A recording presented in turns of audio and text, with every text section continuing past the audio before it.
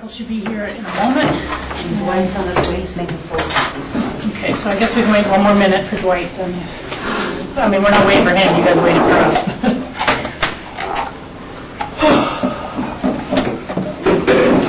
Where was your visit? Down in Garfield County with Garfield. Hi. Welcome. Good afternoon.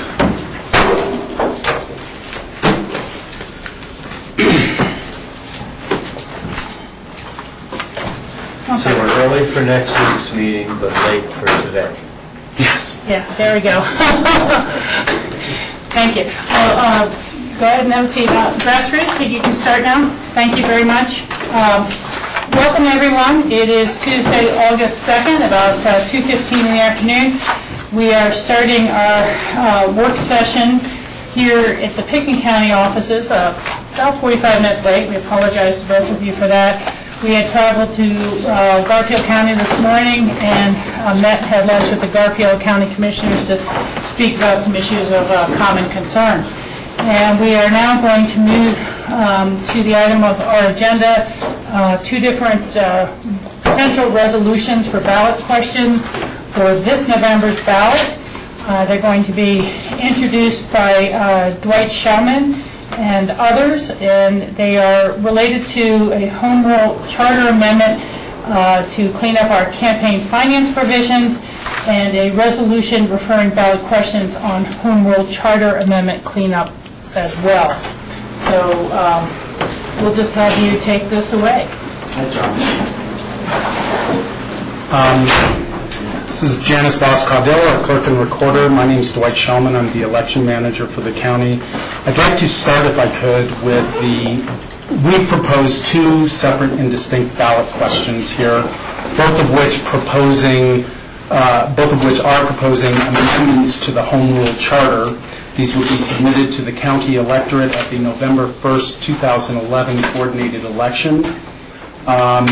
And I'd like to begin with the election cleanup ballot question, if I may. Sure. What this ballot question is intended to do is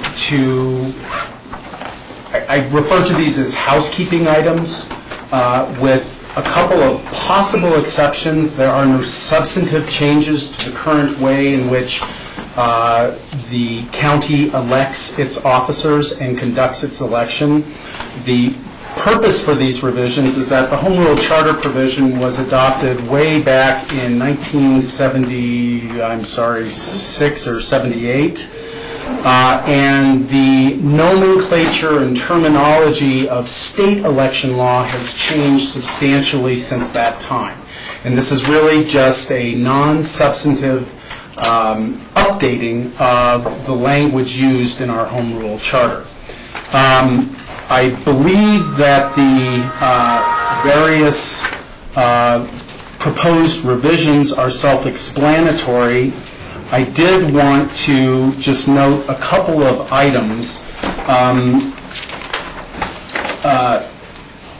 First of all, with respect to qualifications for county commissioners, and this is in the red line draft of the Home Rule Charter at Article 2, Section 2.1, the current language requires county commissioners to be qualified electors of the county. What qualified electors means is that you are either registered to vote or you are qualified to be registered to vote. Every other county in the state requires that elective officers be actually registered electors, and I have made that change here as well. I believe, my best guess is that is what the intent of the Charter Commission was. And again, this is just updating the language there. If you turn, I've numbered the AIS so that there are cumulative page numbers in the bottom right-hand corner. If you go to cumulative page number 16,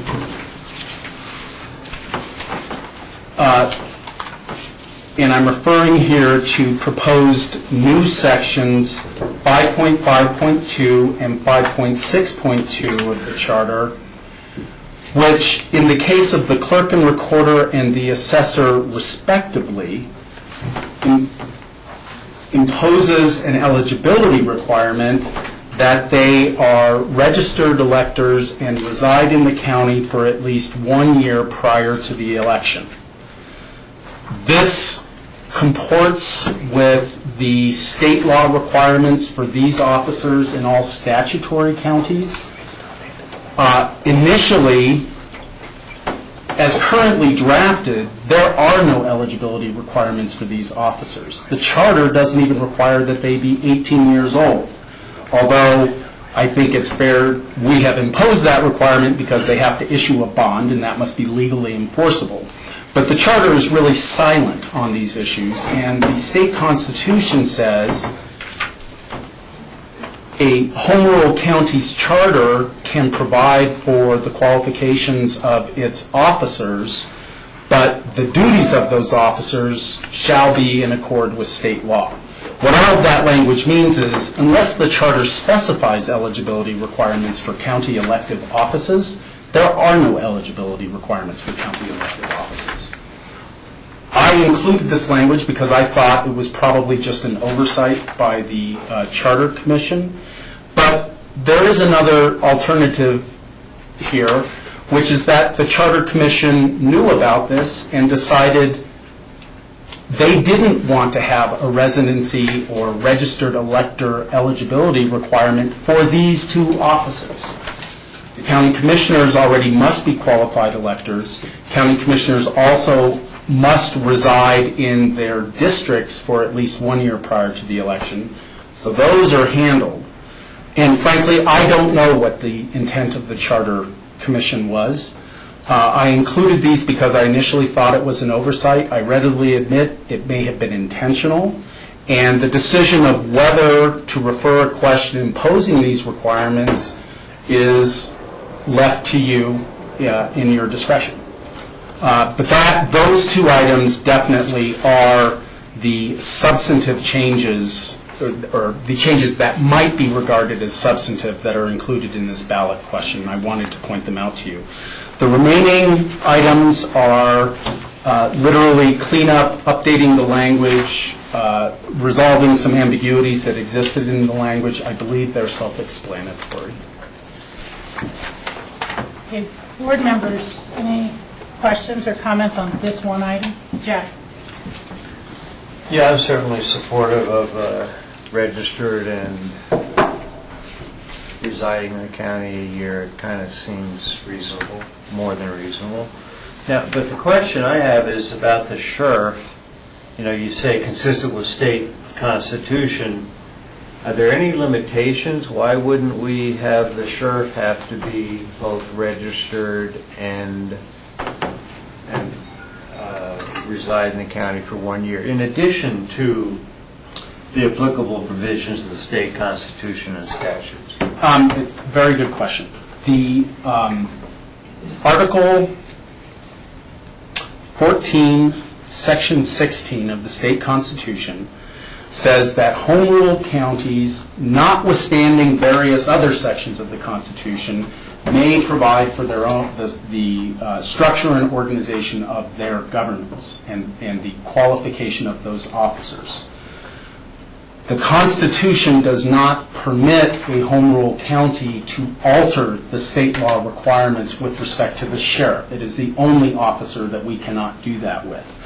And that was never really acknowledged explicitly in the existing charter, so I did add I believe it's a non-substantive provision, simply acknowledging the fact that although we're a home rule county, the qualifications for the office of sheriff we cannot change.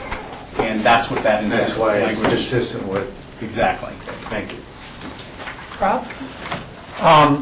Why is the language not included that they shall remain a resident of the county while in term of office as well? Which section are you referring to? Either the clerk or the assessor. For instance, the county commissioners, you have to be a resident of the district within the county for at least 1 year. and you have to remain within that district to continue to be a county commissioner. Why, for the clerk and the assessor, are we not including the language, which is section 231, shall remain a resident of the district, I would say the county, during the assessor's or clerk's term of office? The intent here was to basically follow state law eligibility requirements with respect to the offices of assessor and clerk and recorder. To the best of my knowledge, there is no such requirement for those offices under state law. So it seems I don't think it's ever arisen. I think the difference, Rob, is that county commissioners are elected at large from districts. A county commissioner candidate must actually reside in that district. The same is not true for a county clerk. They represent the county as a whole. To the best, John, do you know? I don't know if I don't believe there's a requirement under state law that county clerks and county assessors and county officers other than commissioners remain residents of their county. So the scheme is just for qualification, the state scheme, which has nothing to do with the county. The county, we can do whatever we want with the offices. But the state scheme relates to a qualification to run for office as opposed, or hold the office as opposed to a continuing obligation to remain in office. So it seems to be a gap there. But to ever run for re-election for the same office, the original qualifications would reapply. So if someone moved during year 2.5 of their term, they could finish the last 1.5 of their term, but they would no longer be qualified to run for re-election. May I clarify that? I mean, we can, it's all at our discretion now. If we want to add, you must remain a resident of Peyton County during your time of office. But maybe it was to allow for a little bit more of a smooth transition should someone move out, that you don't have to immediately find and then train a clerk in within 30 days. Or give you enough time to hold a special election for a sheriff or things like that. I don't know what the thinking was. Well, may I just clarify my thought process here? Yeah. So previously, our home rule charter doesn't require that the clerk or the assessor reside within the county. This new language requires that to run for the election, they must reside within the county for at least 1 year prior to the election, but has no language to say that they must remain a resident of the county. I would think if you do one, you'd want to do the other.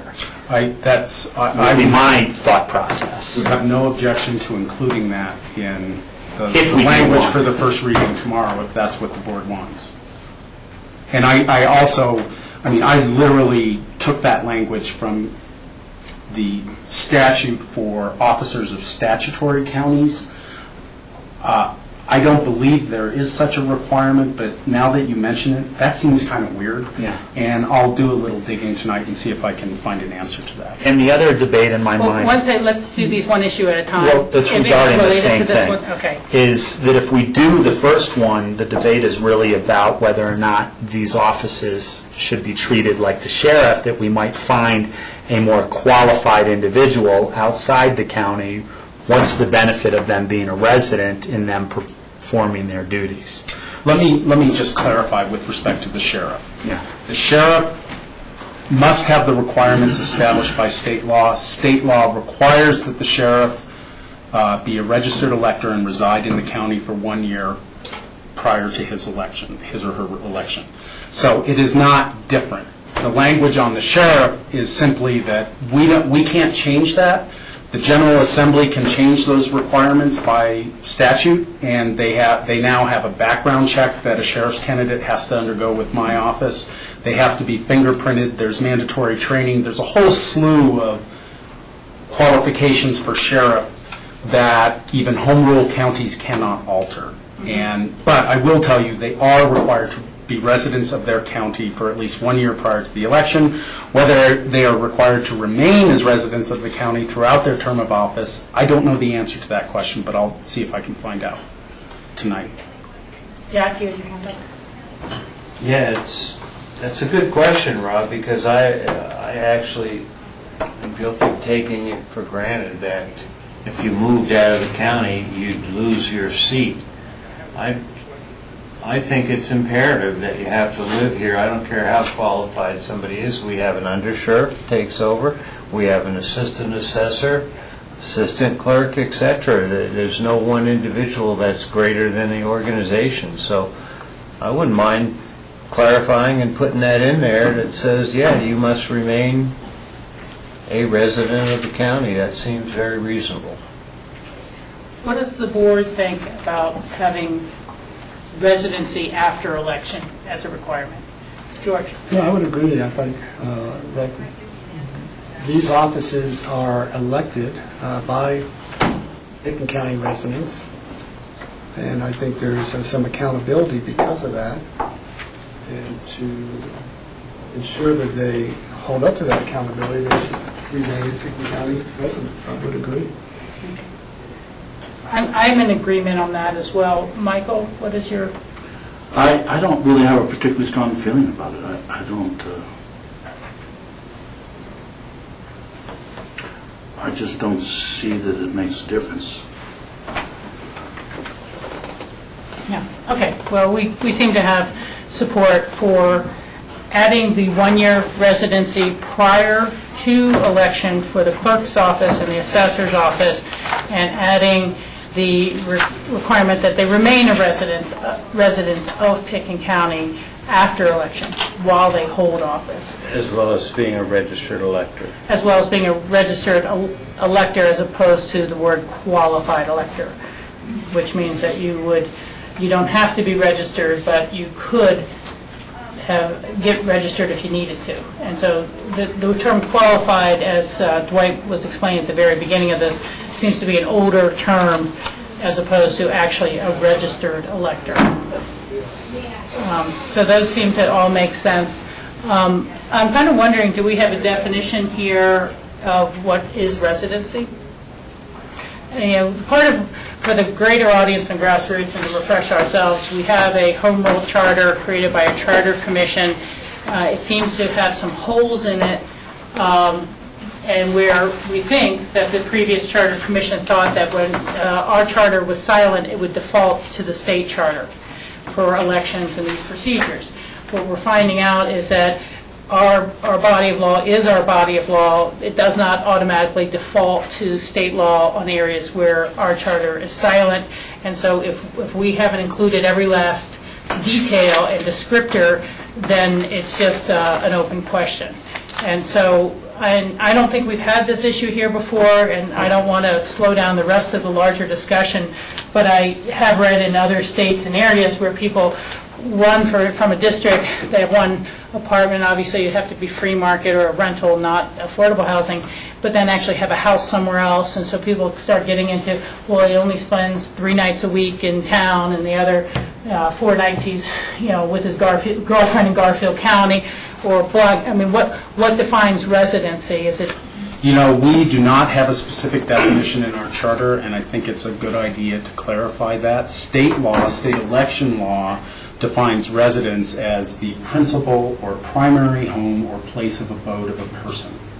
Of abode, so actually living there. It's primary or principal, whatever that happens to mean, but at least it's closer than having a completely undefined term. Michael?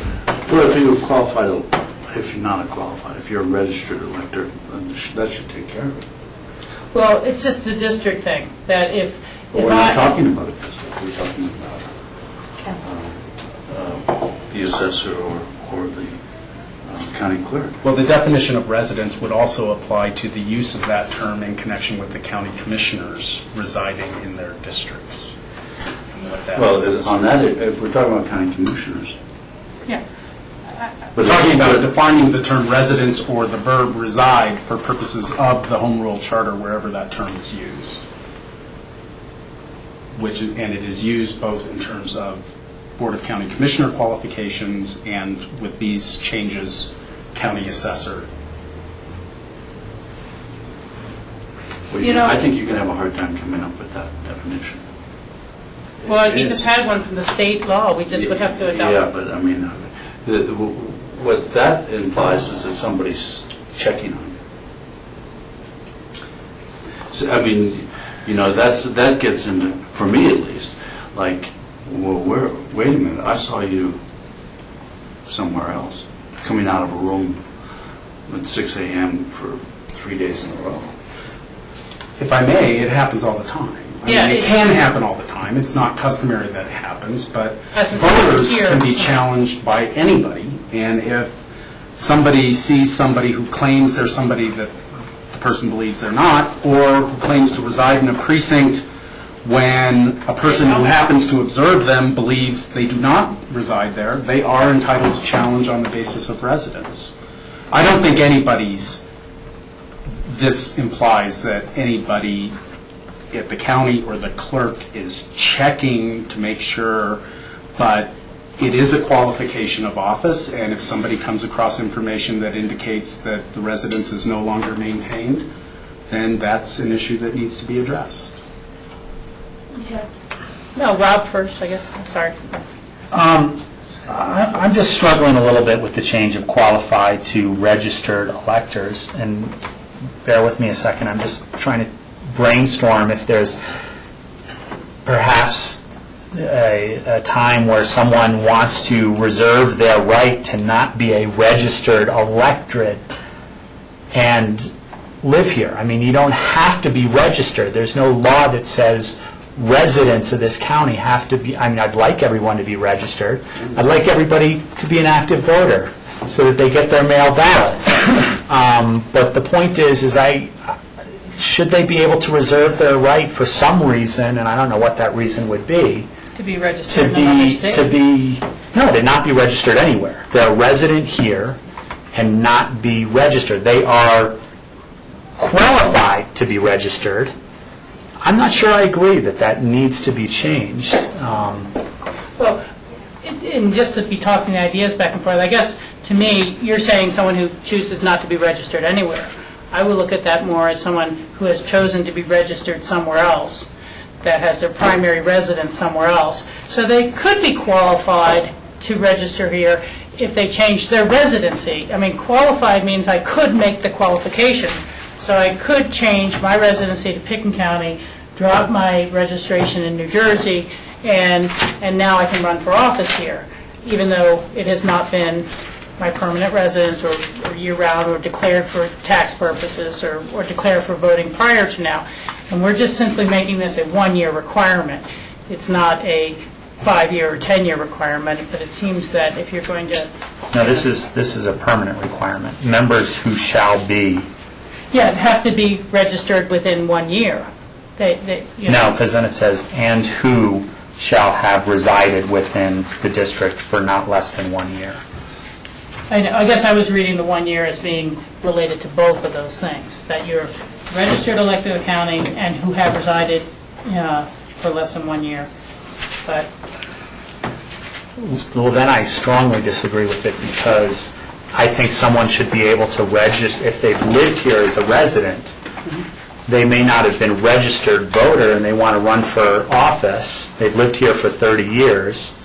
They've never voted. They're not registered and they want to run for office. Should they have to have registered a year before the election?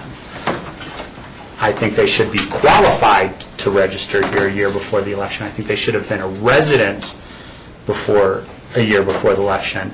But I think they could register to vote a day before running for office. And I'm just trying to think it through, because I don't feel like I have too much stake in this, but what I'm wondering is, if you're trying to really establish whether someone resided in their district for the year, and it's like, well, no, I'm not registered to vote, I've chosen my option not to register to vote, well, then how else do you start to examine, did they really reside there for a year? Do you ask, well, did you declare that as your primary residence for tax purposes, or what? So this, to me, just kind of starts to make a very transparent standard that would establish that you have, lived there for a year. But I don't know how else the general public gets to ask about someone's qualifications. How do we define reside if it hasn't been? I mean, utility bills, that doesn't prove you live there, you just paid the bills there. My response to that would be to define it elsewhere in here. A resident is someone who pays taxes here, or however you define it, but not make it a requirement that someone be registered to run for office. Define that they be a resident to run for office, and define what a resident is. If Dwight has any insight on this, Point of go back to other board clarification, comments. for county commissioner and other county officers, state law provides that no person shall be whatever, unless that person is a registered elector and has resided in the district for at least 1 year prior to the election. So there is no requirement that you be a registered elector for 1 year prior. It is only a requirement that you be registered. And that is something that can be done Quickly. So, and I believe that, first of all, when a candidate files paperwork to become a candidate, they sign an affidavit stating under oath that they meet the qualifications for that office. That is a sworn statement, punishable by penalties of perjury, that they complied with the eligibility requirements. And I think, my sense is that the requirement of having registered electors rather than qualified electors is simply that it provides a bright line test. You're either registered or you're not.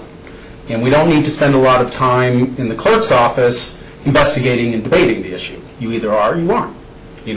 So I think there's that benefit to the concept of registration. Okay, and to register before a vote, it's like 30 or 31 days. But you're saying that to register before this paperwork could literally be 24 hours. So it's a very short turnaround. You don't have to have been registered for 30 days before you declare as a candidate if you hit the physical residency in your district requirement for 1 year. As I interpret this under state law, and there may be Secretary of State rules or something on this, I don't think so, but I think as long as you are a registered elector on the date that you file your paperwork, you're good to go. Okay, so you could be only qualified up until the day you put in your paperwork, then you get registered, then you go forward. Does that make sense to others? Jack, nodding yes. Yeah, I'm good George, with you're it. okay with that? Michael, you're okay with that? You're okay with it now that we've kind of gone through the nuances a little more? Okay. I do think adding the definition of residence so that it means primary or principal place of abode, and I understand that's kind of soft and wiggly, but it's more than we have now, and it does comport with state law, which means that there's ambiguity. There may well be case law or judicial authority further, interpreting the phrase, which gives us something to back up to, too. Okay. Yeah, I think that makes sense. And my boyfriend lives outside the county. I occasionally stay a weekend over. I don't want that to be a question about where my primary abode is. So I thought I'd put it out there. There you go. Jack? Yeah, we can break this down all we want, but let's move forward. I think it's very clear that we ought to have the residency definition per state law in there. No one's going to be checking and going behind that door. And if that ever occurs, it means you're probably not electable anyway, because no one knows you. Where you're living, or something.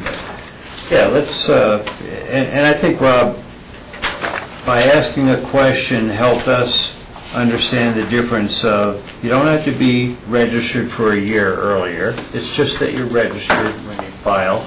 That's understood, so. Okay.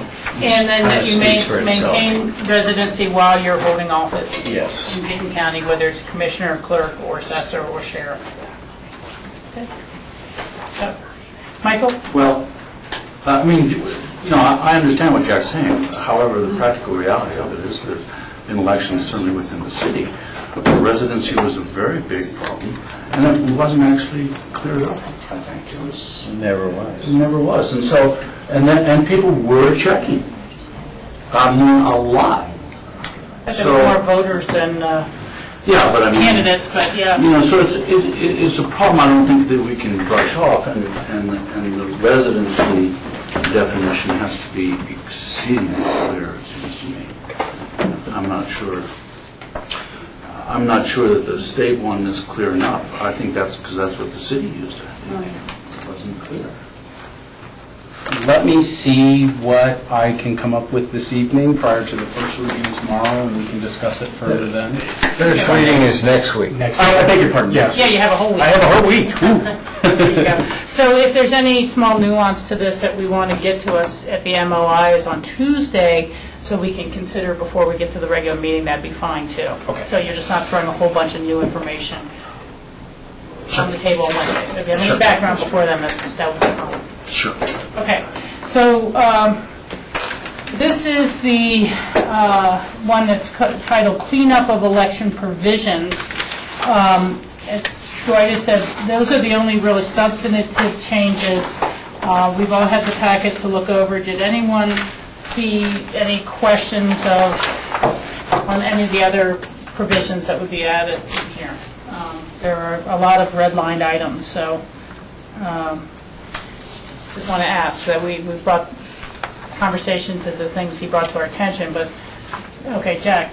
Yeah, now it's not in the body of the work submitted by Dwight, but going through future agendas, and I understand the next discussion is finance provision, so that's separate.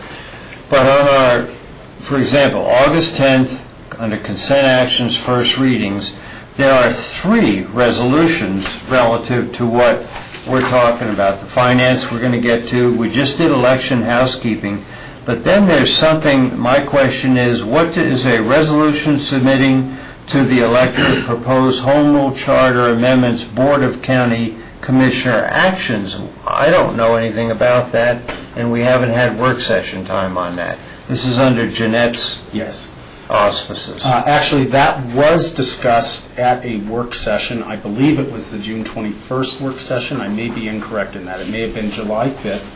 And what, I don't want to steal Jeanette's thunder, but what she is doing is there are some discrepancies in the charter regarding the terminology used to describe the various types of actions by the board. And the notice provisions relating to those actions. And what she proposed in that ballot issue was basically they are housekeeping again, they are not substantive, it's just basically updating the nomenclature and language of the charter so that it better comports with state law. Yeah, good. Thanks for that clarification. I didn't see it under June 21st, but close enough. It may have been the July 5th, I can't remember. Yeah, it's good. We're good. I Thank you. have one last item on this cleanup one. I want to make sure we're all still clear with what we're saying here. And that's cumulative page 17, item 5.7.2. No person shall be eligible to serve as sheriff unless that person satisfied the eligibility requirements and qualifications of such office as established by the state. That's interesting because the way it says satisfies, it sounds like you could become elected in November and before you're sworn in the end of January, take the appropriate classes, get the certification, and take office. It doesn't say that you shall satisfy those requirements prior to becoming an eligible candidate or prior to being elected, just prior to serving. Well, first of all, And John looks like he has some insight on that too, so. Well, and the language may have been deliberate because in state statute, the sheriff does actually have time after he's elected to meet certain requirements. For example, post-certification, which is a requirement of election by the sheriff. And so you do not, under state law, have to have met those requirements prior to election, but I believe it's within 6 months or I think it's a year of being elected, the sheriff has to meet certain requirements. Okay. I just wanted to make sure we were all clear that this was not about to be a qualified candidate for the office or to be elected, but to actually serve, you have to be doing whatever these state requirements are.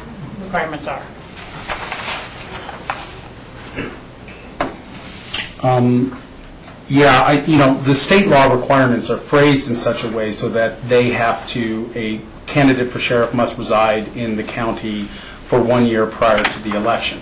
If we have a candidate who has not resided in Pitkin County for 1 year prior to the election, that person does not satisfy, right now, the eligibility requirements as expressed by state statute. And in any event, I added this provision simply to acknowledge that the authority of a home rule county to organize its government does not extend under the state constitution to changing the requirements for sheriffs. So frankly, whatever we say here doesn't matter because we can't change those requirements. Yeah, I just want to make sure that eligible to serve versus to be a candidate was a clear distinction, Rob. Might I suggest adding the language, no person shall be eligible to run for sheriff or serve as sheriff unless that person has satisfied the eligibility requirements? No, that's what we can't get away. Let's leave it. No. Because some of the requirements are pursuant to him running. No, some of the requirements are only available to you to fulfill after you've been elected. But some of the requirements are requirements to run for office. I think if you say satisfy the requirements of state law, you're capturing both, because there are some requirements before you can become a candidate, and then there are post-election requirements as a condition for you maintaining your position in office. And then there are term of office requirements. For example, I believe a person who is convicted of a felony under state or federal law is out of office automatically. So I actually think that language is flexible enough to cover those three, and we can't contradict state law in this. Okay. So anyone else on that memo with any other comments or questions? Okay, there being none, we'll now move on to the Charter Amendment Campaign Finance Provision, and I'd like to welcome to the dialogue the chairs of the Republican Party and the Democratic Party who are in the room. We'll kind of hear Dwight's presentation and a few questions from our board and then ask you for your comments. We have Blanco Leary with us and Frida Wallace. Thank you both for being here. And in spite of your desire not to receive last-minute material, this is a rapidly changing situation, and we have some updates which may change the entire complexion here. I'd like to just pass out this because I know this is complex and it's difficult to track, and it defies simple explanation. Thank you. And all the members of the public who are here have been given a copy of this, and there are additional copies if anybody else joined us. At the June 21st work session, we discussed some structural problems with our Home Rule Charter campaign finance provisions. Those provisions are entirely contained within Section 6.6 of the Charter. The structural problems are, number one, state law says if a home rule county, and I'm completely paraphrasing here, if a home rule county or city adopts a charter, ordinance, or rule that addresses any of the matters addressed in Article 28 of the Constitution, which mandates campaign finance regulation within the state, or the Fair Campaign Practices Act, which is basically the implementing legislation for Article 28 of the Constitution. Let me start over again. If a home rule county or city adopts an ordinance, charter, or rule that addresses any of the matters addressed by state campaign finance law, then Article 28 and the Fair Campaign Practices Act do not apply to that county. Pitkin County, of course, has adopted a charter that addresses at least some of the matters addressed by the Fair Campaign Practices Act and Article 28. We have a very unique $500 limit on contributions to county candidates. We require county candidates to file disclosure reports with the clerk. We also regulate, to a greater or lesser degree, political committees, that is, committees formed to support or oppose the election of a candidate for county office. We also have some restrictions on what are commonly referred to as electioneering communications. We regulate independent and coordinated expenditures. These are all terms of art, but the charter clearly is addressing some of the matters covered by state campaign finance law. In previous years, and I believe the charter was adopted on the assumption that the charter simply either augmented or complemented state law. Because of this provision in Section 145.116 of the Fair Campaign Practices Act, that assumption is not true. Our entry into the campaign finance system, if you will, in the charter, even to the limited degree that the charter addresses these issues, entirely preempts and displaces state law. As a result of that, our charter is silent on several filing entities that would otherwise be subject to state law, primarily issue committees. These are committees formed to support or oppose a county ballot issue or county ballot question, and county political parties. Our charter is silent on those entities, yet our charter completely displaces state law. As a result of all this, county issue committees and county political parties are not subject to any regulation, either by the state or by the county, at the current time. At the June 21st work session, we described this situation to you, proposed several alternatives, and the board directed us to do two things. One is confer with the Secretary of State's office, which had expressed less than enthusiastic support for a hybrid option, to make sure that Pitkin County could take over exclusive regulation of county candidates, political committees, issue committees, and candidate committees, and then kind of default all other filing entities, specifically including political parties, and require that those entities comply fully and exclusively with state law and file with the appropriate officer as designated by state law, which currently is the Secretary of State. Then the board directed us to, if we got the thumbs up from the Secretary of State, to propose precise ballot language, ballot question, and show you the exact amendments to Section 6.6 of the Charter that we would propose. We did have those discussions. Primarily, Janice was involved in those. And we were told on several occasions, primarily by the Director of Elections, that although the state really would prefer that we be in or out of the state system entirely, the consensus among staff at the Secretary of State's office was that a hybrid solution, properly and carefully worded, would work. As a result of those conversations, we prepared the agenda item summary that you have before you with the specific ballot question and the specific revisions to the Home Rule Charter, Section 6.6. Literally about an hour after I finalized and submitted the agenda item summary, I called the head of the campaign finance section of the Secretary of State's office on a kind of a related matter, but just checking in with him. And the Director of Elections walked into his office. They put me on speakerphone, and the Director of Elections said, look, we are having further internal discussions. The Secretary of State himself is not at all happy about accommodating a hybrid proposal.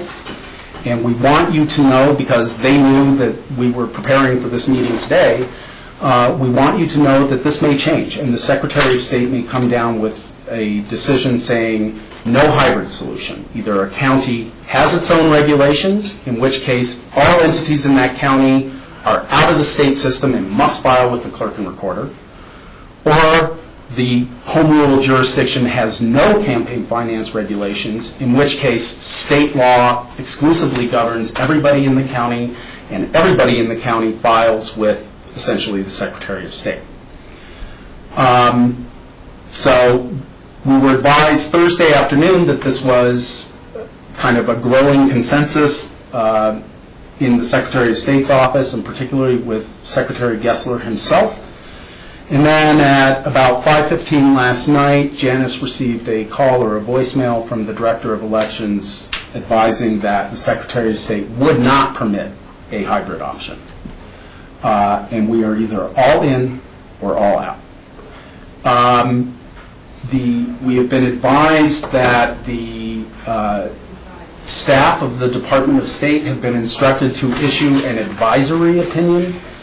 We do not fully understand the source of the Secretary of State's authority, or legal or otherwise, to impose this.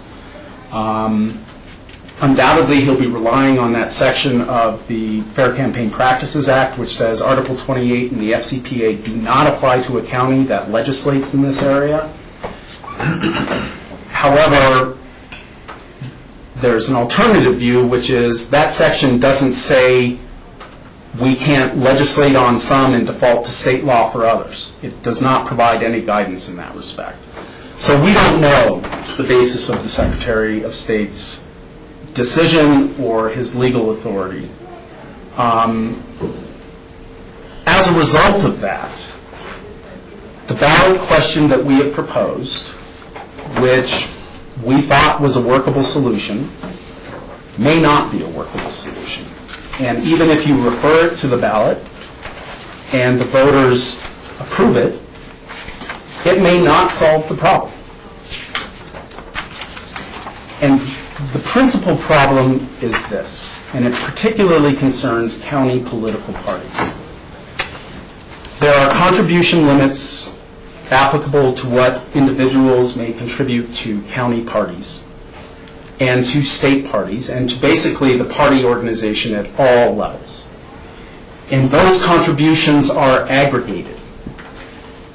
The Secretary of State's filing system, kind of, at least preliminarily, automatically aggregates contributions by individuals so that there is some oversight for all 64 counties, that a person who gives to the Pickens County Republican Party and the Eagle County Republican Party and the State Republican Party has not exceeded the aggregate contribution limits. The county parties really need and want to use the Secretary of State's system. But with the Secretary of State's current position, they will not be able to use that system if we maintain any campaign finance regulations. The other primary problem that we are worried about is that 2012 is a presidential election year. I am advised by our longtime chief deputy that I've never done a presidential election before. I'm told that they are scary crazy. It's just a frenzy. Money starts flying around. The clerk and I believe that we can't go into a presidential election cycle without having all entities in Pickens County subject to campaign finance regulation, at least to the same extent as their counterparts in other counties in this state. I'm not sure it makes a lot of sense at this juncture, based on this newly obtained information, to consider the ballot question contained in the agenda item summary for today. I submit to you that, and our recommendation here is that the board refer a ballot question repealing HRC 6.6 in its entirety. At that point, the state the county will default to state law for purposes of the 2012 presidential election cycle. When and if the legal landscape here settles down so that, A, we know what the Secretary of State claims as his authority, and the board makes a decision to, if it's not to the board's liking, challenge the Secretary of State's decision either formally or informally. If at some time the hybrid option becomes available under the state constitutional and statutory structure, the board can enact an ordinance reinstating Pitkin County's existing campaign finance regimen, the contribution limit on county candidates, for example. I strongly believe that addressing campaign finance by ordinance rather than by the organic document of the political subdivision, in this case our Home Rule Charter, is the vastly preferable way of legislating in this area. This is because this law changes daily. The charter is a relatively inflexible document. It can only be amended by a vote of the county electors. So when, if the United States Supreme Court decides in the future, as it probably will be asked to do, that all contribution limits on all candidates violate the First Amendment, we are stuck with a charter that continues to provide otherwise, and the clerk is in the position of saying, I can't enforce this restriction that was approved by the voters because to do so would violate my oath of office to uphold the United States Constitution. It is much more preferable to put these matters, from a structural standpoint, in an ordinance so that as the landscape changes, and it will, revising the ordinance, amending the ordinance is obviously a much simpler task than amending the Home Rule Charter. And I'll say in that regard, the City and County of Denver has its own campaign finance regulations. And they used to be contained in the charter. And they repealed the provisions in the charter and directed the City Council of Denver to adopt an ordinance for precisely this reason. You can update an ordinance much more quickly to keep pace with the changing legal climate. That is the proposal that we recommend to you. We do not have a draft because we need your guidance. There are two other options, neither of which I believe, or the clerk believes, solves the problem. The other option is to refer this question that we have presented to you.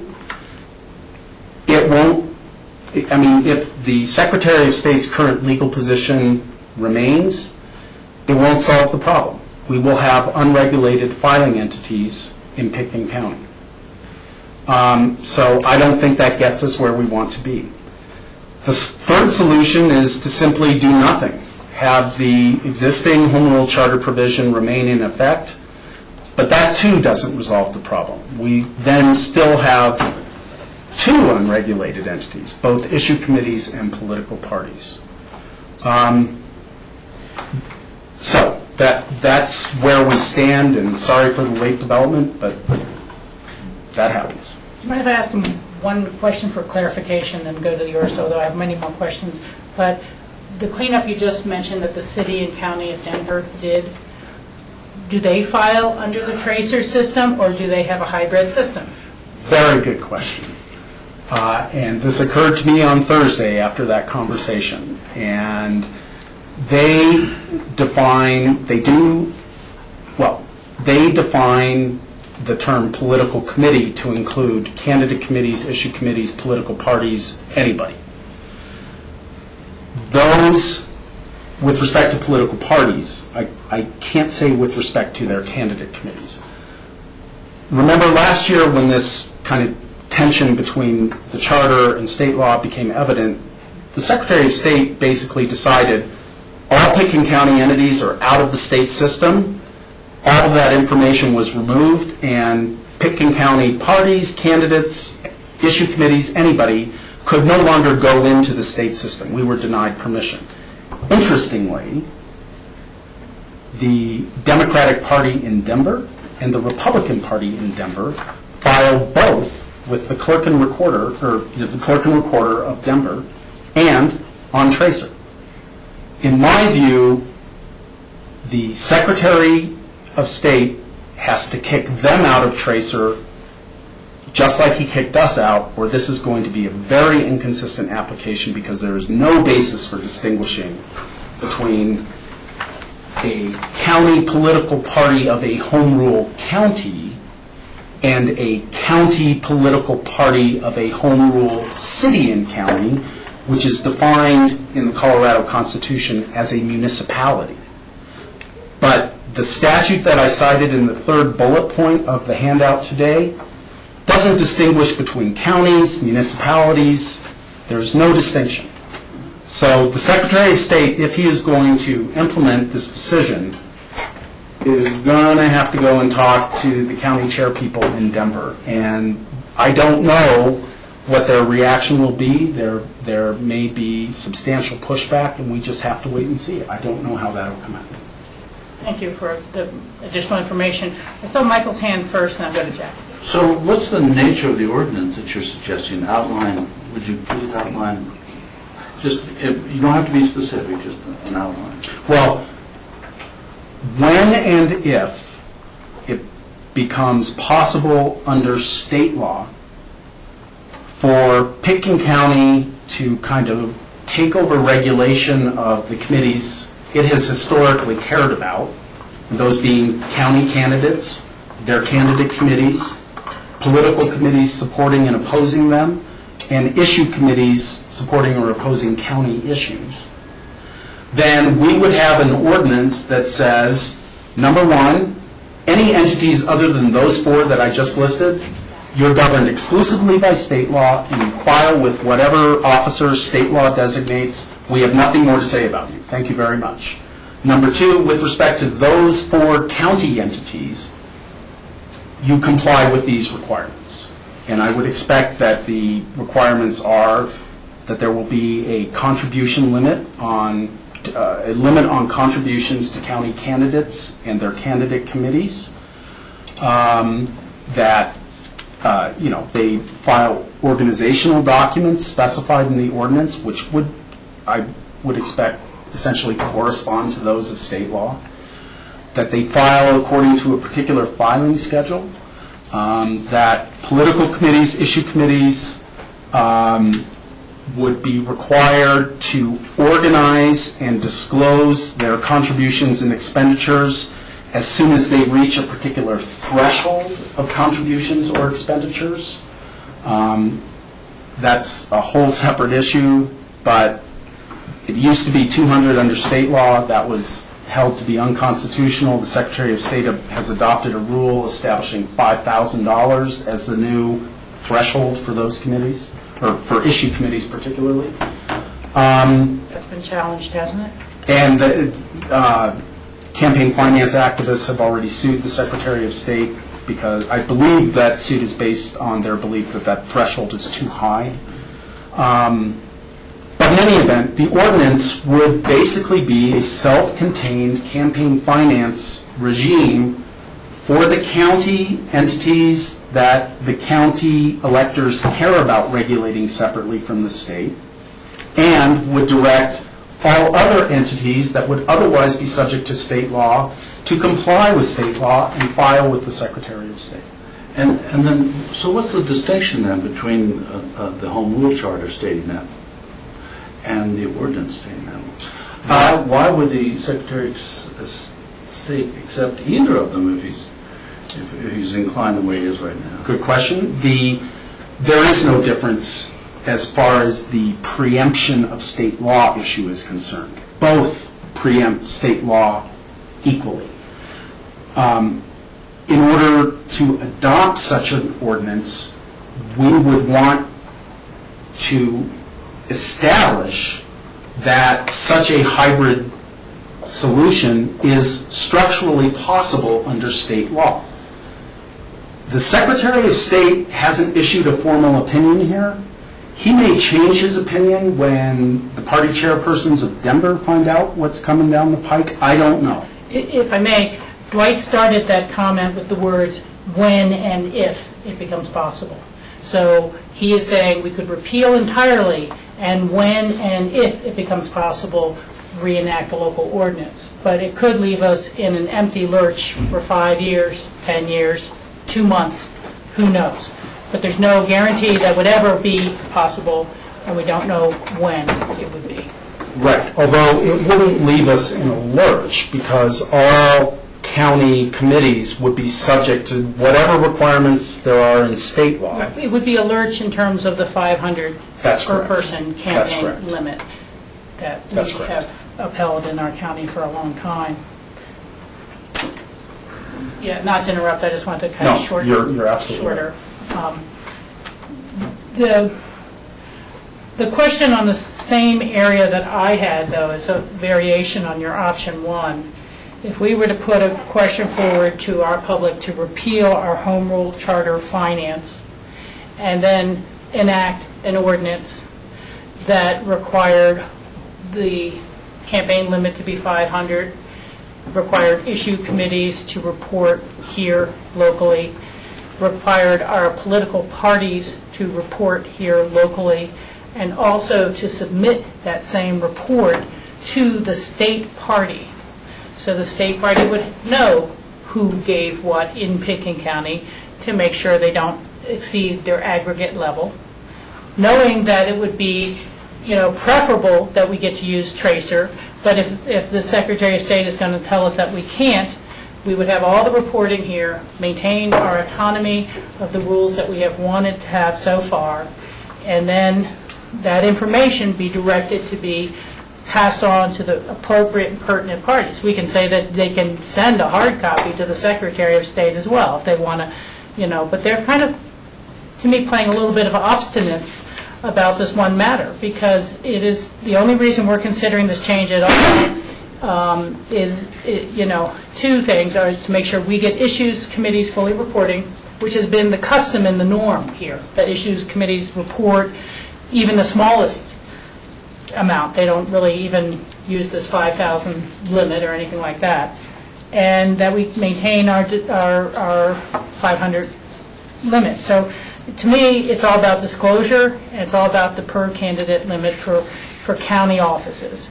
And then making sure the information is appropriately conveyed to the state parties so that they don't over-receive and no one over-contributes. But so, I just don't, I wouldn't want to repeal with the idea that there's going to be an ordinance sometime out there no matter what. I think repealing and then putting an ordinance in place right away that restates what was in the Home Rule Charter, fills in the gaps in the Home Rule Charter, and then does something to require that these reports you'll be receiving from political parties get conveyed to the appropriate parties to look for the statewide conformance. I see that as a potential option. I'm going to go back to Jack just because he was in line, unless it's on this point. Yeah, it's just on this Is it okay point. with Jack? Thank you, Jack. I'm just curious, but back to Michael's comments and your comments, it seems to me that it's still a hybrid. Am I mistaken? Well, no, I would see that as being a Pitkin County option. Okay, And it's that's fine. all Pitkin County. We would take Everything's over being the filed. space, basically, in Yeah. the ordinance. Okay. Which we do most of that already in our current thing. Well, we've You try to always do the applied tracer. it so that we kind of take over the space, whether we've had the legal authority to do that. Right, but that is what we've had it done by custom, is whether it's, John Ely has a To expand on your fourth option, rather than repeal the charter, leave the charter stand as is and augment the charter with the ordinance that you're talking about. for issue committees. Captures everything. And you don't need to run a question at all. Yeah, I was going to ask that before I got kind of confused by everything, because I was thinking if we can change campaign finance law by ordinance, why don't we just do that as an adjunct to the Home Rule Charter that we currently have? know you might need some time to think about that, how it plays out. I really think that this needs to come out of the charter and go into an ordinance if you decide to continue legislating in this area, simply because this is changing so fast, we can't keep up with it if what we're having to do is constantly amend a charter. Okay. I can see that point, and that's separate from where we are right now, though. That's right. And, well, my only other comment with respect to John is, you know, I think the electors have said in the charter the extent to which they want to regulate campaign finance, or at least that is an interpretation of the existing charter provisions. 1978. Correct. And I just raised the issue, does the board have authority to do more than what the electors in their charter have said they want to do? I don't know the answer to that question. I think retaining the charter provision creates a lot of ambiguity, and and there's a lot of issues that are not in that charter that really need to be in there. In my agenda item summary, this charter is virtually completely silent on compliance and enforcement. We should not have our own county rules unless we devote the resources and think of the processes to monitor compliance and ensure enforcement. There's a whole bunch of stuff that needs to go into this if we do it by ordinance, and I really believe that retaining the existing charter provision muddies the water. And to answer your question, I don't want to take up everybody's time, but it is possible to refer a question like that. I do know that the political parties are going to be troubled by that because it doesn't get them where they want to be. In Tracer, yeah. In Tracer. But from a county governance perspective, you know, from a home rule authority perspective, yes, we could revise this and do something along those terms. George, were you still up? No. Jack was up. Thank you. Jack, we'll keep going around. Rob. Yeah, Roast spitballs. why I can sympathize and empathize with the uncertainty of the clerk's office is just more insanity of the same old, same old. So, having said that, looking back where I was at when we had this previous discussion, I'm going, God, I really don't like the hybrid. You know, I like to get things done. You know, let's not get in between. So this isn't all bad. Now, I don't know what the decision is. Everyone, John, yourselves, are going to have to digest that. But given that we do have the authority for an ordinance, I completely support that. I'd eliminate the home rule charter current elements just to clean it up. If we have the authority to legislate by ordinance, I would do that. I would spend the extra time, and if it takes resources, to actually get the... I'm concerned, you know, this election in 11 is important, but of course 12 is really the bullet. So, you know, I'd spend the resources and get this done and pass an ordinance this year, actually. There's just...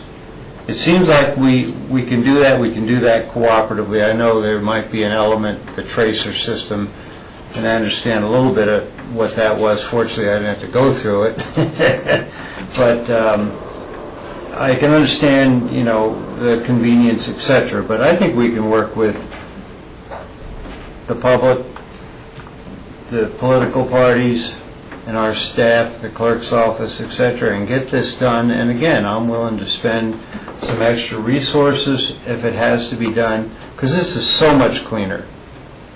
Just do what we think is right. We can do it by ordinance. I was troubled by this long, labor-intensive process of a citizens committee, and I respect that. And it's one reason I didn't speak out was because of that. Plus, last meeting, the representatives of the party indicated, well, we can go along with this hybrid, you know, because it's a step in the right, whatever. This is much cleaner. I'd rather just go to it right now and get it done. and allocate the resources to do it. And I'll come back to clarify what you mean by that after everyone else has had a comment. So, Michael, you were up?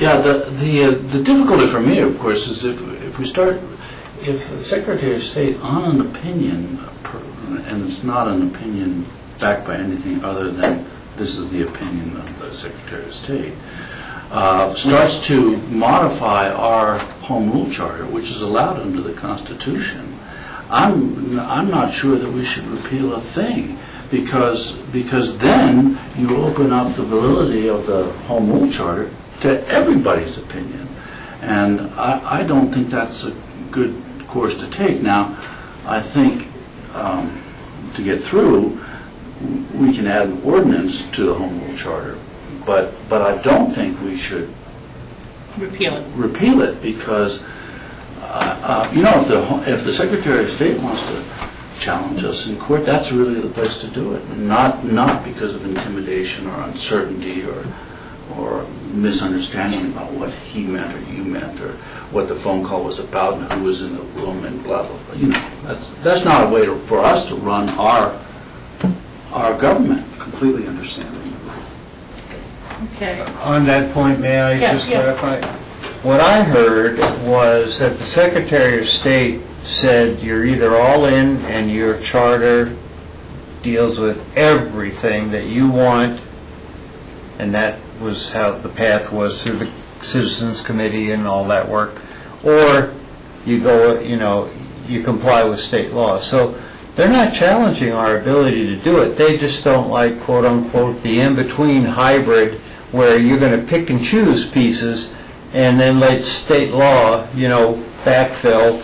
And then, by the way, we also want to, be able to access the tracer system. So I'm not perceiving that problem.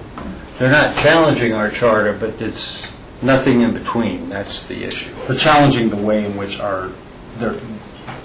the historic interpretation of the relationship between our charter provisions and the provisions of state law. The Secretary of State is authorized by the Constitution and the statutes of this state to enforce state campaign finance law. And I think administratively, I'm quite certain they don't want to mess around with anybody else's issues. They've got enough just doing what they're supposed to be doing under state law. So that's a part of this. But, Michael, I totally agree that, us reporting to you a hearsay conversation is not a good way of governing. The problem is we're up against a ballot certification deadline, and we would be less than candid with you if we said you can go ahead and do this and it'll solve the problem, because it appears now that there's a substantial likelihood that it will. George, you are? Yeah, basically, it seems like the state just doesn't want to deal with the issue. I don't know what the state's... because it's going to provide more work for them.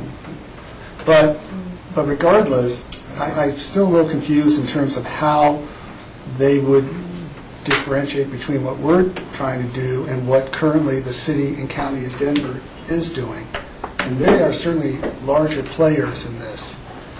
And I think we can perhaps ride on the tailcoats of the city and county of Denver to see whether we can move forward in how we want to do it. And if so, then it seems like by John Ely's suggestion and Michael's is just to adapt an ordinance and leave our home rule charter in place. I think to bring this before the electorate is going to be extremely confusing for them to really understand what we're trying to accomplish. I mean, we're struggling here, and I'm not sure how we are going to be able to convey that information accurately to the electorate as well. So those are my initial comments. Yeah.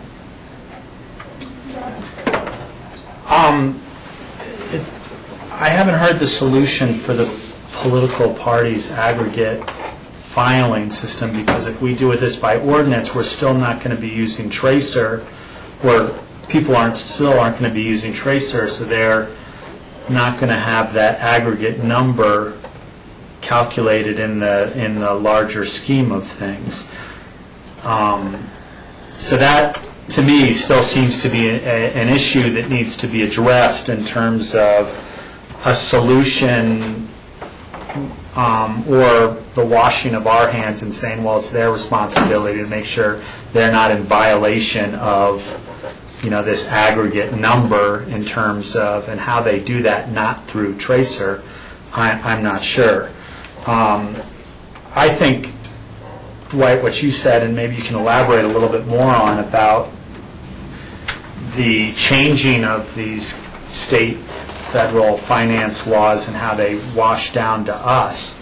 And if our home rule charter is not in compliance with them, you said something about putting our clerk into the position of either violating state constitution or violating our home rule charter, and both as a violation of our oath of office or that sort of thing. And that kind of worried me a little bit too, which kind of led me to lean towards, yes, let's repeal the home rule charter and do this by ordinance if one way of governing doesn't lack something that the other has, the ordinance or the home rule charter. So maybe you can elaborate a little bit on that so that we're clear what position we might put our clerk in based on laws changing. But those are the two things that I think need to be addressed. I think, what I'm hearing from the rest of the board is we're in agreement that we want this $500 limit somehow worked into our law, but we also want to protect the other aspects. Let me just respond to both your comments. First of all, this is difficult to say because I haven't seen the advisory opinion from the Secretary of State, but it seems to me, without prejudging what we're going to get in that regard, that if the Secretary of State's argument or position with respect to how the charter completely preempts state law, if that is correct, then, and Frida will probably reach up and strangle me when I say this, there is no... I'm in a good position. Contributions to the Pickton County Republican Party are not required to be aggregated with the state party, because that aggregation rule itself does not apply. It just gets us into a place where we're going down a wormhole, and I think that's one of the untenable portions or implications of what we're hearing from the Secretary of State. But in fairness to the Secretary of State, there's something here that is really important to him, and we need to allow him to state his position and his argument, and we need to consider those carefully. With respect to the dilemma that the clerk is placed in, legally there is no question that if the clerk is required to enforce a charter provision that violates a provision of the United States Constitution as determined by the U.S. Supreme Court, legally the clerk's course of action is clear. She must observe the U.S. Constitution and not enforce the conflicting charter provision. And that's just under the Supremacy Clause of the United States Constitution. Politically and in real-life terms, I think it puts her in a difficult position because there are people in the community, when elections get hot and heavy, people start saying, well, they didn't disclose all their contributions or they haven't disclosed all their expenditures, and darn it, it says right here in the charter that this clerk is supposed to enforce this, and she's not doing that. So she has to have this lengthy conversation of why she's not doing that, and I just think that's an unfair position to place her in. That was my only comment. But to clarify on that point, because I thought that when you were expressing that, you were talking about the hypothetical, which may be very likely, but it is a hypothetical, that the Supreme Court will say that any contribution limit is illegal. And if that sort of decision comes down from the Supreme Court, I think we would be able to be broadcasting that loud and clear from this table to let the public know the clerk will not be enforcing that provision, that it won't be on the clerk for these long, lengthy decisions or discussions, and that's a hypothetical. And I got what you're saying as to why it would be better to be able to be more rapid in reforming our laws as opposed to a once-a-year charter election, as it's election law changes every year at the legislature. It can change from Supreme Court decisions, so on and so forth, so that having them in a charter document's a little unwieldy. But I think what you're also hearing from our side of the table is repealing that at this time when there seems to be a lot kind of circulating in the cauldron feels a little risky to us. But I would just say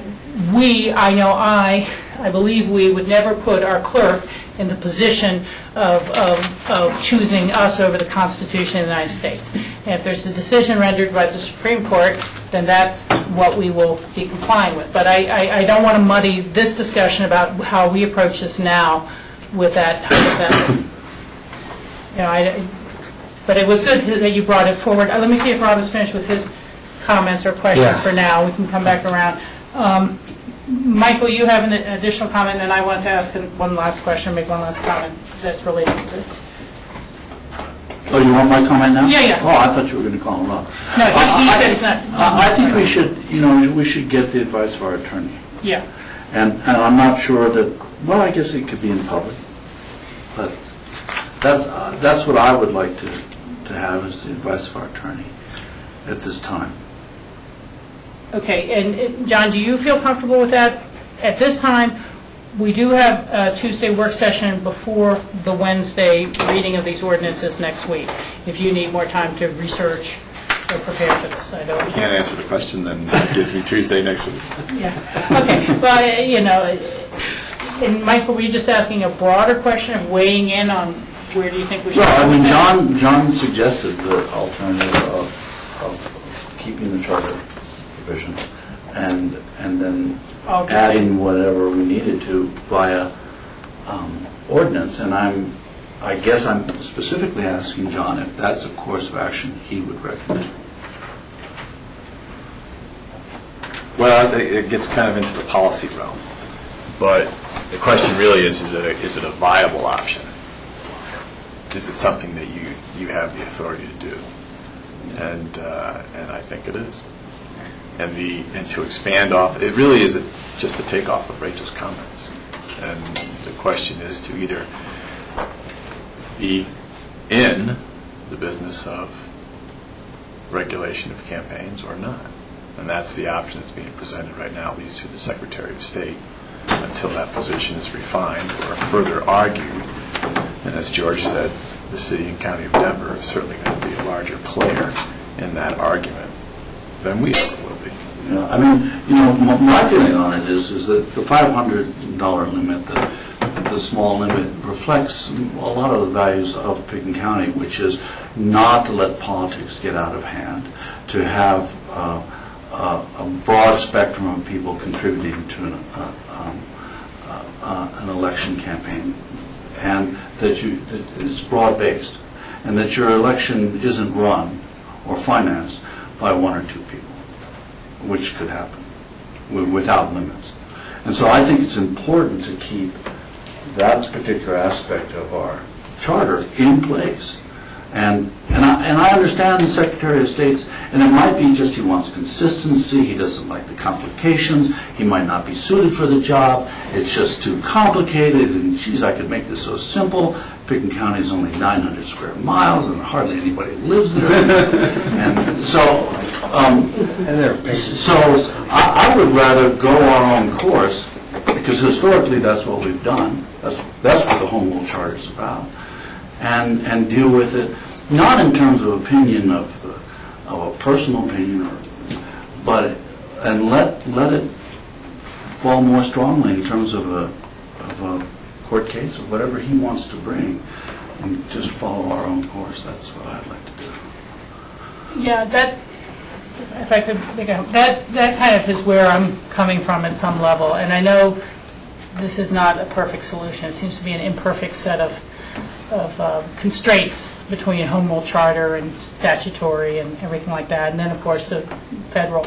I know you mentioned there would be issues with compliance and enforcement, because keeping it with ourselves, as it currently lies with ourselves, there are those issues and those potential costs. And given we can run a little bit later and keep going on this meeting, but I'm not sure we have enough time to get into all that fully. But the thing that I guess I feel a little strongly about is when compliance and enforcement reside in Pickens County, it can be a lot more timely than with the state. And when things reside with the state, you know, you can find out 2 months after the election is over what they reported back or what they found out, because they get pretty swamped with complaints and things to follow up on. And so the outcome of the election, which could have potentially been affected by the outcome of the complaints, doesn't happen because it's so removed. It's out of cycle. And you know, I know what you're saying is we would need to make sure we have dedicated the appropriate resources to your office to fulfill those things, because the public, if they file a complaint and say this person has actually contributed $2,000 under 3 false names, we want you to investigate it, or any number of types of complaints that would deserve to be followed through on, and you don't have the resources, your office is under-resourced for those sort of pursuits.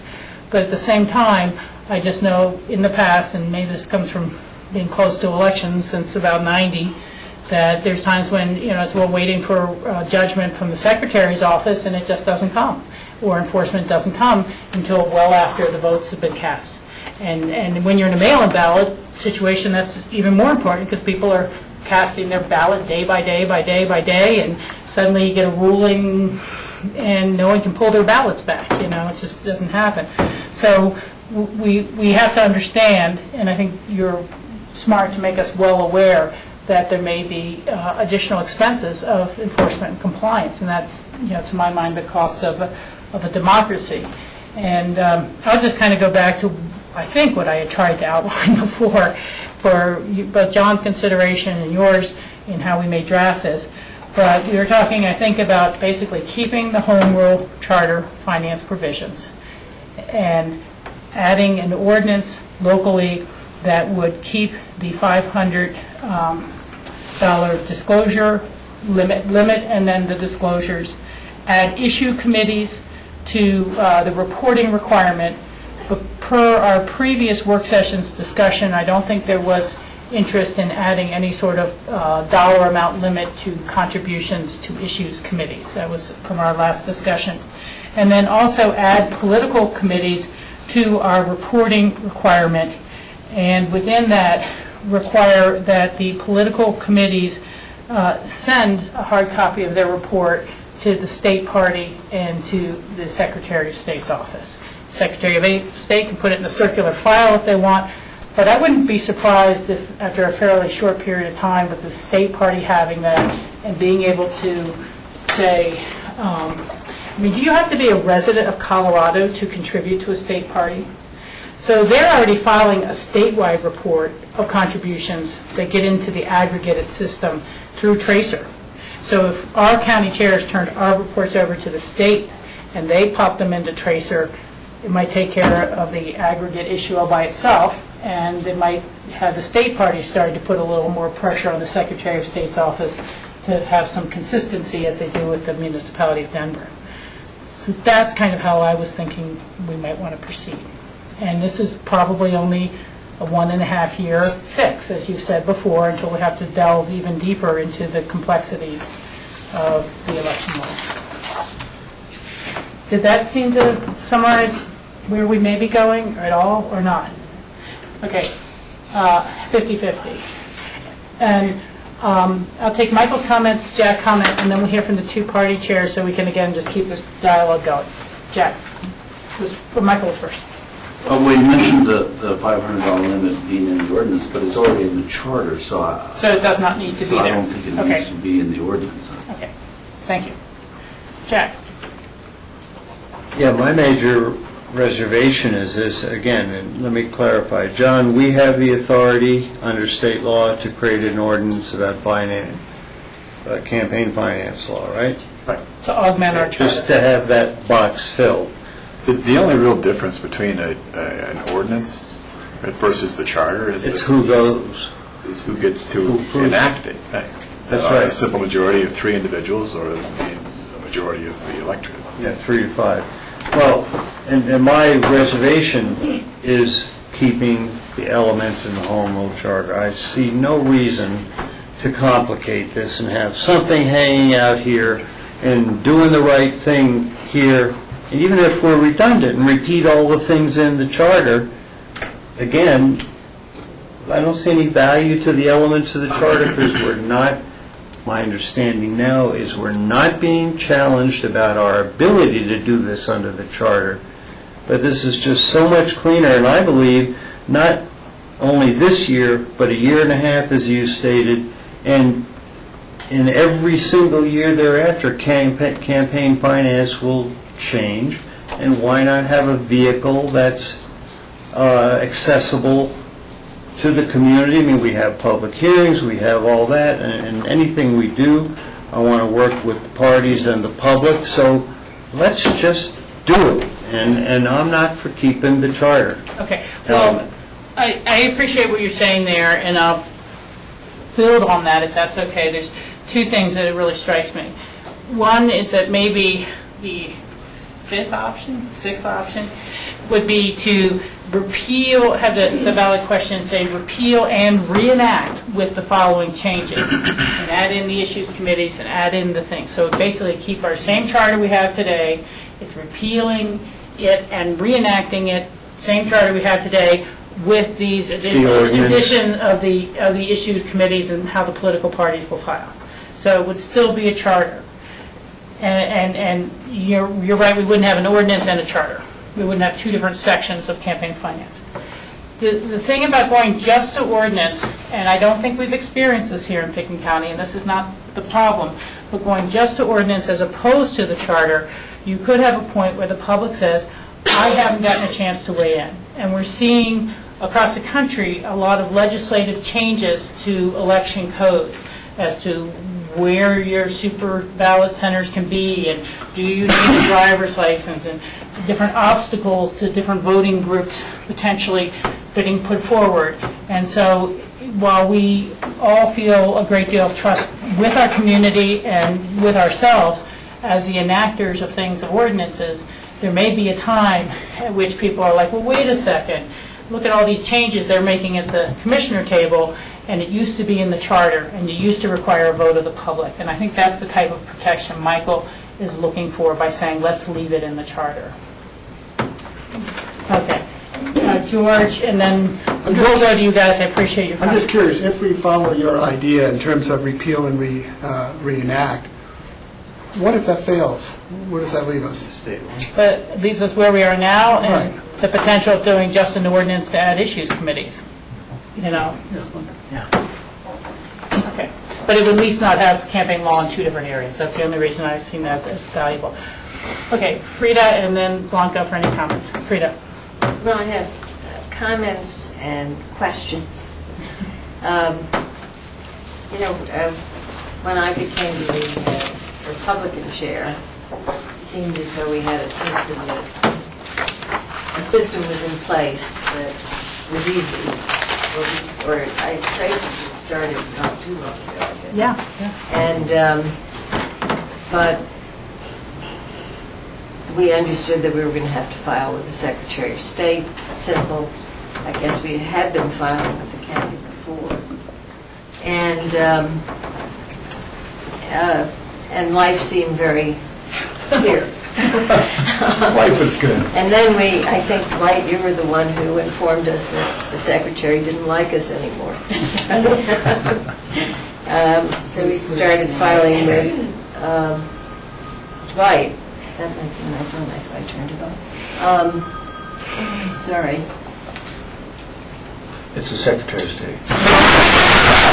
You're watching us live on Grant Code, getting all upset. I have a sense that these issues are obviously partly from the discussion, but partly I don't know the answer to some of these questions. One is that it's not clear to me that whether the county parties are creatures of the counties as opposed to the state. I had always thought they were creatures of the state. I think we're established under state statute. And I know whenever I'm asked for information to validate that we are a legal entity, I have to go to a state Secretary of State's registration number. That's virtually the only thing that exists to indicate that we have any legal standing whatsoever. And this comes up with banks and it comes up with other kinds of entities. So I'm a little troubled, just perhaps only because I have a question, about the notion that we would, as possibly a creature of the state, now be regulated in all respects, some respects, by the county. So that's a question and a comment. The second thing is I don't know how far the implications of this discussion extend. For example, contribution limits, and we've talked about the aggregation limitations or requirements. Are we, if we're not to be, quote, regulated, to what extent are we regulated by the state if we are now going to be regulated by the county? Question, and in terms of country, right now, state law says that we have no individual can contribute to a county political party per year in excess of $3,225, and that limit applies on an aggregate basis, as has been discussed, with every other county political party and the state, comparable state political party. Do those limits apply to us if we are now regulated by the county under the county charter? Very interesting questions, but I guess what I was thinking is we're not so much trying to interject ourselves to regulate the parties, but just to clarify where the reporting needs to go for those county parties. But I think, Rachel, what I'm suggesting is that we may be getting into a limbo situation. We're already in a limbo situation. We are in a limbo situation. The limbo is getting wider. Is this something where, and I don't know the answer, do we now become not subject to contribution limits because we have this unusual status? And frankly, I think that, although it might be tempting to say, oh, that's wonderful, we can take as much money from everybody as we want, there's something wrong with that, obviously. Yeah. And that's not, I think, where we want to head. So I think there may be implications in this conversation that you all are having that have broader implications than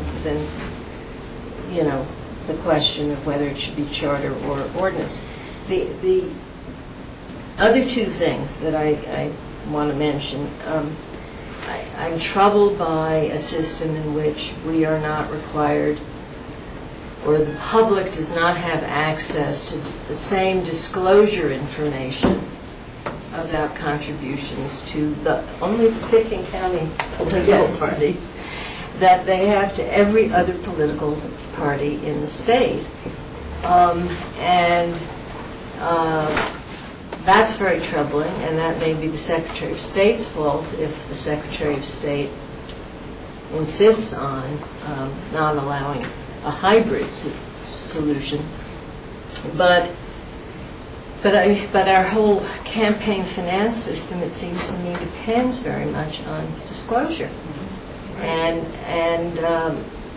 you know, how is the public going to figure out where to go to find out who's contributed to political parties in Pitkin versus anywhere else in the state? Yes, they can be told you have to go to the Pitkin County Clerk's office, but that's not necessarily an intuitive question to ask or to have answered. And finally, can Pitkin County, I guess you could tell us, although I think it's somewhat dependent on the answer to my first question about who are we creatures of. But if you could tell us that, if you have the authority to tell us to file with the state party, which is not I'm not sure what jurisdiction they have in this matter, you know, do you really, what's the significance of that? I just don't see that there's a legal significance, and they may not, in fact, be very interested in getting the information. Who knows? So I think there are ramifications to this conversation for us as political parties and for you as the county. And I mean, we are regulated entities, and I think it serves everybody's purpose for us to be regulated entities, but regulated by whom and how and under what authority? I agree. You raised very good questions. So I'm sorry to interject all of this. And I was just, you know, as we talked about in the last work session, that a state political party cannot accept in excess of this limit, and yet someone could contribute in all these different counties, and then the state party is the one that somehow needs to reconcile this. So you kind of wonder, is it the last county party that got the contribution that put them over the limit? Do they get the fine and penalty, or is it the state party? And so that was my only purpose in saying that the information should be provided to the state party, was because is it the state's party's responsibility to make sure no one goes over the limit? And so that's why I thought they would find the information useful. But we haven't been reporting them that way so far. I mean, it's just very confusing to me as well. If I may just, yes, I'm asking, I think, a more fundamental question. The answer may be obvious, but it isn't at the moment, and maybe Dwight knows the answer, and that is, are we now in a realm where the aggregation, the contribution limits don't even apply? I think that's where we are. That's what I'm worried about. And I kind of think that's where we are. That's what I'm worried about. And frankly, as I say, that may be nirvana for some people. I don't know. It might apply more to you than it would to me. I doubt it. I doubt it, Blanca.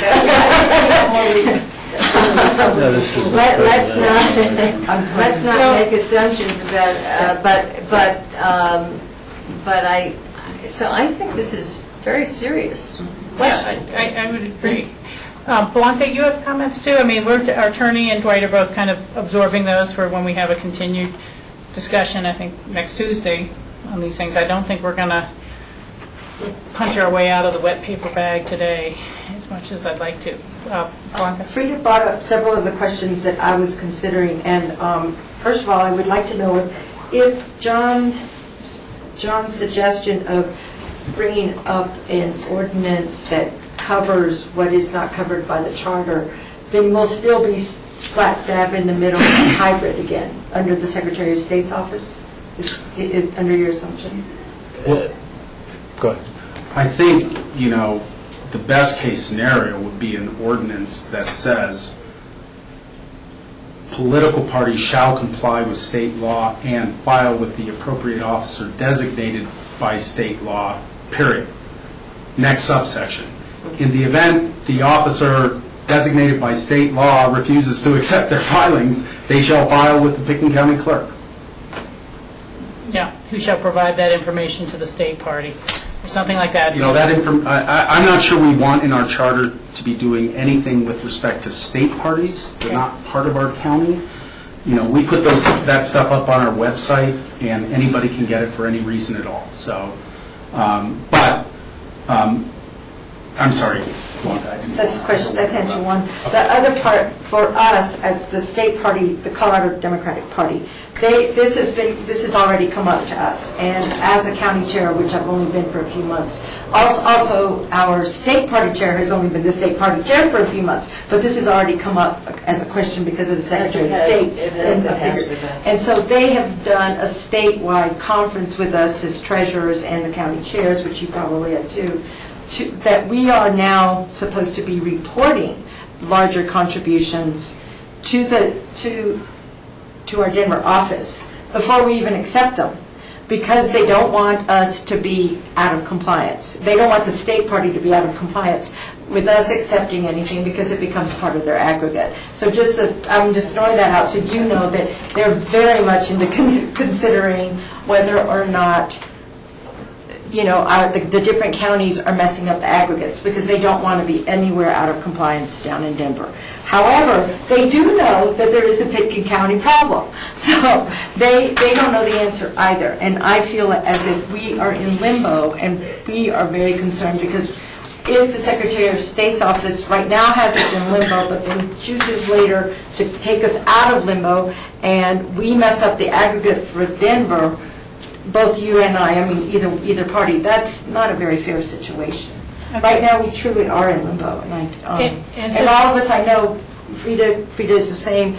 We want as much transparency with this as possible because we want to be in compliance, not out of compliance, and not be the person that causes embarrassment for our party here locally or in Denver. So, yeah. And so, to go back to Dwight's memo he handed out at the beginning of the meeting. I don't know if you had copies, but it is that 1, 2, 3, 4, 5, 5th bullet point down, where, Dwight, you're maintaining that, and I think correctly, that if we really read this bullet point from the state constitution to the letter, including all the things, if it's saying that if you have a home rule charter, that have adopted charters, ordinance, or resolution that address any of the matters covered by so-and-so, your local charter supersedes it.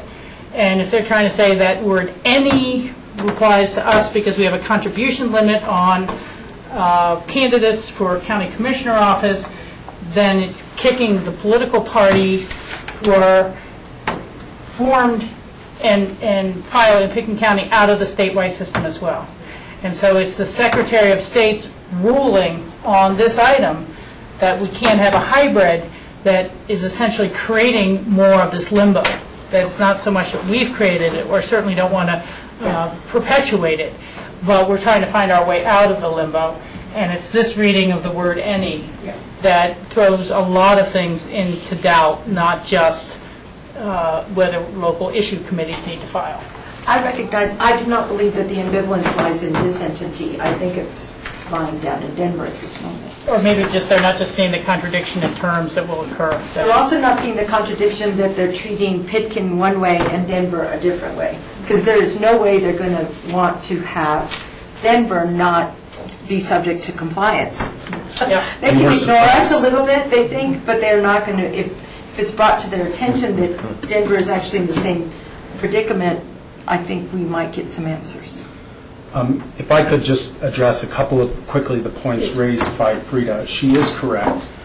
Parties are governed by state law. They are required to have county central committees. That's the primary building block for the party organization within the state. There is no such thing as a city or municipal committee of a political party. So this distinction that we think the Secretary of State might be working on, that Denver is a constitutional city, and that explains the difference in treatments of the parties. There is no such animal under state law. There's no such animal under the bylaws of either the Republican or the Democratic Party. So I think the space, I think where we are right now is the logical consequence of the Secretary of State's position is that there are no contribution limits currently for contributions to the Pitkin County Democratic or Republican parties. There are no contribution limits currently to issue committees formed in Pitkin County. Those entities are not subject to any organizational filing requirement, disclosure report requirement, etc. And again, the intent of the proposed ballot question was to correct that gap and send them back to the state. And it's only because we've just learned that the Secretary of State is not amenable to that solution. The final issue I would just ask you to carefully consider is our existing charter was drafted a long time ago in a completely different legal context. Its language is outdated. Its language is vague in parts. I encourage you to read the existing language and just think about your conduct as candidates, and you tell me how you would interpret that thing. I just can't more strongly recommend to you that existing charter section 6.6 be repealed in its entirety, and that the ballot questions say something like, and I'm just making this up, I'll work with John Ely to come up with the proper language, but something like, provided, however, that prior to January 1, 2012, the Board of County Commissioners shall enact an ordinance, providing as much, at least as much regulation as Section 6.6 provided, and such other regulations as the Board of County Commissioners desires. I say that because we have a real timing problem. I have to publish something. The papers are waiting. I've put them off until tomorrow at 10 a.m., and at this juncture, I am not sure what to publish. And I don't know what to do about that. I do know that we have got to have ballot certification by September 2nd, and I believe our publication tomorrow is prompted by the fact that we do not have a board meeting on the last Wednesday or Tuesday or Wednesday of this month. Yeah, so what that may require us to do is we had originally looked at Tuesday the 23rd to hold a special meeting to certify the ballot language. We could move that out to probably Friday that week, right? Mm-hmm. And buy us a little bit of time on the publication. We have already, I think, published. My understanding is we put out the 23rd date already through your office, Janice, so we'd have to redo that, but we can redo that. So if we can't get the language figured out, we'll need to move that special meeting on the 23rd to Thursday or Friday that week. Okay. And we need a first and second reading of those measures. And really, And you need to publish the measure before in time. Published 10 days, I think it's 10 days before the first reading? Second reading, sorry. So if we 10 can, days before the public hearing, and that can be the I'm second sorry, reading. right. So if we can get something toward the end of the month, that will give us some room so that on the election cleanup provision, the first ballot question, we can go ahead and publish that tomorrow with Jeanette's issues. And this one, we can wait to publish until we know exactly what it is we're publishing. I'm looking at you guys. I don't want to miss the deadlines. Could I step Can out the and first just... reading be an emergency ordinance, or does this have to be the regular timelines on an ordinance? Does it give us more time in the timeline? It's not so much the first or second reading, only that the ordinance be noticed for a public hearing prior to its adoption, and which certifies the question. And it all works backwards from the certification deadline, which is September 2nd. Yeah, which happens to fall right in the middle of a weekend. The Friday the 2nd of September. And that's an off week. I know you're going to be out of town, George. So last week of August, first 2 days of September. So the main thing to my mind is that we get a special meeting where we're going to have a quorum established for this somewhere in the week of after the bike race, before the bike race or after the bike race. Well, what we were thinking is moving, originally we were looking at Tuesday the 23rd. It buys us some time if we move it to Thursday the 25th or 26th of that same week. So we just need really a couple days breathing room, as it were. So one of the options was to leave the home rule charter as is and just change it with an ordinance, which doesn't require any of this. So let's decide, before we bang our heads around on timing, let's decide that we're not taking that option. May I clarify that? Yeah. On that?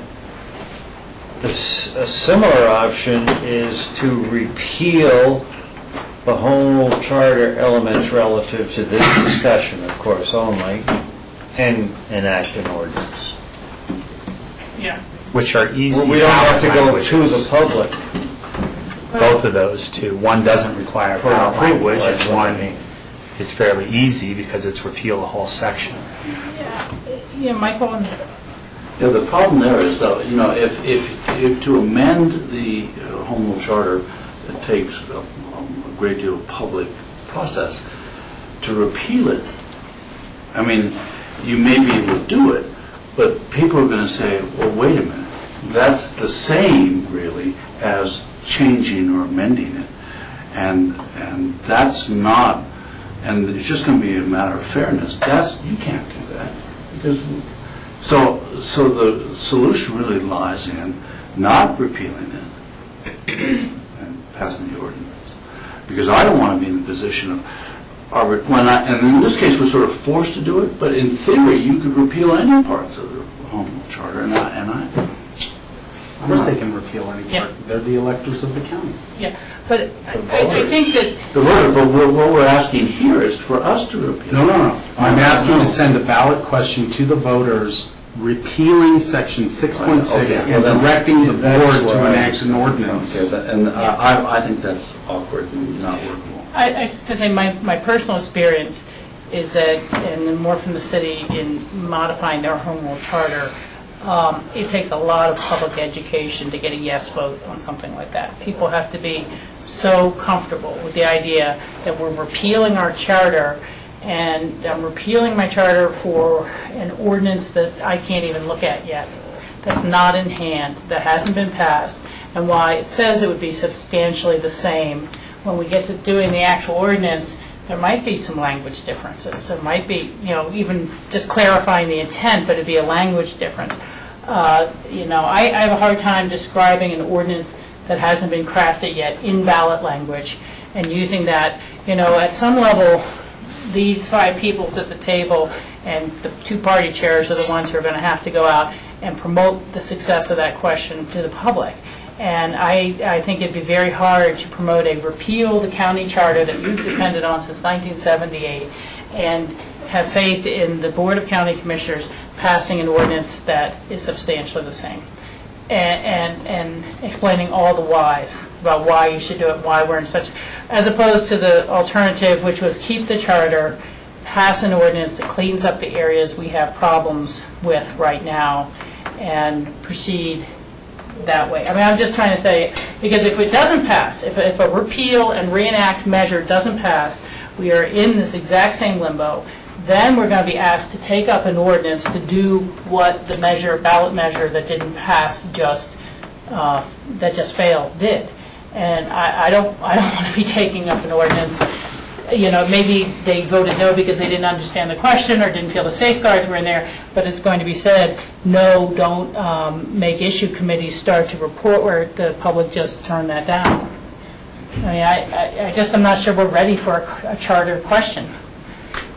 Not an affirmative of enacting new legislation, but what Dwight was asking for is to repeal, only repeal.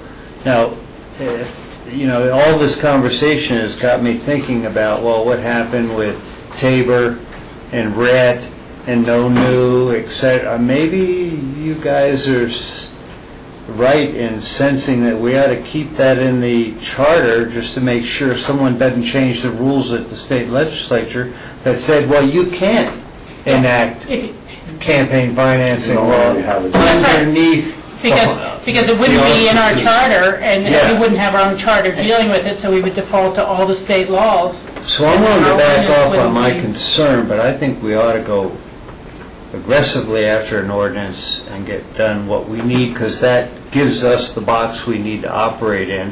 Hopefully we can work things out. I just don't know how to link to the state system, but we've got to work through that. Well, I think our ordinance could say something along the lines that Dwight had stated earlier, Denver. that this ordinance shall respect the aggregate campaign contribution limit of parties as in the state constitution. We could just reference in our charter that we believe the state limits apply to Pickens County residents as well. And, I think we can clarify some of that we're not our own limbo land with no limits on party contributions. George? That allows us some time as well, because what we're really looking at is the 2012 election. So that gives us several more months to try to work through this issue with the Secretary of State, with the city and county of Denver. Because I go back to my original comment, and Rachel just reiterated, I don't know how we would educate the public to really understand this issue, to make an educated vote. Blanca, I see your hand up, and then Frida will have last comments. And I'm sorry we're not reaching greater direction for you, Dwight, right now. I'm pretty good, actually. Blanca, then Frida. I just think briefly, if there was the ordinance enacted that picked up those extra parts that are silent in the charter at this moment, you do buy yourself time, like George says, but also the Secretary of State's position may change at that point before then, and because when I think it's made clear that Denver is in the same situation, even though they're trying to not pretend that they're not, I think that will kind of lighten things up a little bit. Also, too, your ordinance may work for you for a long time, because this person may not stay Secretary of State forever. I mean, there's always a change in Secretary of State. So your ordinance may eventually be able to be something that we are even able to be part of Tracer later on if the Secretary of State in the future were to change their mind. Yeah, well, there should be equal application of the law, whatever the law comes down as. And it does right now puts us in this awkward position of responding to that verbal ruling without knowing its legitimacy, having a chance to, and repealing our entire charter in response to that sort of assertion is not the right position for me, comfortably. Frida, do you have any? I think that obviously the decision as to whether you want to go the charter repeal route with an ordinance or not is your decision. I think Blanca and I are interested in clarity for our own positions, and however we get there, we get there. I do think clearly that having time for further discussion with the Secretary of State is critical, because a lot of problems get solved if the Secretary of State will accept what appears to have been accepted for Denver. So. Yeah. Okay. Well, can I just weigh in on where I stand at this point? My first preference is kind of a philosophy preference, which is I feel through these conversations that the decision on finance, campaign finance, and those things should be done as a expression of the electorate, as the voters, and not us just passing an ordinance because we feel this is the right way to do it or that's the right way to do that. I think that gives, quite honestly, too much power to this board to give an advantage one way or the other. So my first preference would be to adopt a charter that addresses all the things that aren't being addressed. The only thing that's going to get us out of this limbo state for political parties is going back to the state regulations right now, unless the Secretary of State changes his mind in some aspect. So, that to me doesn't really seem like an option, unfortunately, with us wanting to have certain election constraints, election finance constraints. So there's not a lot that we can do right now with the limbo state of political parties. I do think we can put some language into whatever we do, whether it's the charter or an ordinance. My preference is that it goes into the charter, because I do think the voters should have say as to what those guidelines are, not just the 5 people at this table. And I think that's probably the reason why we do have that in our charter and not as an ordinance as it is right now. If that's not the preference of the board, I would therefore go to adding an ordinance to augment the blank spaces in the charter as it is now. Those would be my first 2 choices. Yeah, and I can see the value of that, because what we have talked about, the charter change, at least for the Issues Committee, is simply to codify what has been practiced. No one here has been talking about changing any campaign finance rules, laws, applications, but to codify what has been practiced. And whether it's a wrong assumption that, or not, but that's what people have done in terms of filing their paperwork to say they are an issue committee, reporting contributions, disclosure. So that's all we were trying to do with the Home Rule County Charter. The second complication has been the political parties and how do the political parties move forward. And I realize the full cleanup needed on our charter to become more modern. Probably didn't even talk about e-filing back then in our charter, any of those type of things. And I would like to get the transparency so that anyone can look up what's going on with the contributions.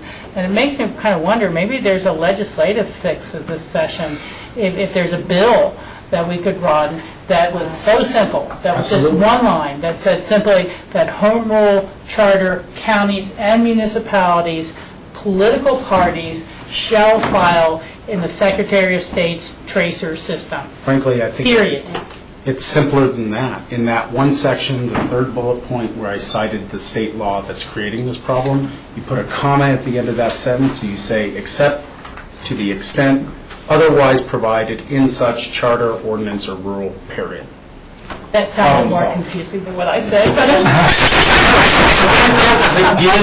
it explicitly gives a home rule jurisdiction the authority to pick and choose, which is the problem. Well, they might think we'll pick and choose too many different things if we put it there, but to at least require that all state political parties in home rule counties and municipalities shall file in the state tracer system. So I think that's about as far as we can take this conversation right now. The general consensus seems to be towards not doing a charter change provision at this time, to look to an ordinance that we can fill the missing gaps and codify what has been custom. And we're going to continue to hash out and see how this greater issue of the political parties plays with the Secretary of State and consistent application of their provisions to all communities. And I think that's as much as I can do to encapsulate. We're going to take this up Tuesday coming also? Well, we haven't given them direction to draft anything additional. We can make some time in our agenda if there's an update or anything else has become more clear. But if we're not pushing forward towards a ballot question. Right. Our timeline now, pressures have diminished, so we can keep our meeting on the 23rd. We will, as I'm understanding it, we will not be seeking any ballot language for repeal at this time. We'd be looking to fill holes, understanding also what the implications are for reporting and such, because this may be something we've got to revisit again when we have more time. I think part of the difficulty here is we're obviously crunched with a really complicated discussion in a pretty fluid environment. So, Jack, I think we can probably let this go, as we've got other ballot questions and such that we'll be trying to fit in on that Tuesday in that special meeting. So, Yeah, the only question I have is, I've heard a couple say fill holes. In the ordinance, why don't we deal with every element, both current and historical, the $500, et cetera, as well as the pieces that are missing that we, why not do a comprehensive ordinance and leave the charter as is? Now, is there a contradiction, John, in that? Potentially. Excuse me? Potentially. You can't by ordinance affect what has been adopted by the electorate. Okay, yeah. That makes a lot of We sense. could restate it, I guess is more what I heard you saying, but the holes really are just that issue committees need to be required to file, disclose, and report. No, I just leave all that legal stuff up to staff and start working on an ordinance. Please, Mike. The existing charter language is not workable. It just isn't. It's so outdated. I understand what you want to do, which is not take these concepts out of the charter. I strongly recommend that you propose a ballot question repealing and reenacting the charter provision to, within the charter, clarify, fill in the gaps, so that at the very end, then also specifically authorize the Board of County Commissioners to, enact further provisions consistent with the charter by ordinance, so that if something gets declared unconstitutional in the future, we can do that, take care of that by an ordinance. I really think we need to, if you're going to keep it in the ordinance, then let's do something along the lines of what I've already proposed, and I will tweak this language so that it provides that other entities, other than the 4 county entities, comply with state law and file with the appropriate officer as designated by state law, but in the event the appropriate officer will not permit them to do so, they file with the clerk.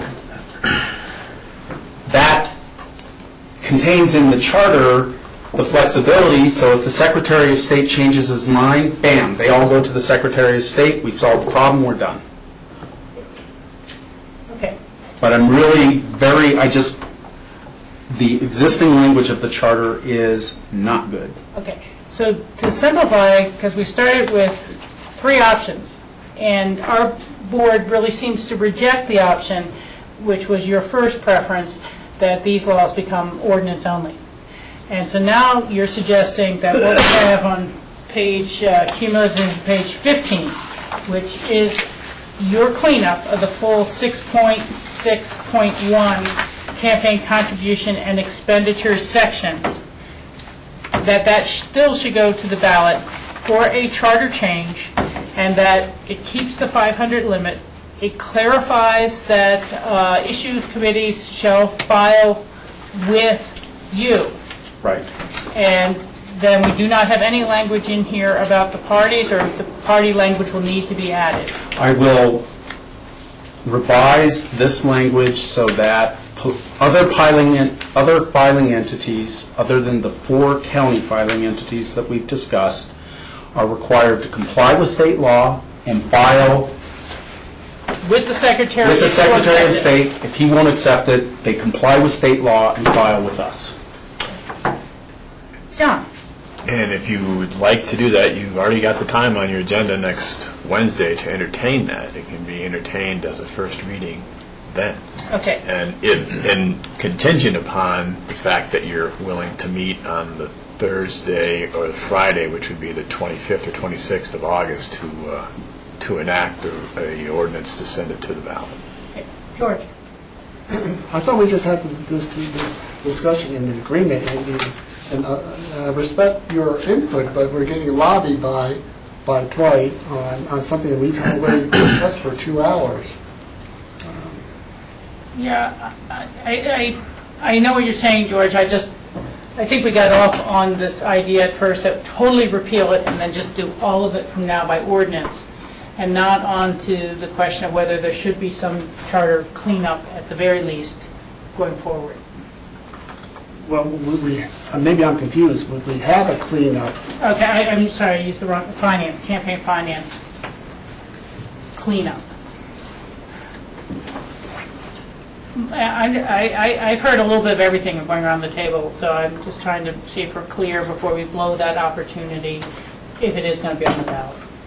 Well, it goes back to our earlier discussion in terms of trying to have an informed, educated electorate to really understand what we're trying to do. And I think that's a real challenge. And I think what we heard earlier was this, by not having to go to the ballot, we allow ourselves some time, we have some more options, we can still address some of these concerns in an ordinance, and if necessary, in a year from now, we could bring that back. And that also gives us time to reconstitute or bring together the Home Rule Charter Committee and let them look at this. I mean, this is a larger discussion than trying to rush something through based on a time. Okay, so that's clear, just ordinance only, no ballot question. Michael, what's your comment? Yeah, that would be the same comment I made. I can understand Dwight's desire to have perfection here and to have clarity. That's what we all really want. The question is, now is not a good time, and there's no way you can bring this to the electorate right now and give them a fair shake, because this is a complicated question. So I think this is simply an intermediate step, and then before the next election, we'll have it cleared up. That's. You mean the next presidential? Yeah. No, not before, but we may have something on the ballot in 2012, but we won't have it in the You'll have charter. an ordinance to clean up before 2012. 2, ordinance only, no more work on a ballot question right here. Rob and Jack? My preference is, as I said, my first choice is to clean up the charter, add the stuff to that, have the electric vote on it. I think the campaign is easy because this is what we do already. And to me, it's a cleanup thing. It's like, as you said, Rachel, we're not changing any way that we operate. We're just putting it into our charter. And like I said, I think election stuff as a philosophy should be voted on by the voters, not enacted by an ordinance. Okay, so you Would be my believe we should preference. repeal and reenact, and we already know the content of what you're saying to reenact, and that's what we should still push forward towards an actual ballot question, to repeal and reenact this section this time. Jack, what is your preference, to work with an ordinance now or to have a repeal and reenact question? Because again, if it fails for any reason, then we are going to be in limbo. Then we are not going to have any reporting requirements for issue committees for the 2012 election, for and against candidates, locally or national. We still have the option of Yeah, enacting but an once you've ordinance. had the public say no, you'd be violating your very principles to then take up an ordinance. So I don't think you'd have that. You would be hard to say, well, we have to parse the ordinance now because the public didn't really understand what the cleanup, repeal, reenact was. So, it's really a matter of how many people are going to put together a public information campaign on such a dry and droll topic. But the board has convinced me that keeping something in our charter about finance is important because of that fear that I have about what change can be pulled in Denver. So I think I'm very sensitive to what Dwight's saying. If something doesn't work and he's the individual responsible for laying the facts on the table, and I see no reason to doubt any of them, and the only thing we lack is a written opinion right now, I'm going to say I'd like to look at it next week and see what that revised language is, if it gets us where we think we can go, and quite possibly pass it on first reading. So I'm agreeing with Rob. I don't see this as going to be a challenge like we're reshaping the world, we're going to restate some things. That's what I'm sensing here. And I need to see it, of course, in front of me, because I don't want to project my brain as if I knew everything that's going on. But I think Dwight makes a very strong case that what we have is not going to work. And if we can fix it and it doesn't change the shape of the world, let's do it.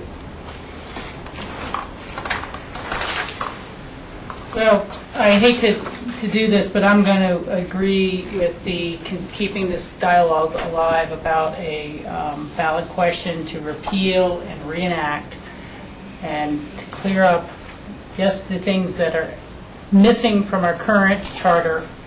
And we will probably have to have this kind of default language in there about the political parties, how they need to report, because there are no substantive changes in this language. It is modernizing the language, and it is potentially codifying in the Home Rule Charter what has been the traditional practice of issue committees. I think that that's probably worth going forward with, at least to the first reading, and see where it goes from there if something else changes my mind. But it was really your whole repeal and just all do it by ordinance that got me into a no mode. I think we have to have it in our charter so that we have the immunity, as it were, from random changes at the state and are better able to represent the localized community. Okay, that's as far as we can get this one today. Let's see how confusing it is. We're going to take a 5-minute break, and then if that's enough for the board, would you like 10 minutes? Thank you for the feedback. Michael, you 10 minutes? 10-minute break. Yeah, we're going to be here for a while, it sounds Okay. like. So. 10-minute break.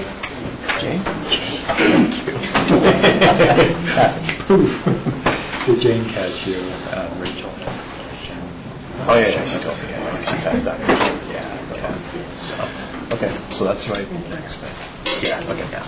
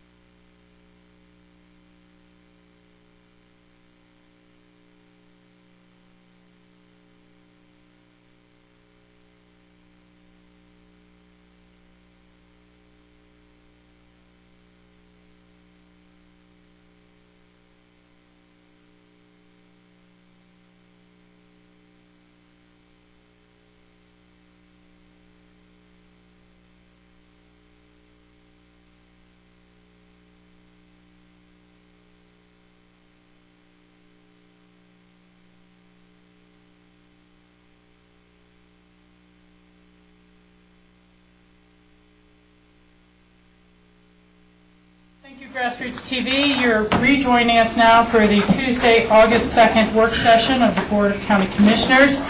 About 4:45 in the evening, we are beginning our memos of interest.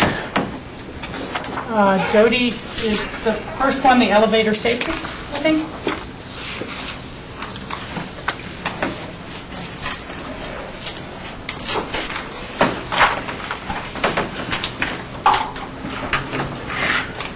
So Identify yourself for the cameras and then brief highlights. Jody Smith, Facilities Manager. And we're before you today. We had to do an elevator upgrade on all 4 of our elevators because of a code change that happened at the state level.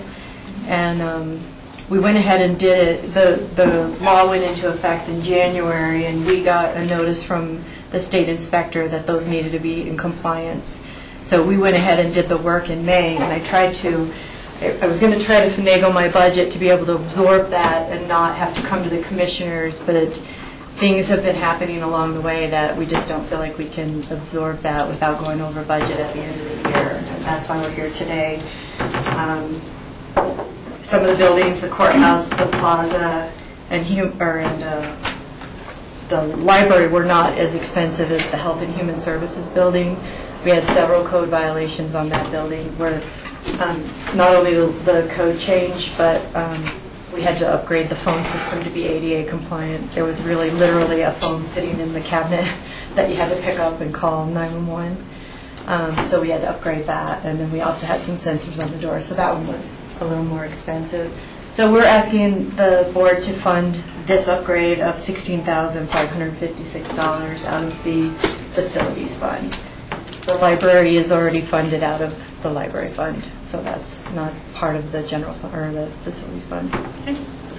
Thank you for bringing that to our attention. Jack?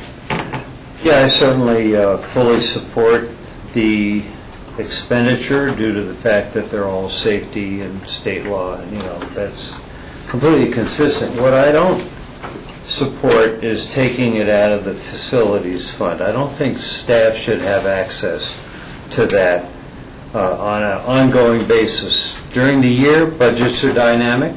You're going to have ups and downs. Your budget will go like this. At the end of the year, we can reconcile it. I'm very sensitive that, we need this here, and then a month from now, we need to hit the facilities fund again, and that's not good policy. Budgets, again, are dynamic. We don't adjust every other department. But we do supplementals on a quarterly basis to the budget that's adopted as we either receive grant monies or make additional expenditures. And, I'm not disagreeing with your principle in terms of notice to us, but the facilities fund is the fund to fix and maintain our facilities. It's the appropriate fund, and staff doesn't really, quote, have access to them. They have access to our board to make those decisions. I just remember us doing mid-year things out at the Health and Human Service building before, whether it was washroom upgrades or some other ADA compliant issues. But heat tape. I guess this is kind of an accounting nuance because there isn't a facilities fund. There isn't a separate fund. There's a designation of fund balance. And as a practical matter, as you saw on the second quarter update, our overall fund balance in the general fund is going to be over what we had projected anyway. And so, this request will reduce the amount of that increase in general fund balance by the $16,000, but whether we take it away from the designation of that overall pot from facilities or it just hits the general fund is more of an accounting issue. I think staff has tried to be cognizant of the fact that in the past this money has been designated for facilities, but it's really completely at your discretion, just like the undesignated fund balance, as to how you use it. And in fact, as we bring a budget forward for 2012, we'll probably be looking to pull that into more of a capital framework so you can be more flexible with it. So we can certainly not reduce that designation at all, but it will reduce, our ending fund balance by that 16,000 regardless. Michael? Judy, will the elevators get to the third floor faster? So let's safety, not Especially when speed. there's But they won't get there, that's the important part. Yeah, I'm okay having it taken out of the facilities fund, otherwise it sounds like it would come out of the general fund. It's all the general fund. It's all the general fund, so. Yeah. it's- And we'll spend some time explaining that. We're probably need to designate that a little bit differently in the future. And I think also, at least to me procedurally, and this might really be a layman's understanding of our budget, but if we were to say no now, Jody would try to bring her budget back into balance by the end of the year by cutting out some other specific maintenance needs. And I don't think that that should be our direction to you, that these were costs that exceeded what the anticipated cost was. It was a state mandated upgrade. There were safety and code violations that we should be paying. And again, without sending the message that I want you to cut something else that you had planned to do this year out of your workload, I support the supplemental request. And is that Rob supporting? I support it. Yeah, but I think Jack's point is well taken, is that we want to try to allocate a budget at the beginning of the year that carries us through and identifies all projects, but there's a reason for a supplemental process. So. Okay. We would have loved to have known that the state was changing their code, but we didn't find out till after we got hit. Okay, thank you very much for your time on that. We've got items moving forward. The next is a budget supplemental request. John Ely, if you want to introduce this one, it is for a $20,000 amount from the Healthy Rivers and Stream Fund for a geomorphic assessment by an MEC company of the North Star Preserve area and the water table underneath that. I'll let you go further, and I think John has already relayed my one question of, did the city, through field overrider, kind of do a similar study years ago when they were looking to defend some future against some future diversions? The budget request has actually been rounded up from an estimate that has been provided by Bill Miller and MEC of $19,100.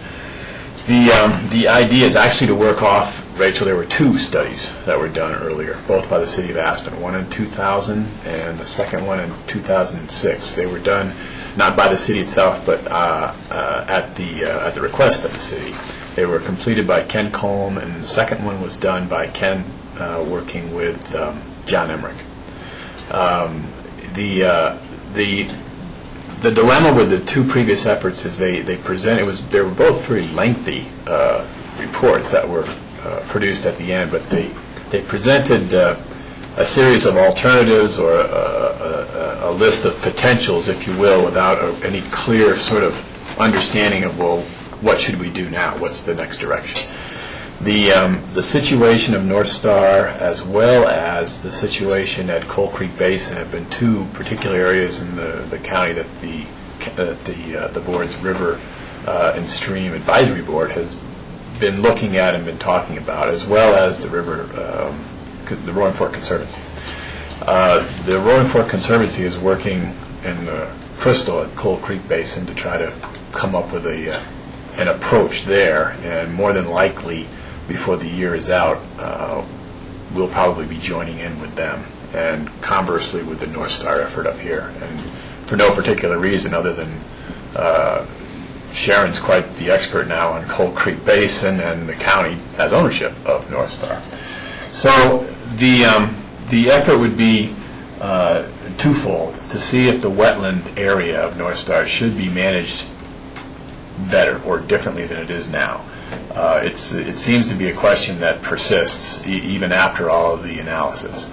And number two is the wetland, and particularly the geomorphology underlying the wetland. Is it sufficient to be an underground reservoir? In other words, if it is an aquifer that can be recharged differently, through different management of the property, is it an aquifer that would then feed the stream flows of the Roaring Fork later in the year, say right now in August and September. And there have been conflicting opinions on that. Either the size of the aquifer is sufficient enough to do it, or it isn't sufficient, or the composition would either hold water or it wouldn't. You know, too many cobbles versus clay type of material, and there just doesn't seem to be a clear path forward as to whether that presents a viable resource for the river as a whole, like a wetlands typically does present. So that's the purpose of this study. It was presented to the county's River Advisory Board, and they recommended unanimously that we go forward with the study, thinking, I think, in the future that would be coordinated with other efforts from the Conservancy, as well as coordinating other efforts with the Conservancy in Coal Creek Basin. Yeah. Again, I just remember vaguely from the city, their interest was whether the high water in the spring and the overtopping of the banks that kind of flood the North Star, making the North Star Pond, were important in feeding the city's well system and its underground water resources. And that could be very important when people are looking to accomplish increased takes from the Roaring Fork headwaters as to how it affects stream health all the way down. So. And the thought, too, was to coordinate with MEC and Bill Miller, because they are right now wrapping up a study for us on the upper Roaring Fork, that stretch of the river roughly between the Salvation Ditch diversion and the confluence of Castle Creek, as being a recognized stretch of the Roaring Fork that is particularly stressed. While MEC is right here on site, they can incorporate that work that they're doing in the Roaring Fork with extending their look a little bit further upstream into the North Star area. Board member comments, Michael? John, so they do this geomorphology study, and that leads to a management decisions on the part of our North Star Preserve? Well, it would hopefully lead to a recommendation that will ultimately come back to the BOCC to either do something or do nothing. Or this is where it is right now is the best place it should, it can be in and should be left alone. Or you really ought to look at and consider X, Y, Z. And I'm not sure what that be. It could be trying to reduce the height of the banks to allow more overland flooding. It could be reuse the existing ditches that have been in a state of non-use for a while now. I'm not really sure what the different alternatives might be that could be presented. How come a biological survey isn't being taken at the same time? Well, he's going to go out there and do that. In fact, his anticipation is if this is approved by the BOCC, he would do that within the next couple of weeks. It's going to be limited in scope primarily just because this year is so atypical with water flows out there and in the river system as a whole, the whole drainage.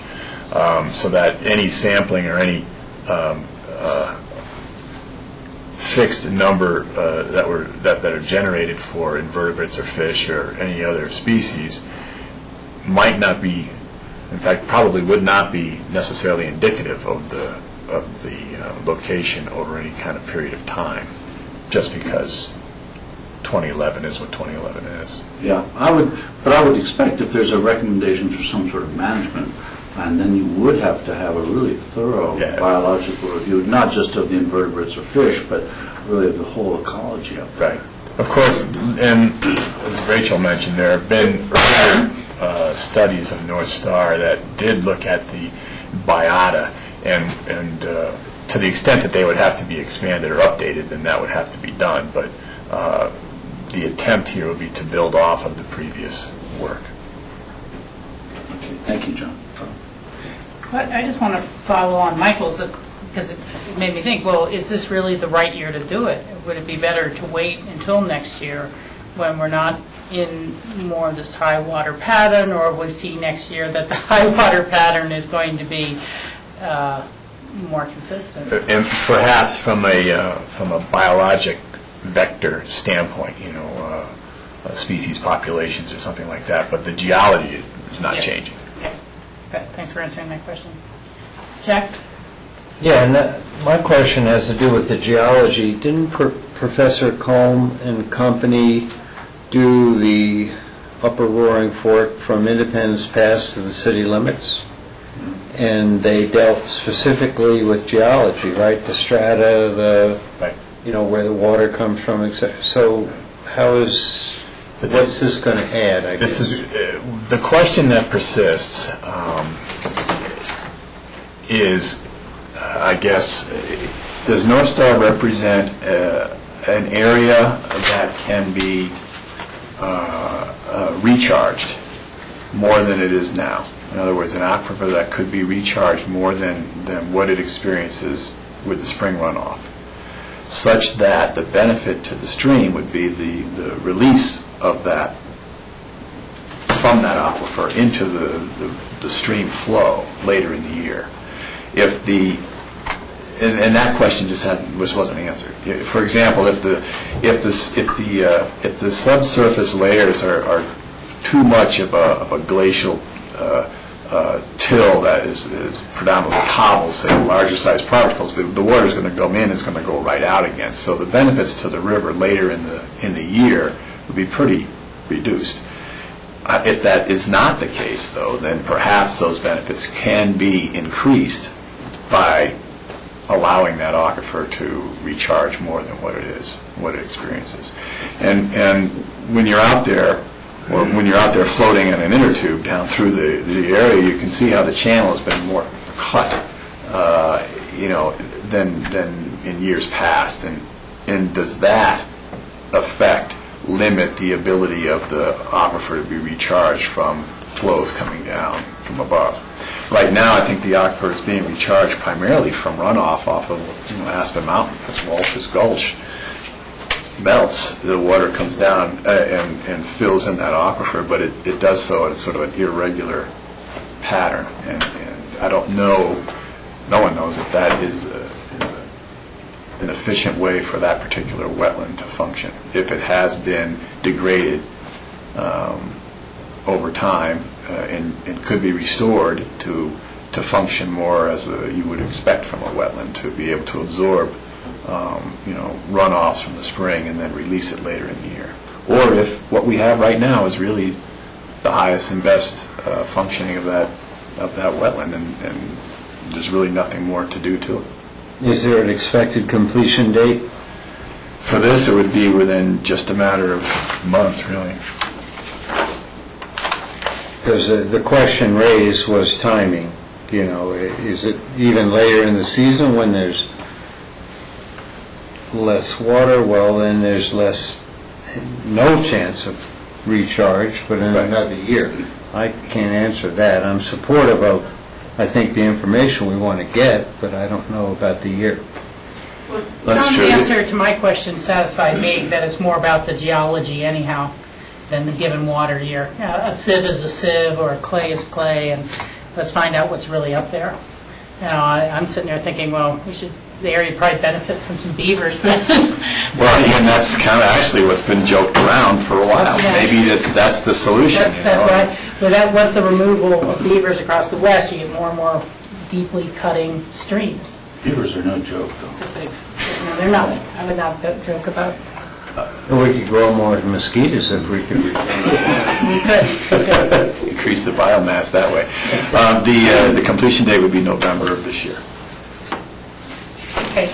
Board, if there's any further questions, or anyone signal support going forward? Okay, we have support going forward. Thank you for that, John. And I think that what I'm going to do is skip in our memos of interest package, because I see a couple staff members here for the Digital Counties Survey rating, and then we'll go back to the memo from the BLM. So, Phyllis and Jim, if you'd like to come forward and just introduce yourself to the cameras and give us some idea of what this kind of proud moment's all about. It is. Phyllis Batice, Internal Services Director.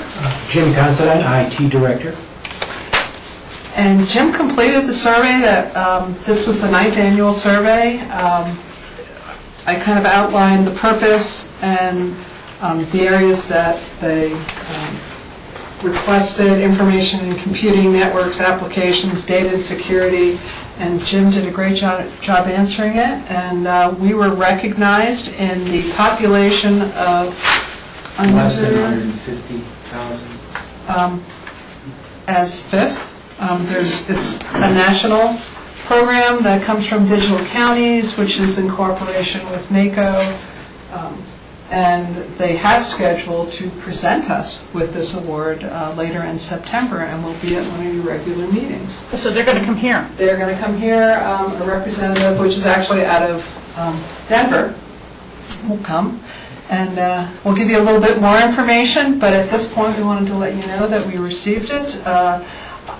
I believe a lot of shared services were being highlighted this particular year, and our shared service with the City of Aspen is very cutting edge, even though we've been doing it for 20 years.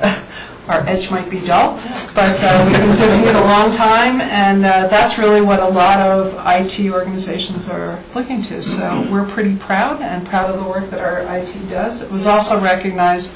I thought Jim did a great job on his explanation of our big picture and taking our strategic direction and what we're doing with IT. So nice job. And I think there's a lot of recognition for the initiatives that the county has worked on over time. We don't often look back and say, look at all the good things we've done. It's kind of dealing with the current and looking to the future. But this was, I think, a great honor for Pitkin County. And I say that because I'm getting a lot of feedback from our peers in the state. You know, little emails and congratulations, and posted it on the Seagate work site and that kind of stuff. And things like Granicus and projecting our meetings to the public is a pretty important thing, and that was part of the response to the survey and the website and the outreach that the county has done over the years. It's pretty interesting.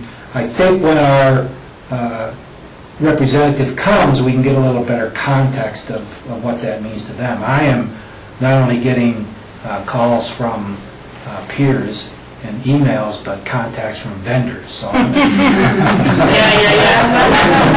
Get more innovative. George and then Michael. Yeah, congratulations. I also noted on this Digital County Survey winners, between the population 150,000 and 250,000, Pueblo County in Colorado was ranked #1, which I thought was great. But my question is, based on perhaps what Pueblo County is doing, that may be easier to find out, or the other counties that were acknowledged under 150,000 in population. What other things have you gleaned that we can continue to even do better? I think there's different things. Pueblo started doing some work with their school system there. The county offering some expanding services to them. They also created their own treasurer software. You know that one, Tom? Pueblo has created their own treasurer software, which then they outsource to, I think, things like San Juan County and some of the smaller ones. And, so that was some of the things that they were noted for. They have some software development. When I talked to the IT director there to understand what they were doing, but I think it's the shared services, and what can we do that's better? How do we increase our transparency to citizens via the technology that's available now? I also think some of our disaster recovery projects that we did, as far as between the City of Aspen and Pitkin County, making sure that each of our... And we can drill down into that. We have a state meeting twice a year, and I think that we make sure we have that conversation with them. I think when I filled out the survey, one of the things that struck me was that in each area, the survey included a question about how did you measure your success. And I felt that was one of our weaknesses, in that we put in something like web streaming. Are we getting response from the public as to the impact of that and the effectiveness, and would they suggest changes? And I don't mean to just pick on this. it's kind of like in everything we do, we race on to the next project, and we're not looking back and measuring how successful that was as kind of a lesson forward when we do other things. And at the end of each survey section was, did you benchmark, what it was like before you started and the results after you had implemented the program or the system. Additional questions, Michael? I've got to compliment you just on your customer service, I guess. Both James and Donna, I was in a real jam last week, and they just ran to me and Great. got me cleared up. So that's an internal thing, but I deeply appreciate it. So that's another successful aspect of your. Now, the question about this presentation, it seems to me it's ironic that they're coming here in person. It really should be, should be here on the screen, but they probably want to try it. Okay. Very good. Any other comments or questions? Well, we'll look forward to that in September, and thank you for your work and your continued diligence. And I was at NACO in Portland, and I wish we'd known. saw all those vendor booths and everything like that, and I just remember thinking, well, there's a lot of other people who really should be looking at these vendor booths, not me. But when I went by the Granicus, they were like, oh yeah, we're in Pickens County, we're in Aspen. They were quite delighted about that, and they seem to do a good job. And so we'll. Yeah, I think we'd like to do the survey again next year. Phyllis was the motivator to get us to do it, and I don't think we had any expectations, but I think it's something you can kind of measure your improvement when you have somebody objective looking at what you're doing. That's good. Thank you. Thank you very much for that. Okay.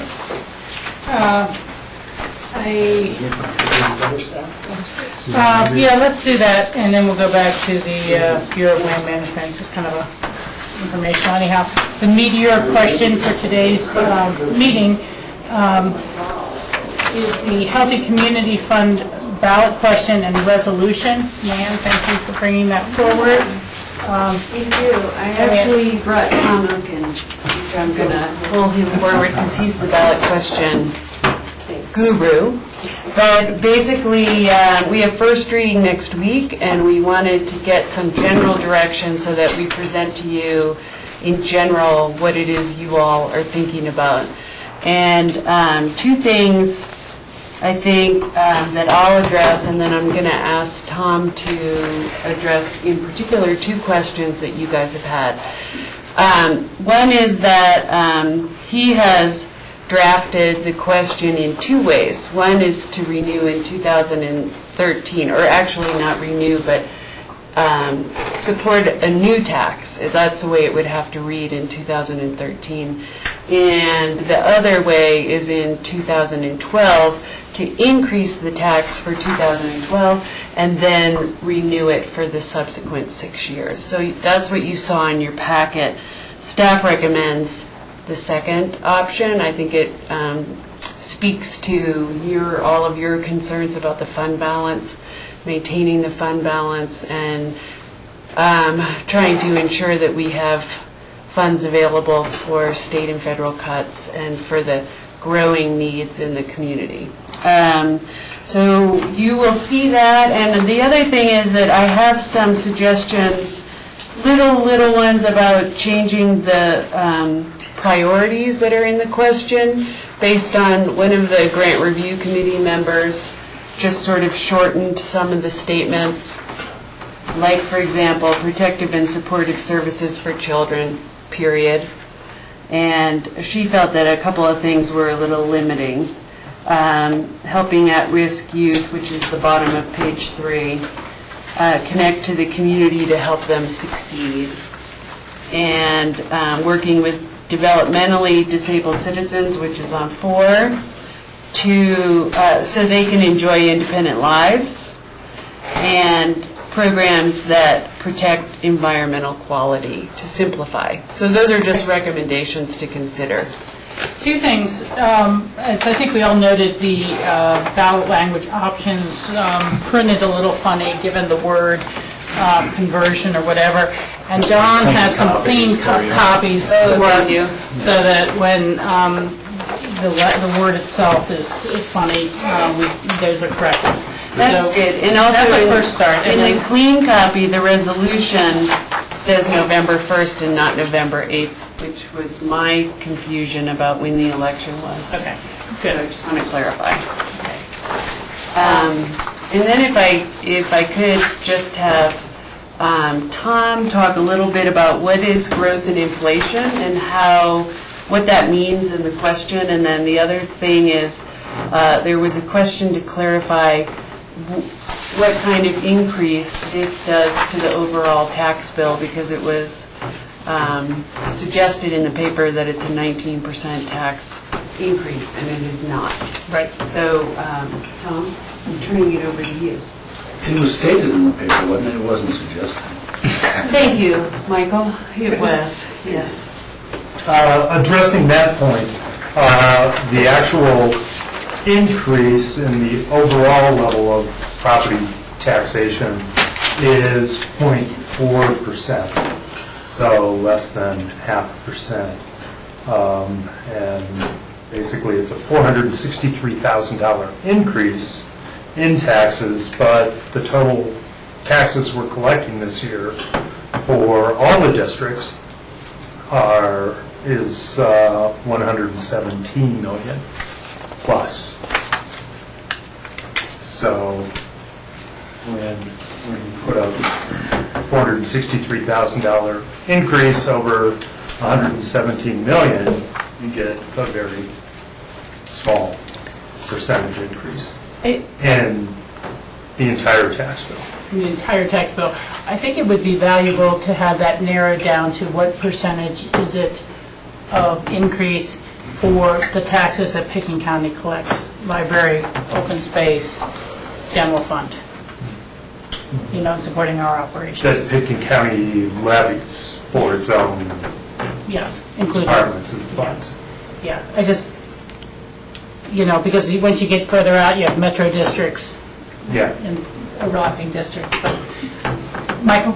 I understand that reading, but really you're paying all your taxes, and so you really want to know what the increase is on all your taxes. I mean, that's what I would want to know. Well, these are just all background information. Yeah. And I agree, it's good to have both sets of information, but I would like to not state one number and someone say, well, you're being disingenuous because you're including my RE1 school district, and I want to know what increase it is to what Pickens County, as one organization, is collecting or using on behalf of the citizens. So having both numbers just gets you more accurate. No one number nullifies the other. Okay, we can bring you that. And again, this is just background. I saw Rob's hand first on this question, but So did the paper say that this was a 19% increase in property tax? Or did they say this is a 19% increase to the Healthy Community Fund It tax? said property tax. Yeah. The headline was, My calculation was this was a 31% increase to the Healthy Community Fund tax. yeah. The first article said 19% increase in Pickens County property taxes, period. The second article, after I saw Andrew at the press conference for the airline opening, I said, I think that didn't read quite the way you wanted it to, and his next article was more careful to say it's a certain percentage increase to the Healthy Community Fund. But I can't remember what percentage that was. So anyhow, we've started to get questions floating around out there. We should, answer it a couple of different ways, because there are a couple of different nuanced questions. Man, not to have interrupted. You got that answer to that first question? Okay, the second issue was growth and inflation as limiting factors to the future increase of the Healthy Community Fund property tax. And basically that comes from two different places. One's in the state constitution. The Taxpayer Bill of Rights says that the annual increase in property tax revenue from a specific levy, the revenue can only increase by the rate of inflation as measured in the prior year for Denver Boulder's U.S. or Denver Boulder's Consumer Price Index, plus growth, or they call it local growth, but what that is actual additions to the property tax base through new construction. So it's essentially new taxpayers, and it makes sense that you should be able to get increased revenue if you have, new construction, new additions to the property tax roll. So that's the limitation from the state constitution. Pickens County has a home rule charter. We were talking about amendments to it previously today, but one of the provisions there, which actually predates Tabor, is very similar and limits our property tax revenue growth to the rate of inflation as measured by the U.S. CPI-U, not the Denver Boulder one, and growth in the property tax base. So essentially we're limited to the lower of the U.S. CPI-U or the Denver Boulder because of our two constraints. Okay. Do you know offhand what those combined rates added together have kind of been for our allowance in our budget over the past couple of years, or any examples of what were some of the high years, what some of the low years have been? I don't offhand, but for a long time, growth in the property tax base was about 2% a year. We've cut that in half in terms of our projections for next year's budget because of, the decline in construction activity recently. So we're projecting 1%. As for inflation, we make those projections that you see based on, national and state economists. And so we're looking at probably 2.5%, maybe 2% for this year, and that would dictate the increase for next year, and probably similar amounts. So a limit of 3.5%. And so historically it's probably been a little greater than that, although we've had inflation of 0 essentially. So we didn't have any increase in that one year, but there was growth in the property taxes. Do you have any further question on that one? It was negative one year, and some analysts say that there's going to be some incredible growth in the next couple of years, depending on where the economy goes. Yeah. Perhaps. Years, yeah. No one can predict the future. But in 08 to 09, it was, or 09 to 010, it was negative. And so that growth number is the entirety of the pot of every commercial and residential structure in Pickens County. And then, so whatever 1 year's new building permits are measured against that current totality. So, because I just remember Jack asking questions and saying, well, what about all the stuff, the ice where you're coming on in snowmass, and isn't that a lot? Shouldn't that, push the growth number up a lot? And you've explained to us, well, not when you divide it against what was already there, what's already existing. It's a really relatively small growth number. Yeah, so it's actually, for next year, it's property that was added in service as of January 1 of this year is the increase we did.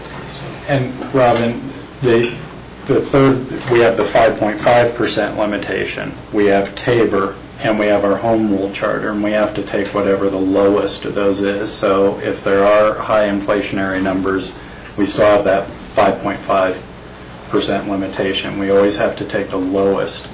And that comes from, there's a state law on that. Okay. So.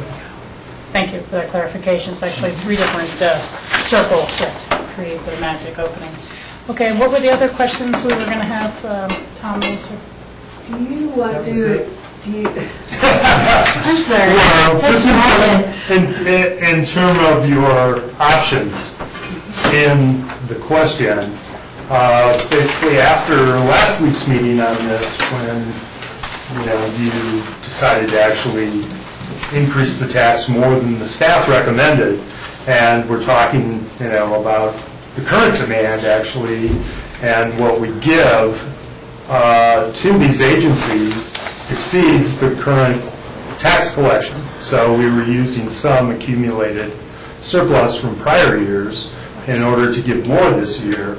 And likewise, you'd need to do that next year, which is the last year of the tax, if you wanted to maintain this higher level. So given that discussion, the tax actually lapses after next year. Next year is the last year of collection for the existing tax.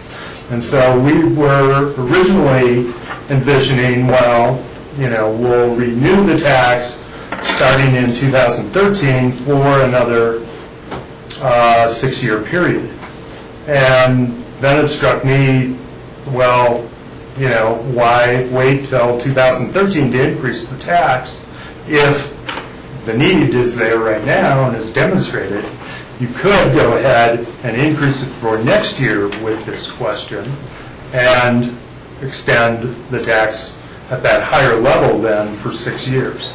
So those are basically your options. Either go ahead and increase it, ask to increase it next year and extend the tax, or renew the tax, ask to renew the tax at a higher level in 2013 for a 6-year period. The challenge I have in looking at question number A is, of course, that although it's a renewal, and although it will start the year after the other one expires, it sounds like an entirely new tax. Mm-hmm. That's the real challenge, and I was wondering, I'd be more comfortable with A if somewhere in the first line or the first sentence we could have to replace the expiring current tax of X amount. But that does get confusing. But I think that the one person I've really talked at any length with about this question, who very civic-minded and working with a nonprofit group, outreach help with some of these very people we're trying to help, just said, to see it go up 19%, that was the first thing. And I was like, no. And then the second thing was, I really want to support it, but I just can't see, more taxes going up more. I'm having a struggle.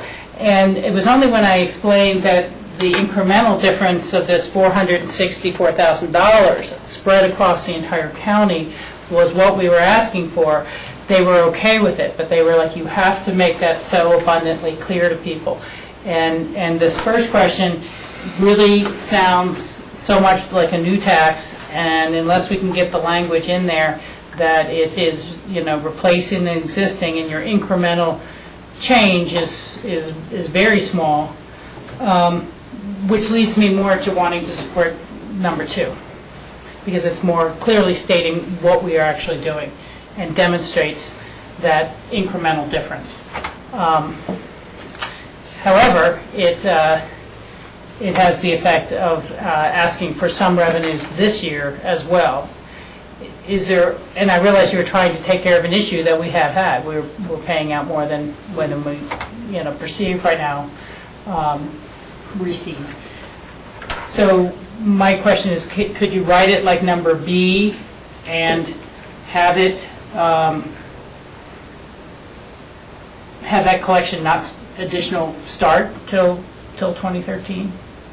Or not really. If you wanted to start in 2013 after expiration of the current tax, conservatively, our bond counsel has advised us to write it as a whole new question. It's, an increase from 0. There has been controversy about that, if you're extending the tax and what language you can use to do that. But just to play it safe, they recommended 6 years ago when we did it that we use this language.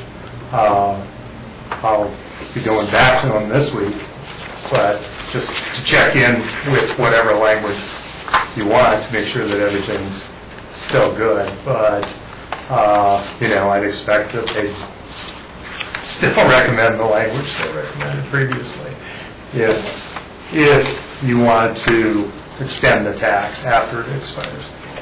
Yeah, I just But kind of but think we could add the extra wording in there about the existing tax, or you could footnote it, or you could do stuff like that, but it's the state constitution, the Taxpayers' Bill of Rights again, that says tax questions have to start, shall taxes be increased up to, and whatever the amount of the increase is from...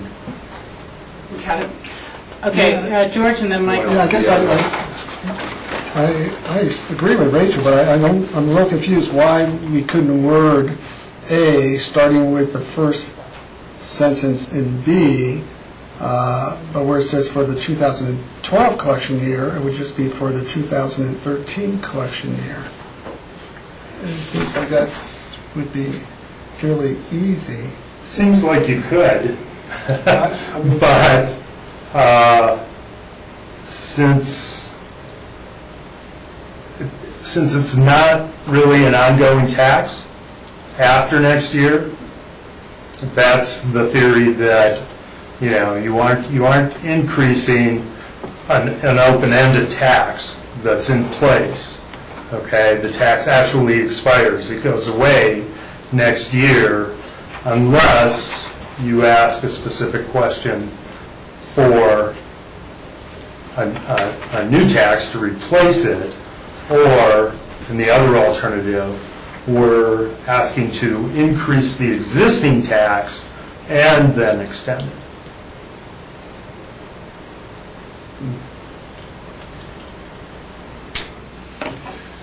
Yeah, I agree. It doesn't seem right. I mean, it's we're in the legalese, and what do you have to do to comply with the requirements in the state constitution? So, for example, just to quickly follow up, if we had run this, had decided to run this next year, then we wouldn't really have these two options, correct? Right. Right. Yeah. Yeah, you only have one option. So, yeah, the real question, if you could decide first whether you want to increase it next year or not till 2013, then we can bring you, the best question for whichever approach you want to take. I mean, just in terms of verbiage, I really like the verbiage starting with B. Shall Pickett County taxes be increased up to $464,000 annually versus A, which says shall Pickett County taxes be increased up to $1.944 million.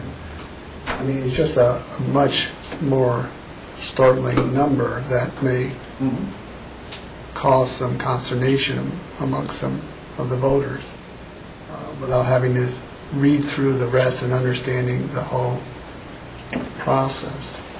And I can run that version by the attorneys and see if they think it would fly. Since we're asking the question while the tax is still in place, although we're talking about a year out, I don't know if we can, argue whatever.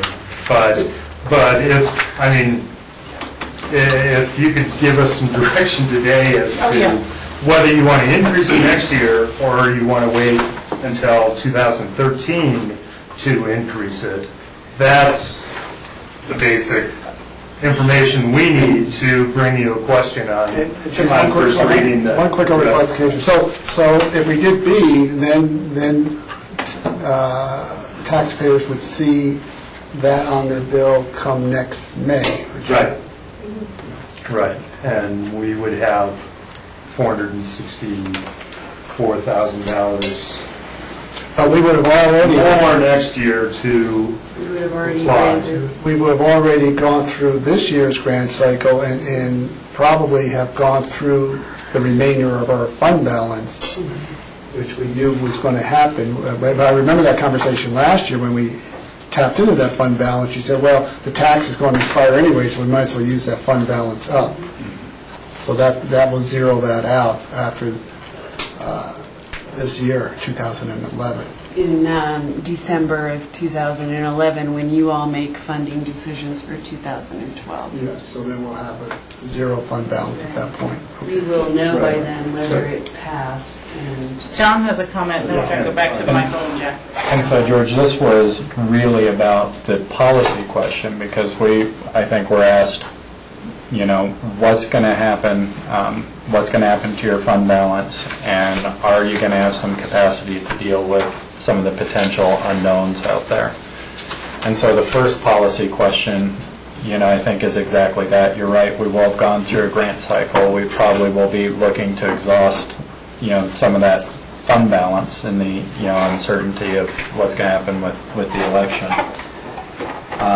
But then, if we increase next year, that actually would preserve some of that fund balance and give some contingency for unforeseeables, not just this year, but to carry forward into the future 5 or 6 years. Yeah. Or 6 years. I understand. Yeah, for me, it's more of a question of wording for the voters in terms of how they will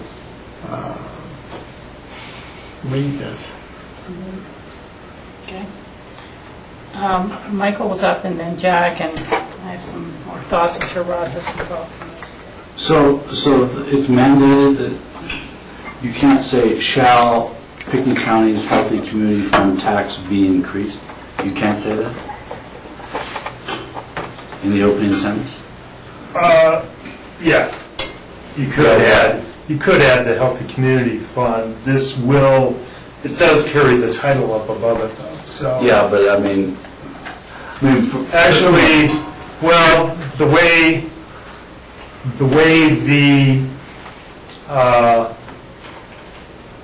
the Constitution reads, as if I remember it correctly, is it defines the term district, to be a taxing entity, and then says tax increase questions shall start shall district, to substitute the name of the district. Taxes be increased, and Picking County technically is the taxing district. It's just one of our property tax levies, but the Healthy Community Fund is not a district according to that constitutional definition. So, no, I don't think you can put it in the opening sentence there, but we do put Healthy Community Fund in the title of the ballot question. yeah, I mean, I just think the language works better if you explain it in the paragraph here, that's all. And the other question was, there was the question about a 5% administrative use of this tax, and that's gone? No, you would see that in the resolution. So the staff recommendation was that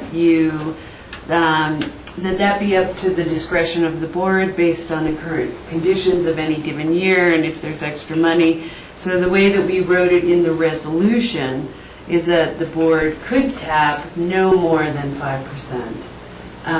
But the resolution really outlines the operations of the fund. So that's where we see that as doing it.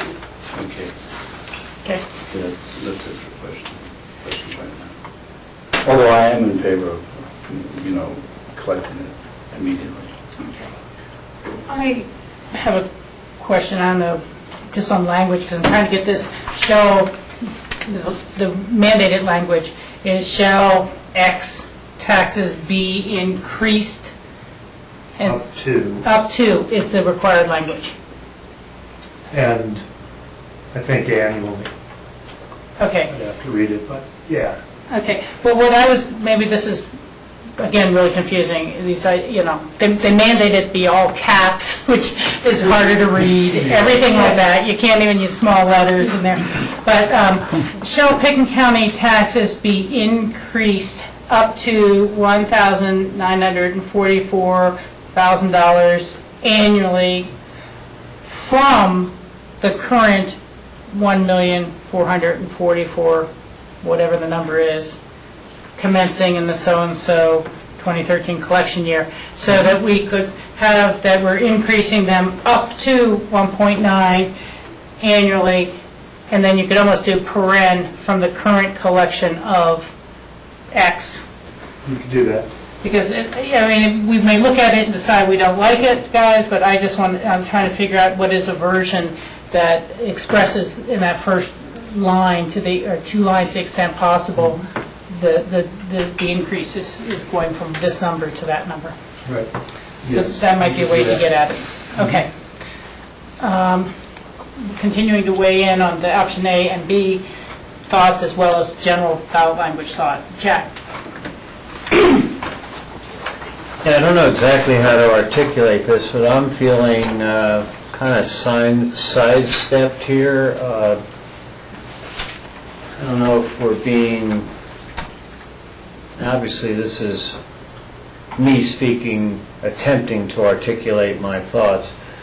Disingenuous here, pull a fast one over the public, whatever. We talked clearly about certain numbers, certain time periods. The survey backed us up on, there's a gut check. Well, do we go for 5 or 550 or, whatever. But, in looking at all this information in the survey, I thought we really went ahead of ourselves, necessarily so, in order to meet what we believe is a continuing demand. But we clearly found out in the survey, because it was the only timeline we asked for, was 6 years. Mm-hmm. B is 7 years. That's not consistent with what we did, through all of the discussions and the work. The number, calculated at 550 per 100,000, 1.9 million, yeah, that's consistent. And 2013 to 2018 is 6 years. I fully support A. That's what we talked about. That's what we represented. I know there's always going to be demand, but you know what? This fund, like every other revenue stream we've got to balance with expenditures, and we're going to make the tough decisions. And I think what we are doing is going outside of the box with B, that we really talked about and engaged in a conversation about, and though for a good reason, we know that the need is there, I think we're stretching it. And I'm really concerned, then all of a sudden I start drifting backwards about, well, why the hell did I say 550? Because maybe, because this could have come up then, and well, maybe there would have been flexibility. But for me now, there is no additional flexibility to take in the extra $464,000 that 7th year, which is the first year. Yeah. And this is going to, according to CPI, the Boulder, Denver, this is going to go from 1.9 to, and I can't predict, but you just look at the other ballot questions, 2002. We started with 800,000, and then in 2006 we went to 1.2 million. So now we start with 1.9, and it's going to be 2.4, honestly, in X number of years. So I think we're stretching the envelope. We've got a balloon here that, well, I don't know. I really want this passed in the 60s%. Yeah, we're not doing anything yet. we're having a dialogue based on some information that our treasurer and staff has brought us based on what they heard in our last dialogue. I know, So, but I I know, but I did know. not, Rachel, let me finish. I did not propose this language. This brought for our consideration. That's right. You're correct. But by digesting this, we are given a choice. That's right. And we... And so we haven't acted on it, yes, but I'm telling you why we shouldn't. And Okay. I've said enough. And I honestly, my only comment has been, I understand what you're saying. There's a subtle shift here. It's not what we had polled for. I don't think it had occurred to anyone prior to our previous discussions. What I particularly have noted, and I think is what our staff is trying to highlight to us, of B gives us the opportunity of really highlighting the incremental difference, and that was the real value of it in the tax question, as opposed to it does have some other benefits for the fund balance. I myself, that's why I began starting by asking about how can we get A to read better, that shows the incremental difference more clearly, as opposed to having another year to build the fund balance and have the program system. I understand, and I'll let Michael speak for himself, that others have wanted to see greater collections from the beginning. I think the compromise that was reached at 5.50 is good. And, you know, your point is well taken, that this is clearly a change. And our staff is not trying to hide that. They're making that clear that, you know, after our last meeting, after talking to the treasurer, after discussing, digesting, and then trying to apply state constitutionally valid language to whatever we ask, these are some of the options that came forward for us to consider. Michael, and then we'll go to Rob, because I'm sure he has some way to too. You know, I got to take issue with Jack's characterization that we're sidestepping, or if you can use the word pulling the wool. I mean, that just isn't the case. If that were the case, we wouldn't be on TV right now. We wouldn't be having a public discussion of this. That just isn't the case. And to satisfy your concern, I'd be perfectly happy to have it run for 6 years from this date, and we're done with, and we'll have an election in 6 years. So it doesn't look like a 7-year tax. I mean, that's very simple to deal with, but it just isn't a way of sidestepping, changing the argument. It's just a discussion, and it's a discussion in public. Thank you, Michael, for that comment. Rob, you want to weigh in? Obviously, this is the first time I've gone through some ballot question language. It's I've been reading them on many elections that I've been through. So thank you, Rachel, for asking a lot of your questions about specific language. B, what you're telling me is some specific language in there, to me, just doesn't make sense in English, because shall Pickens County taxes be increased up to $464 annually? Shouldn't it be up by $464? Because you're not increasing it to $464, you're increasing it by $464. But is that, you said that's language that's law? Yep. Okay, well I mean... So, up to is interpreted as by. Okay. So I guess that's some legal language that I don't fully understand. My thought process with these two is that we should not be putting, and it kind of leads to some of Jack's comments, we should not be putting a ballot question that manipulates a result. We should put a ballot question that is as simple as possible to read and understand. And that's where my input would be, in terms of getting the voters to give us their proper opinion. You know, when you read in a memo that says, well, this looks like a smaller amount, so we may get more people to vote for it because that.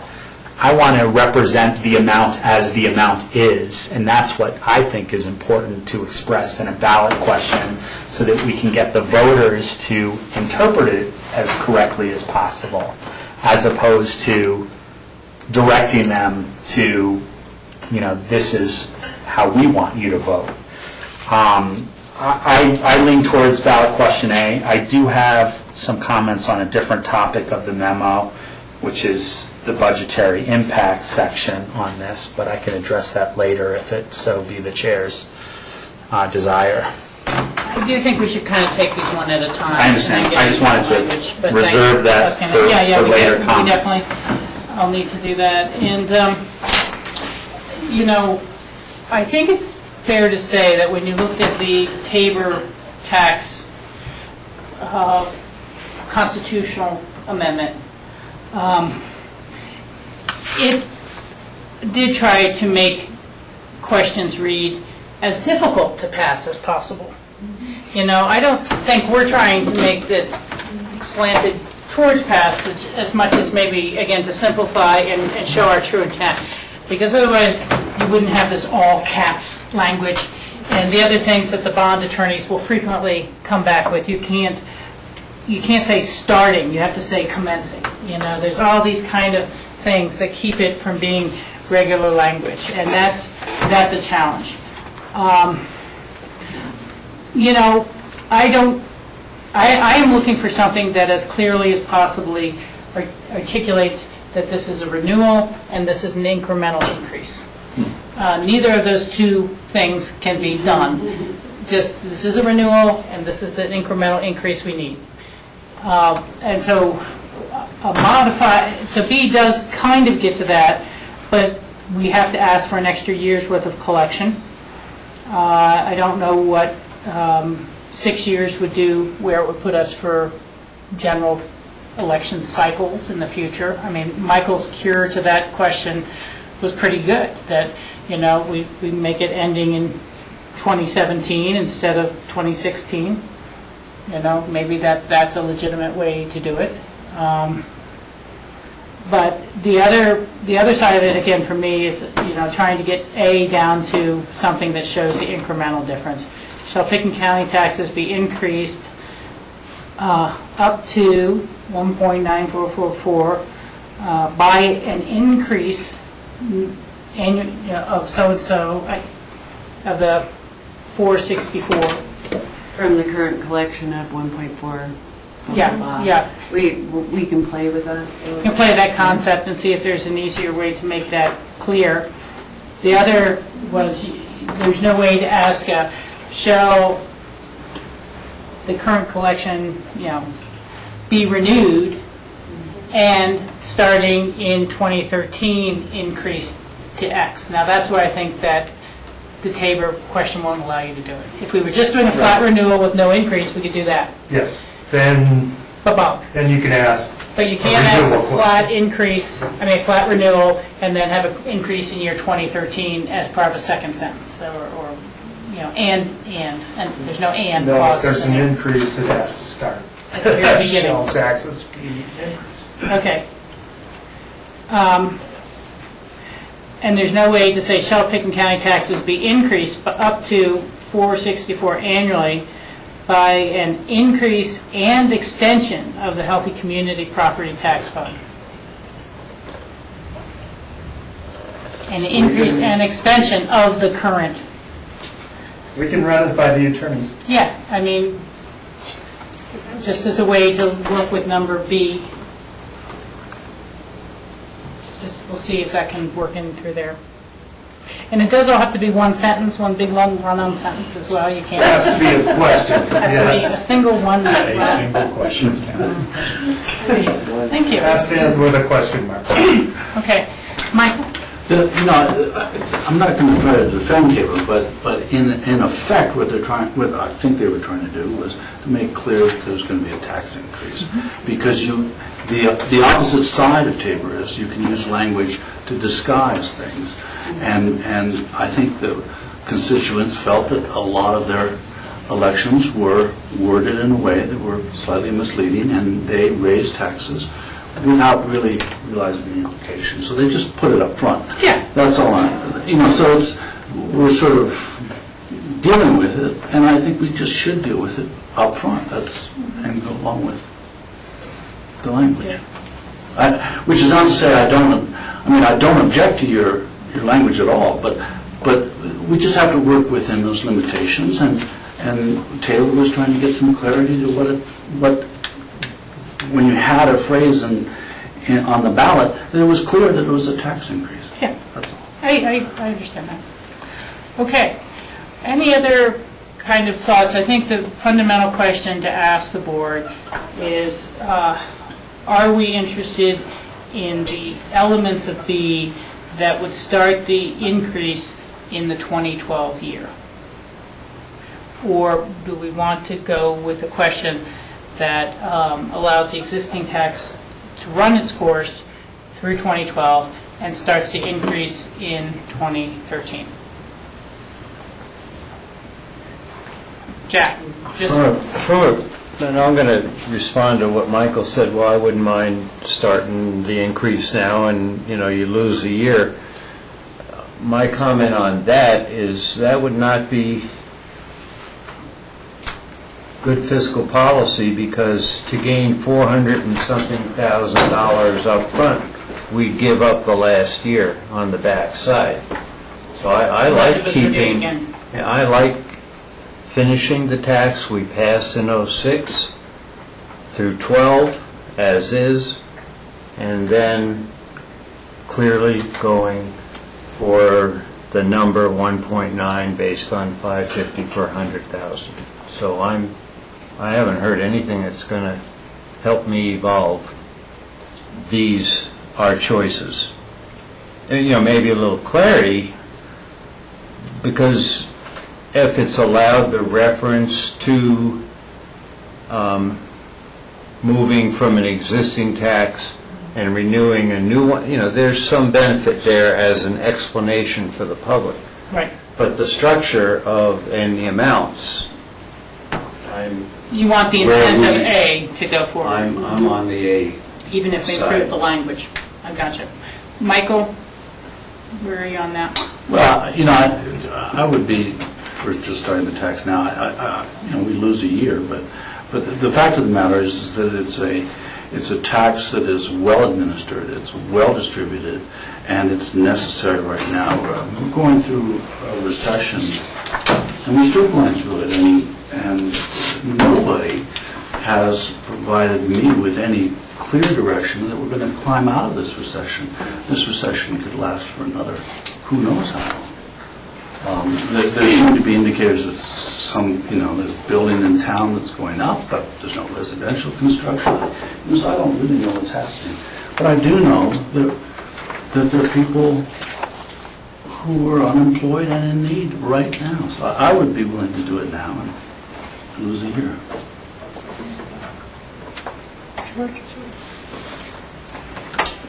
I could go a little quickly. I think the 6 years is a good point that Jack brought up, and I like the wording of B.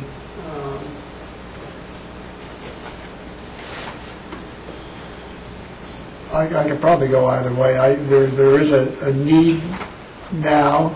5 years from now, hopefully there won't be as large a need. Hopefully. And so what we're trying to do with B is address the current need. And that was the whole discussion in terms of why we even wanted to increase this tax to begin with, because of the current need. So I guess I'm talking myself into B with a limit of 6 years. Now we're getting 3 different variations already. No, we're not. Michael agreed with... We've got 2. Okay. Jack agreed, I think, with 6 years. Yeah, but I want to finish and start new. Okay, but 6 years, but at least we're all in line with 6 years. Yeah. It would just be the start of this. That'd be the start, yeah. Well, I'm going to come down to the keep it simple, stupid philosophy of life, and I want to keep this as simple as possible for explaining it to the public. And to my mind, that is A. Could we use more revenues, work with more revenues? Sure. Could we have a harder time explaining what we decided to do after we've been talking for a couple of years about we need to renew it in 2011 for 2012 when it expires? And so I think we can look to improve language. Tom understands what we're trying to get to. He's going to run a few versions by bond counsel to say, is there any way we really can highlight the what the two actions we're doing is we're asking for a renewal or extension, and we're asking for a small incremental increase. And to the extent we can get to some relatively clear language on that, all the better. So, I do think, as I said at the last meeting, it's really important that we go forward with unanimity. I appreciate the compromise that others have already made to say that they would support the question at 5.5. And I think that, to me, is the guiding and most important principle in this decision-making, that and keeping it simple. So I lean towards an A type of question with better lead-in language if we can get it. Okay. Rob? I like A better than D. I mean, I'm the guy that felt a small increase would have been better than this increase. So, yeah. So. That's helpful. Thank you. We'll work on it. Okay. And then now, for everyone, we will look at the bullet point language under this. Really. Yeah. Do we feel like I just want to come back because I actually heard 3 different versions, and I just want to make sure that we know what we're working on, because I thought I heard, or did I hear 3 of you go to? I heard the majority went with A. I apologize. With tweaking of the wording to... Right. I apologize. I just wanted to clarify that. Or your... Yeah. Right.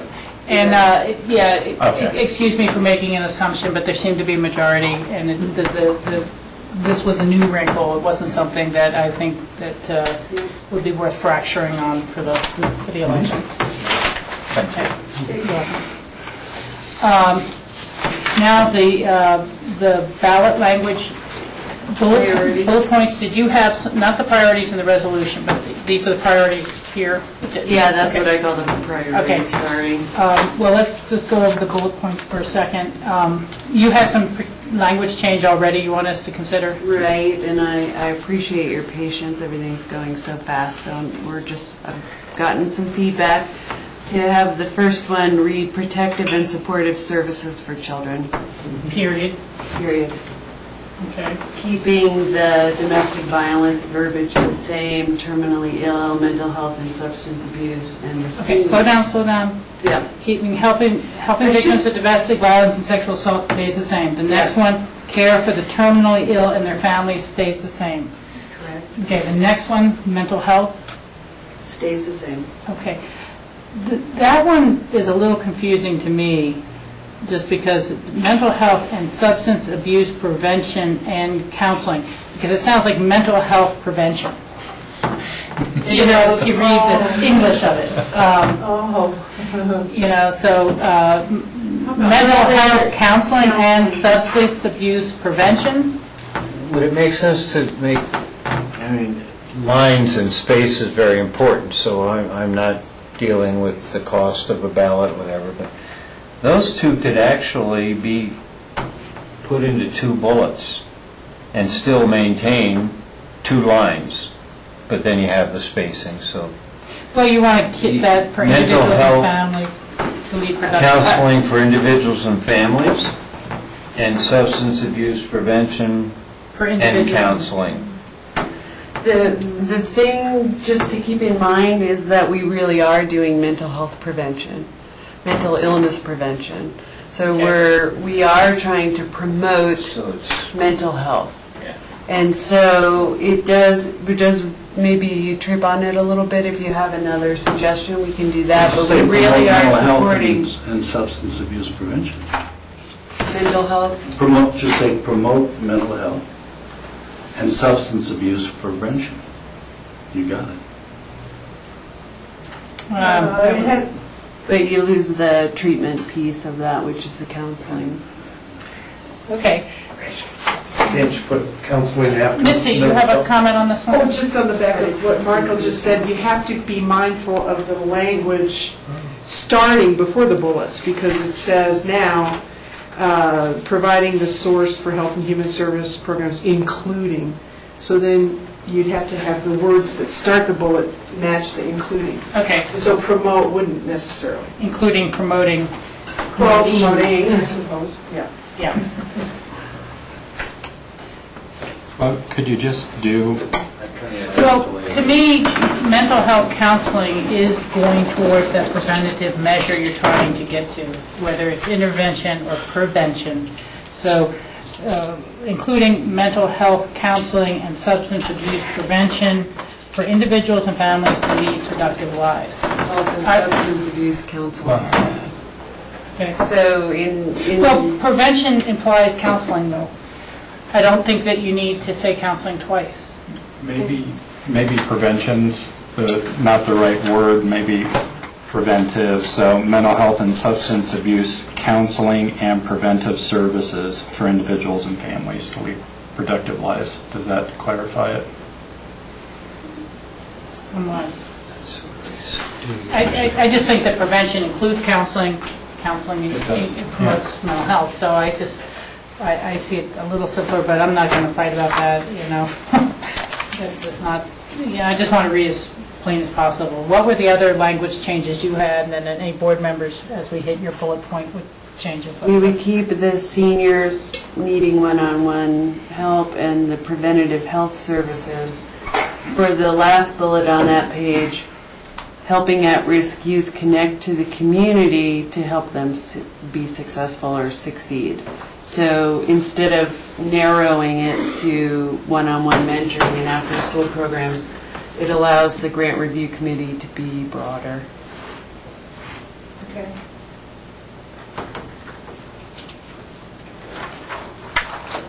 And then the next bullet is working with developmentally disabled citizens and their families so they can enjoy independent lives.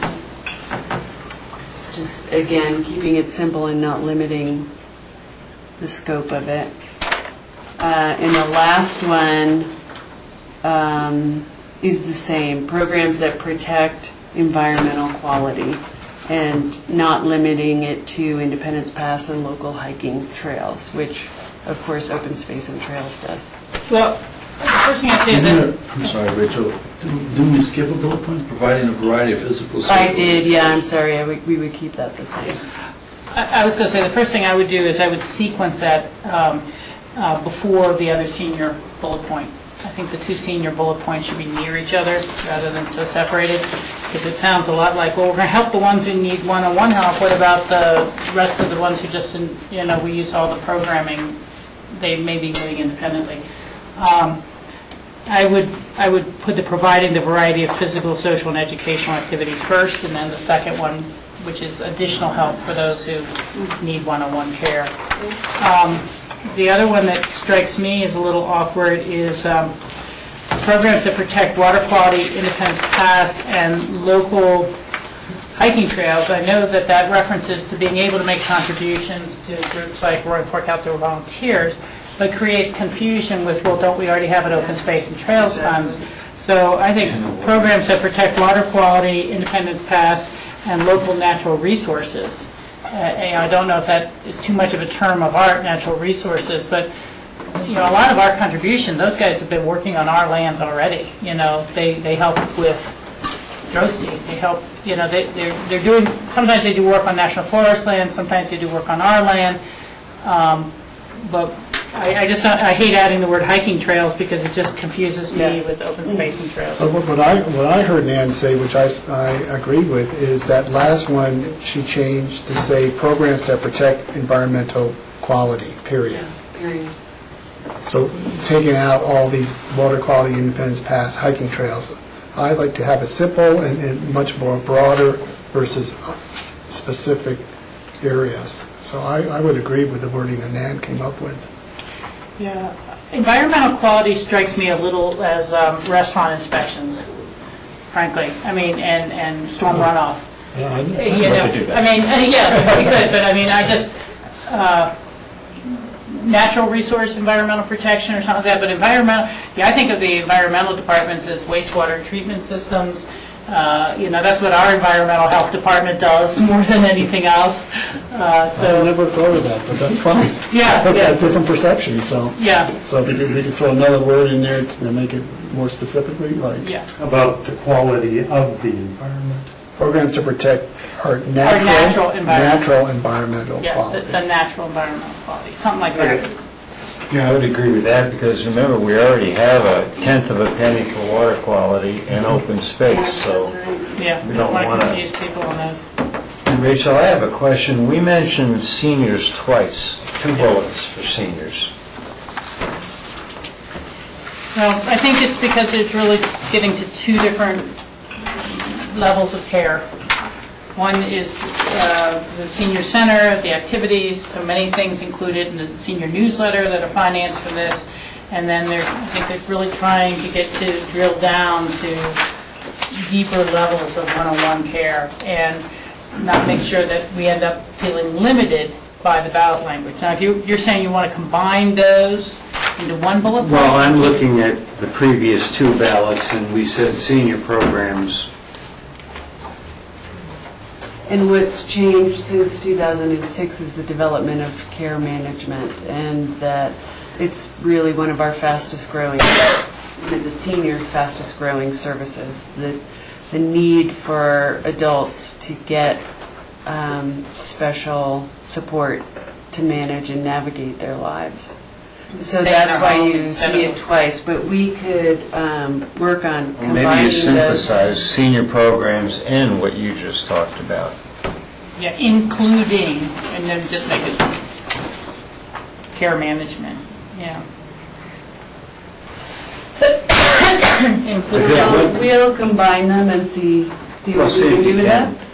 One thing Okay. I'm concerned about is often, looking at ballot questions, now we'll delete one of these paragraphs, but still, when we're at this side, we have a full page, and golly, there's a lot of exhaustion in ballots, and look how simple. Now, not that we should track the previous ones, but they were 2/3, 3/4 of the page, so just to be cognizant of Okay, I can understand that. people's burnout on the read word. Rob, you? Just a question in terms of the difference between this tax and the previous tax. Why is it that we're not including some sort of language in the ballot question about the 5% administration fee? Because That seems to be a big thing to let the voters know that that's a difference in the tax. Well, I think that it has to do with the recommendation, based on what you all said, that you want it to be discretionary, and that you want it to depend on the current condition of the needs, and that, so it's not like a done deal. It's not one of the priorities. And what we've listed here are the priorities for funding. That would be my best answer, Rob. Okay. Yeah.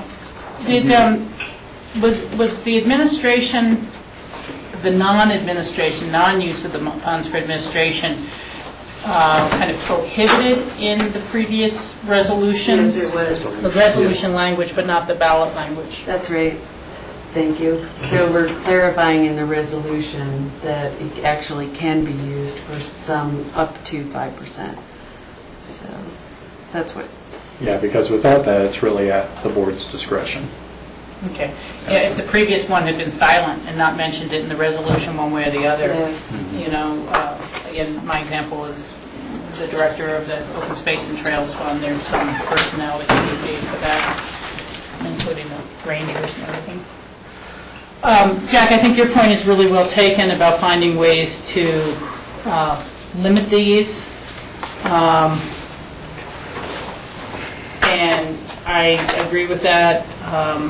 I also think we should look carefully at the sequencing, so that it just doesn't seem to jump all over the place. Because like the support for services for children and then preventative, immunizations, teen pregnancy, those things really seem to relate somehow to protective support services for children. You may want to think about how they flow together and we're not jumping around too much. We will do that for sure. It reflects the highest priorities in the poll. So what people saw as the highest priorities, anything over 50% we put in the question, and the things that came in under 50% we did not put in the question. And so we'll look for readability and sequencing, but there is an order to it right now. If you want the order to be more random, we can do that. But that's how we've always done it, is kind of order it by the priority of the day. But So- may I interject quickly? Let's not order it by percentage of support in a survey, but like service. I think that's what Rachel's Yeah. point is. Yeah, I got it. I agree with that, because there's more of a sequencing. People won't drill down into get out their copies of the survey. Okay. Yeah, of course. Right. We're just trying to be responsive. You know, and I appreciate the logic in that. It just seems to me that if protective and supportive services for children is really what came up number one in the whole survey, then having a couple of bullet points that follow with helping at-use risk in the community to help them succeed, and preventative health services, those things will just amplify protective and supportive services for children. They'll amplify that bullet point. And then I think senior services are probably together pretty close up there on top too. So we can do that. Unless it comes back and we all go, no, that reads terrible now. Any other comments on these bullet points for the language? Okay, did anybody have any comments on the resolution portion? Michael? Then you mentioned the 5% being in the resolution. I couldn't. I think it's noted in the agenda item, so it's 2E. 2A in the resolution. So if you go into the now therefores, 2A. At the bottom. At the bottom, the general fund shall cover senior capital expenditures and most of the cost of administering the Healthy Community Fund. However, when conditions warranted at the discretion of the board, up to 5% of the Healthy Community Fund may be spent on administration. That's the new language. So we're basically saying, again, the general fund will cover most of it, because we know that the general fund, that's what the direction that you guys gave us, but we gave up to some discretion to recover some administrative dollars. Okay, so I want to ask one other clarifying semi-legal question on this. The lead-in language, one run-on sentence, ending with the words, and human service and community nonprofit programs, including, and then we have those bullet points. And then the resolution lists more of the things which we actually spend the money on. Number C has legal services in the courts, facilitate access and appropriate utilization of legal and justice assistance, cultural, recreational, and educational treasures, promote the quality of life for residents. This is a broader set of priorities and goals. These are goals. But do we need including but not limited to in that ballot language? Or are we going to find ourselves not able to support the legal services in the courts and the cultural, recreational, educational treasures? Probably a good idea. And legally, I think including implies, but not limited to, because you're saying the purpose of this tax is providing a stable funding source for health and human service and community nonprofit programs. By saying including, that means you have to fund these programs out of it. But you're not limited to that as long as it's within the definition of health and human service and community nonprofit. Okay. Yeah, I mean, obviously, we're not going to list the mission statement of 50 different organizations in the ballot language without having it be a book. But I just want to make sure we're not going to be challenged later that it's been limited in any way. Yeah, that is the way the prior To have read it, and there's not been a question. Thank you. Other board member comments on the resolution? have a comment Yeah, about please, Rob. the memo that I just, in reading this memo, when I got to the budgetary impact, I was kind of surprised because I didn't think that this had come up at this point yet. An additional, there's been a request for a 3/4 time position at $65,000 a year in addition. And I'd really like some information in terms of how writing larger checks to grants creates 3/4 of a job. Well, just so you know, we think we have about 8 new requests. So what we're looking at is the growth. In 2006, we supported 42 organizations. In 2011, we're supporting 61. So it's not just larger checks, it's oversight of the viability of the organization, it's site visits, it's report checking, and all of that stuff. The general fund currently gives Human Services part-time help to manage the summer and the winter of the grant cycle. And it's just seems to be compounding every time we increase the fund. So it is a request, it's a supplemental. It will be reviewed tomorrow by section leaders. It will come to the BOCC. I just wanted to make sure, in full disclosure, that we are talking about expanding the level of service that this organization is doing. And I don't know whether it will be approved or not, but I didn't want to not put it out there. And so, Rob, you'll get a chance to look at this, and as Nan said, this is going to get vetted through some layers with staff, and we really haven't looked at it yet or talked about it a whole lot yet. Nan and I have had some discussions. And so how far that request makes it depends partly on some of that vetting. And you also get to make this decision in the budget process as we move forward. So this would be for the 2012 budget. So this is about just being as transparent as possible about the requests and thinking right now with the department.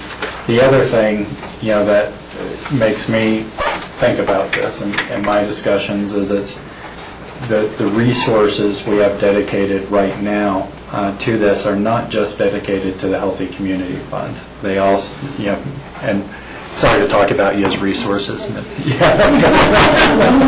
but that Mitzi's her time has been divided between administering the Healthy Community Fund and overseeing that, and also doing some of the eligibility work. That's the assistance, the public assistance program, and that's been growing as we showed in our Board of Social Services meeting, 3- and 4-fold. And so I think part of this is being caught in the sandwich, and that's part of what we need to talk about. What does that look like 1 year from now, 2 years from now, 5 years from now? And so there's this need to pull more, I think, of Mitzi's time towards public assistance. And we also are expecting, as Nan said, some expansion of scope if we're putting more dollars on the table, and that makes the program more difficult to manage. So, just to let you know what my initial thought was, that this is about 15% of the additional funds collected going towards creating a new job. And my whole push with this whole thing was, let's do more with what we've got and try to be more efficient. And this seems to me like a huge inefficiency. But I understand this is coupled with a lot of other stuff going on. It's not just the Healthy Community Fund. Right. It's other stuff. But it was a huge red flag when I read this saying, wow, we're raising another $500,000, but right off the bat, 15-20% of it is going to creating a government employee. And that's the way I read it. It sounds like there's more to it that I don't know. And I would definitely like follow up on that. Yeah. Absolutely. Yeah, I think that's good, and I personally, look to the idea that I think we'd want to see, do we end up needing that? Do we end up needing that just for the other responsibilities that Mitzi really does, and our general fund contribution goes to making sure there's a full-time person there and putting her time back over here. Which side you account for that new increase is harder to say. Demand of general mandated human services or administration of this program. Because I would be kind of in your camp as well to say, let's see, how well we can administer this with the same hours as before. But if we end up saying that this really isn't working, we would have to deal with that. But we do, I think, which is the most important part, have the 5% limit in the resolution. So it doesn't matter how much the demand for hours or time or administration is, it's capped out, and it's discretionary on the board based on how much we're actually giving to the human service organizations. Jack? Yeah, I mean, I have similar concerns, and we've done enough budgets together, so we'll leave it at that. But I'd like to know how this tracks. I mean, it says for 2012 it can be paid out of the 2012 Healthy Community Fund. Where's the authorization for that, since we are now talking about discretionary 5%? Maybe, there's a couple things going on here I don't understand. Jack, there is no authorization at this point. And this is for a position in 2012. And again, rather than you seeing this down the line and asking, why didn't we see this when you brought the ballot language forward, I think staff is looking ahead at, gosh, look at the growth in public assistance, look at our potential growth here. Right now there's a lot of growth in case demand across the board, and we don't have multiple people working on Healthy Community Fund and public assistance. We've got, and so, Jack, it's right now a proposal that's on the table, and it doesn't mean that it comes from the Healthy Community Fund. We've got to work through our budget recommendations and bring those forward to you and talk in more detail. But we also did not want it to be a surprise that this ask right now is on the table and it hasn't been evaluated yet. There was a little bit of assumption in this language that we were going to ask question number B, and that's why it reads that way. This could be paid for out of the 2012 Healthy Community Fund revenues should the question pass and you ask question B. Boy, you are nimble, Rachel. Well, I'm just reading everything ahead of it keeps referencing B, and this should have referenced B in that last sentence as well. But I appreciate the full explanation, John, and we'll come back. Well, I know it's not approved and it's proposed. Okay. Need that feedback. It's just what it said. It is. Thanks for the clarification. Thank you. Okay. So were there any other, the only thing I guess is to the extent that we're changing language dramatically in the ballot question, we may want to make sure that C reflects that. Although item 2C, I do realize that 2C is meant to be more expansive. But again, just to the extent there needs to be any parallel between those two.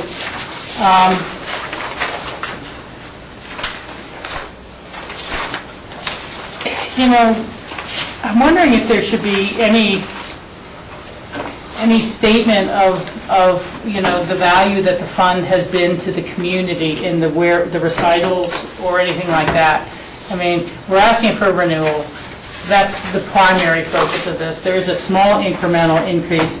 If there's anywhere that we're not prohibited, or mandated by Tabor language to say X, Y, and Z, it would be in our recitals, in our now therefore be it resolved.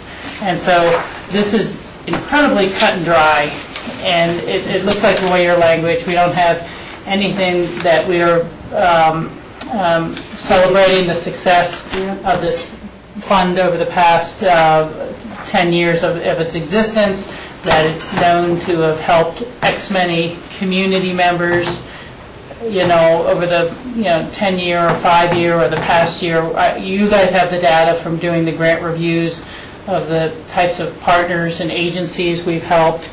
But to the extent there's opposition or promotion of this question, a lot of that is going to draw on what's in the resolution, and we should be talking about the reasons that we all have articulated around the table for months as to why we want to renew this fund. And so I would ask you to add a little elaboration for our consideration before we get to the second reading, or the first reading, rather. Okay. Anything else? Does anybody else have any comments? We had another ballot question we wanted to run by you.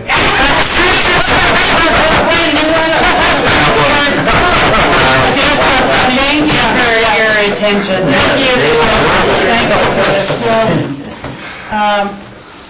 We should go on to future agendas. We've got the BLM. No, the BLM, okay, you're right. This is really just informational, unless, if you want to give us some direction on. Yeah, my only question is, this is a letter, they're looking for some recommendations to the BLM by August 12th in terms of any of these crown jewels that should be considered by Secretary Salazar to protect. And my only question is, have we defined any of these areas, and have we gotten any input from Wilderness Workshop as well? At this point, we haven't, but that's certainly something that we could do. Yeah, it's a very short turnaround from them mailing it out on the 25th, us getting it on the 26th, and wanting all those by the 12th.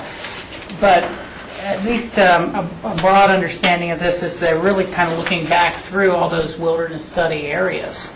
And so I think we should have, naturally, I think it's a natural for us to support hidden gems, although we support it as actual wilderness area, to be moved forward as wilderness area. But I was thinking that perhaps Cindy Hubin and Dale will have resources to do some investigating for us, and of other areas that we think are affect us. I mean, any one of us could say all these different areas throughout Colorado, but some that border Picken County, that abut us, that are part year range for some of the herds that affect Picken County. I think that we should consider looking a little broader in a regional basis in that way. But that's, those would be the expertise I would call on, is both Dale and Cindy, and then let them call out to their resources to see if there's other areas we should include formally in a Picken County letter. And again, this is just BLM land, so some of the hidden gems actually included Forest Service and BLM. That's right. So I'm not sure if this is some response to the Wilderness Study Release Act, or to actually move forward the idea that we should actually go ahead and designate wilderness areas or not, and get some further congressional action. This, to me, seems like an evolution of Secretary Salazar's order in last December that created so much controversy, and so he stepped back and wants to really cherry pick, as it were, and he calls them crown jewels. So that's a definition that can vary. I would want to support any lands associated with Diana DeGette's and Hidden Gems proposals that are BLM, and then ask the question, about further. The hard thing here is it's BLM. So there's, we don't have that much in Picken County, hardly. Acreage percentage-wise, most of our land is U.S. Forest Service public lands, not BLM lands. It's a small percentage, but I like your idea of regional support, because in other counties there are some real sensitive, important lands to preserve and look at wilderness. Well, when you look at that mountain lion going from South Dakota to Connecticut, and what they say is they're understanding more about the real variability of an animal's range because of GIS tracking. You know, it's GPS tracking. I think it's very important that we protect the greater ecosystem that feeds into our localized ecosystem. Okay, it is getting late. Everyone is doing a great job holding up with this. We have some resources there, and we'll be discussing it further when that comes back to us. We'll have to have that pretty quickly in our MOIs next week. Future agendas. Yeah, couple of things for you. First, Monday, August 8th, we had a joint meeting scheduled with Aspen Valley Hospital. They apparently had a staff turnover, and when we called to confirm that meeting, they had canceled their meeting and hadn't realized that we were coming up on for the this agenda. So we're going to have to reschedule that. Okay. Dave Ressler's out of town, so we'll do that when he gets back. The other thing that I wanted to talk to you about on future agendas, and give you just a little bit of background. I want to request a half day of your time, again, to not talk about big picture stuff as much as to come in and talk about housing, and housing in a number of ways. But as we go into our budget, that's one area where I think we could use some clear policy direction from the board on the budgetary side. And also, it sounds like there are discussions starting about potentially another housing discussion in the community, and I think it'd be good for us to spend a little bit of time being prepared and asking questions about prioritizing some of the monies that we've collected for housing. How would the board like us to look at allocating those? Some of the policy questions that we've been discussing, so for example, seniors and housing and what kind of implications, how should we be positioning ourselves to whether it be participate with APSHA or even participate with our funding, those sorts of things. And I think it's probably going to, all told, probably be a 3 or 4 hour kind of discussion. I wanted to look at that sometime the first week in September, so the week of the 5th through the 9th. I don't know. That's off week for Wednesday, so we'll have a regular meeting on Tuesday. We could look at doing it towards the beginning or end of that week. That'll give staff some time to prepare. Yeah, well, I think we had concurrent thoughts, but I had already mentioned it before that we needed to have some discussion on the mitigation funds and how we're using them. I think John's had a little more time to get his feet under him with the county as a whole and moving into the budget coming forward. But our most recent hearing about the potential of payment in lieu monies versus buy downs versus this and that highlighted that we really need to focus in on this as a board. And I think the city is kind of concurrently looking to having some broader community discussions. I heard that from at least one council member, and I said, well, please just don't use the word summit again, housing summit, but I'm not sure that really carried through. And I also had made the comment that, for the county to be participating in something like that, we needed to be equal partners in the planning of it. We don't want to be attendees to a city housing summit. We would like to help collaborate in the creation of a good agenda and a good, strong program. And to that end, as John kind of correctly pointed out, we really need to have our own discussions about housing priorities and housing opportunities and where the board and how the board wants to play if we were to do that. So again, I think they're going to move on their own track regardless of whether we have a good meeting or not. And it's not to short-circuit us. I think it's just because they have a new council and they have done their own goal setting and prioritizing and things like that. And then I think it's something that we, with our new member and with our new manager, really need to do as well. As those fund balances are building, and you don't want to miss the bottom of the market if that's where we actually are right now, and if that's the direction where we want to go. So I know I cannot do it on Friday the 9th because that would be Club 20. And that's the weekend after Labor Day weekend. Is always the fall meetings on Club 20, Friday and Saturday. So Wednesday, September 7th, since that's an open day? Yeah, that works for my schedule. You guys will be back from Labor Day and potentially be able to make that meeting on September 7th? Looks good for me. Jack is nodding, yes? Michael? I think so. Okay. Like a morning versus afternoon? You can do that. And certainly having the packet ahead of time, because that weekend I mean, we can always expect it on the Friday, but we definitely want to reinforce it. Okay. Okay. When you say morning, are you saying we're going to plan around 10 or working, maybe do a working lunch? Try to make it 9 to 1 or something? Is that what you're thinking, George, to get the day out and over? Is that too early in the morning? I prefer 10. 10 to 10 possible. 10 to 2 or something. Everyone else. I would think 3 hours would be enough for the working lunch, but we'll see. Okay. We'll see how your agenda We'd like to shapes leave a up. little extra time. Okay. Well, we'll see how his agenda shapes up. right. We're just, Okay. okay. Thank you. That's all I had for future agendas right now. Okay, the only thing I noted on our packet handed out is the Tuesday, August 16th, still doesn't reflect the change that we discussed last time of a longer meeting with the Thompson Divide Coalition, Veterans Day discussion being moved into MOIs.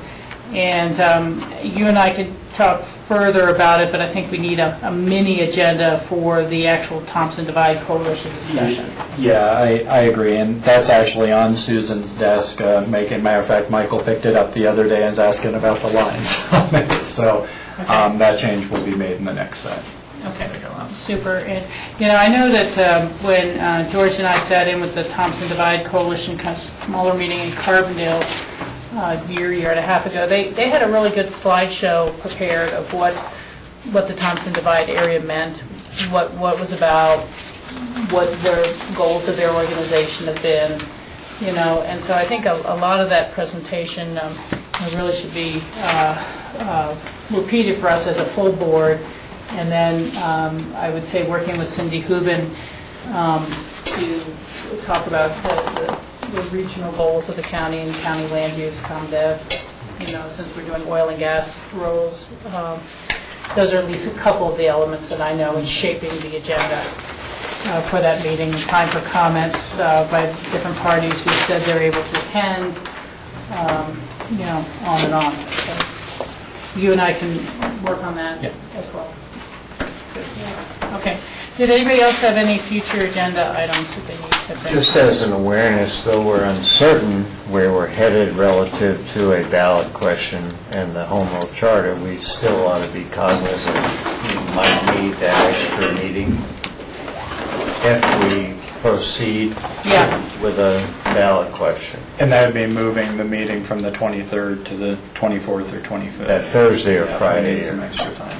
Yeah. Well, I think the important part would be noticing it in time so that we could actually have it. Right. George, you I have got two things. One, on our next Tuesday, August 9th, when that ballot issue will come back to us, we'll need to find some space in that day. Yeah, I have add more election time on that Tuesday the 9th. Well, we've got, because it was probably going to come back as a memo of interest. So we have time at 1:30 we can probably move some things around there.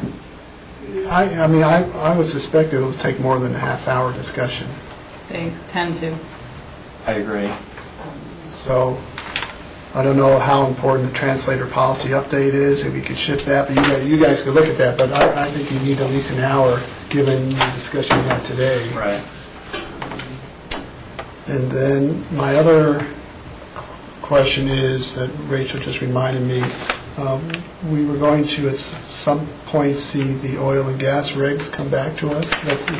That's not on here. It's not scheduled yet.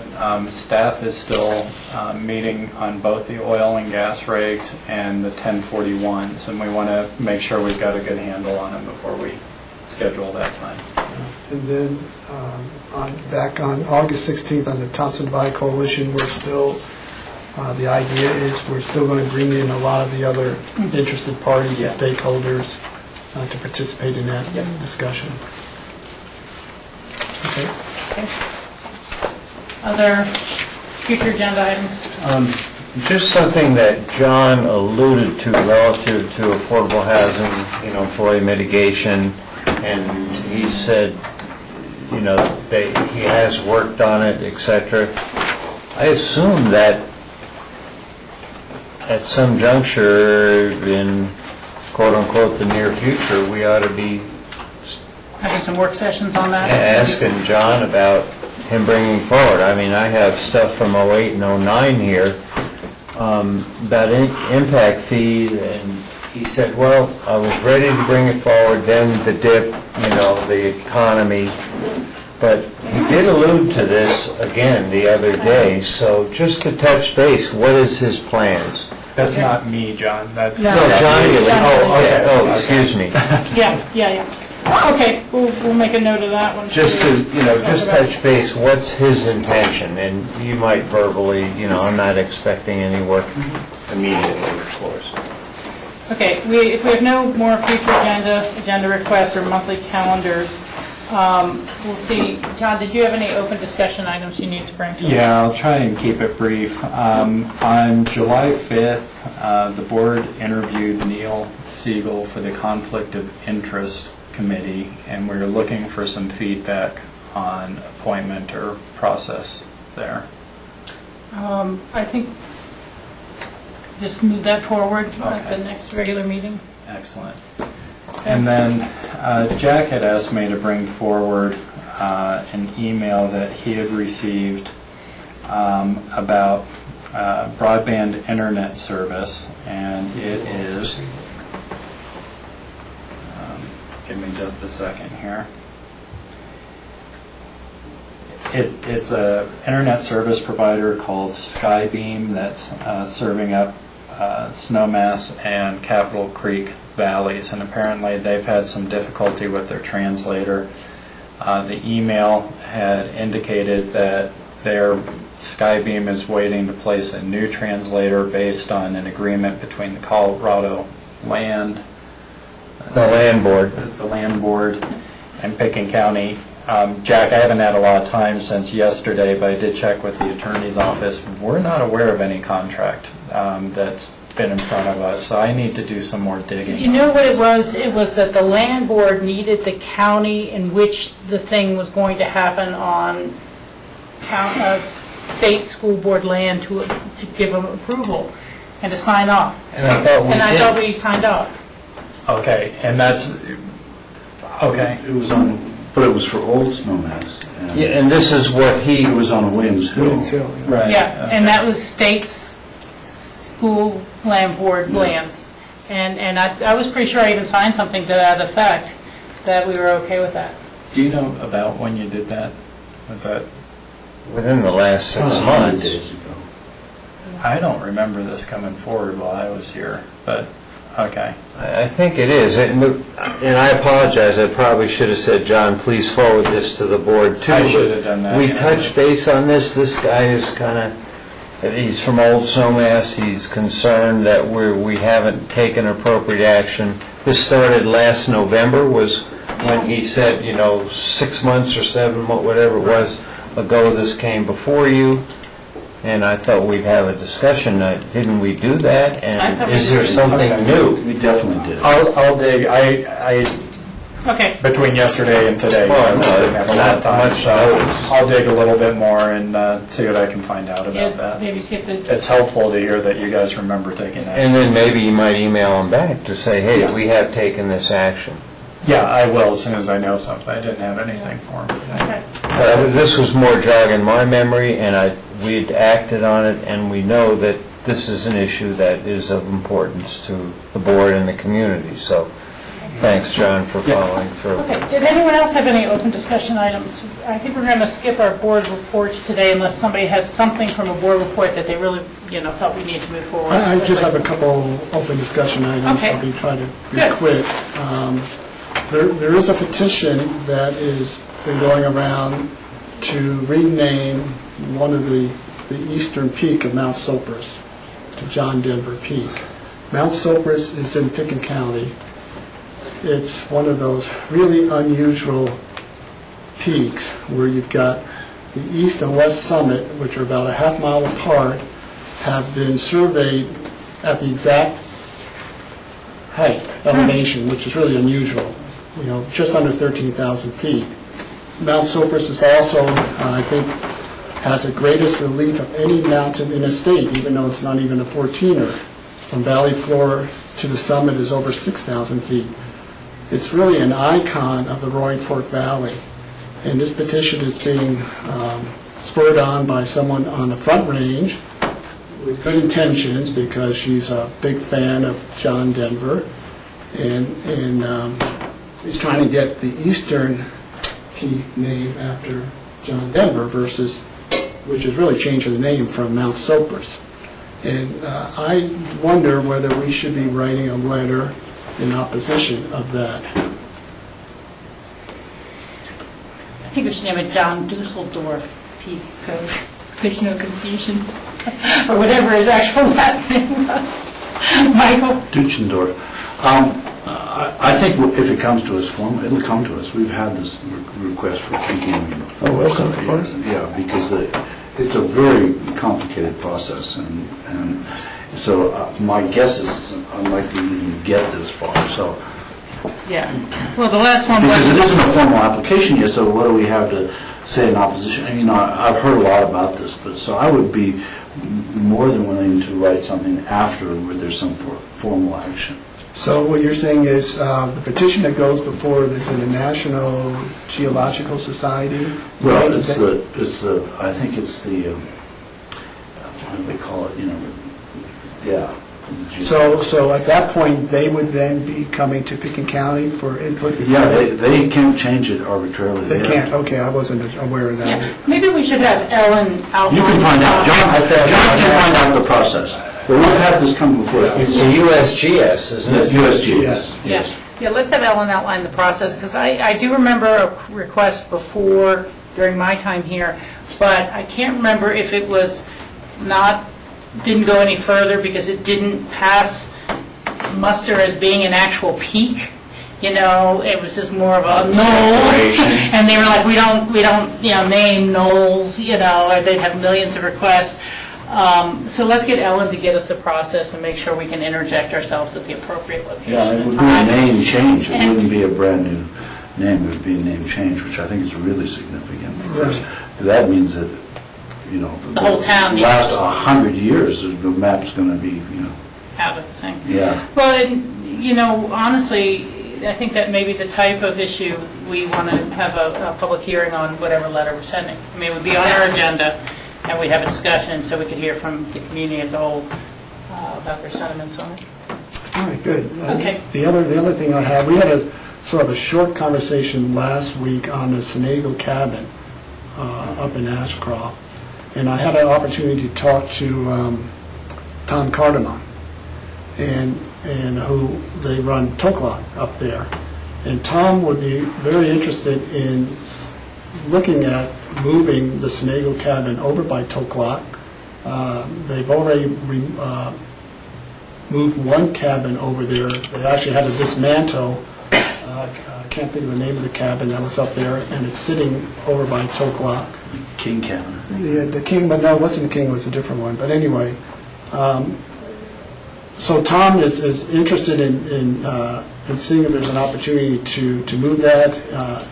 They were going to do some fundraising if that were to come to pass. But he said really the issue is more of a land use issue, policy issue that we'd have to have our ComDev look at in terms of could they actually utilize that because it's extra FAR, how that whole process would work. But there's an opportunity to use that for a great, not only a great public entity, but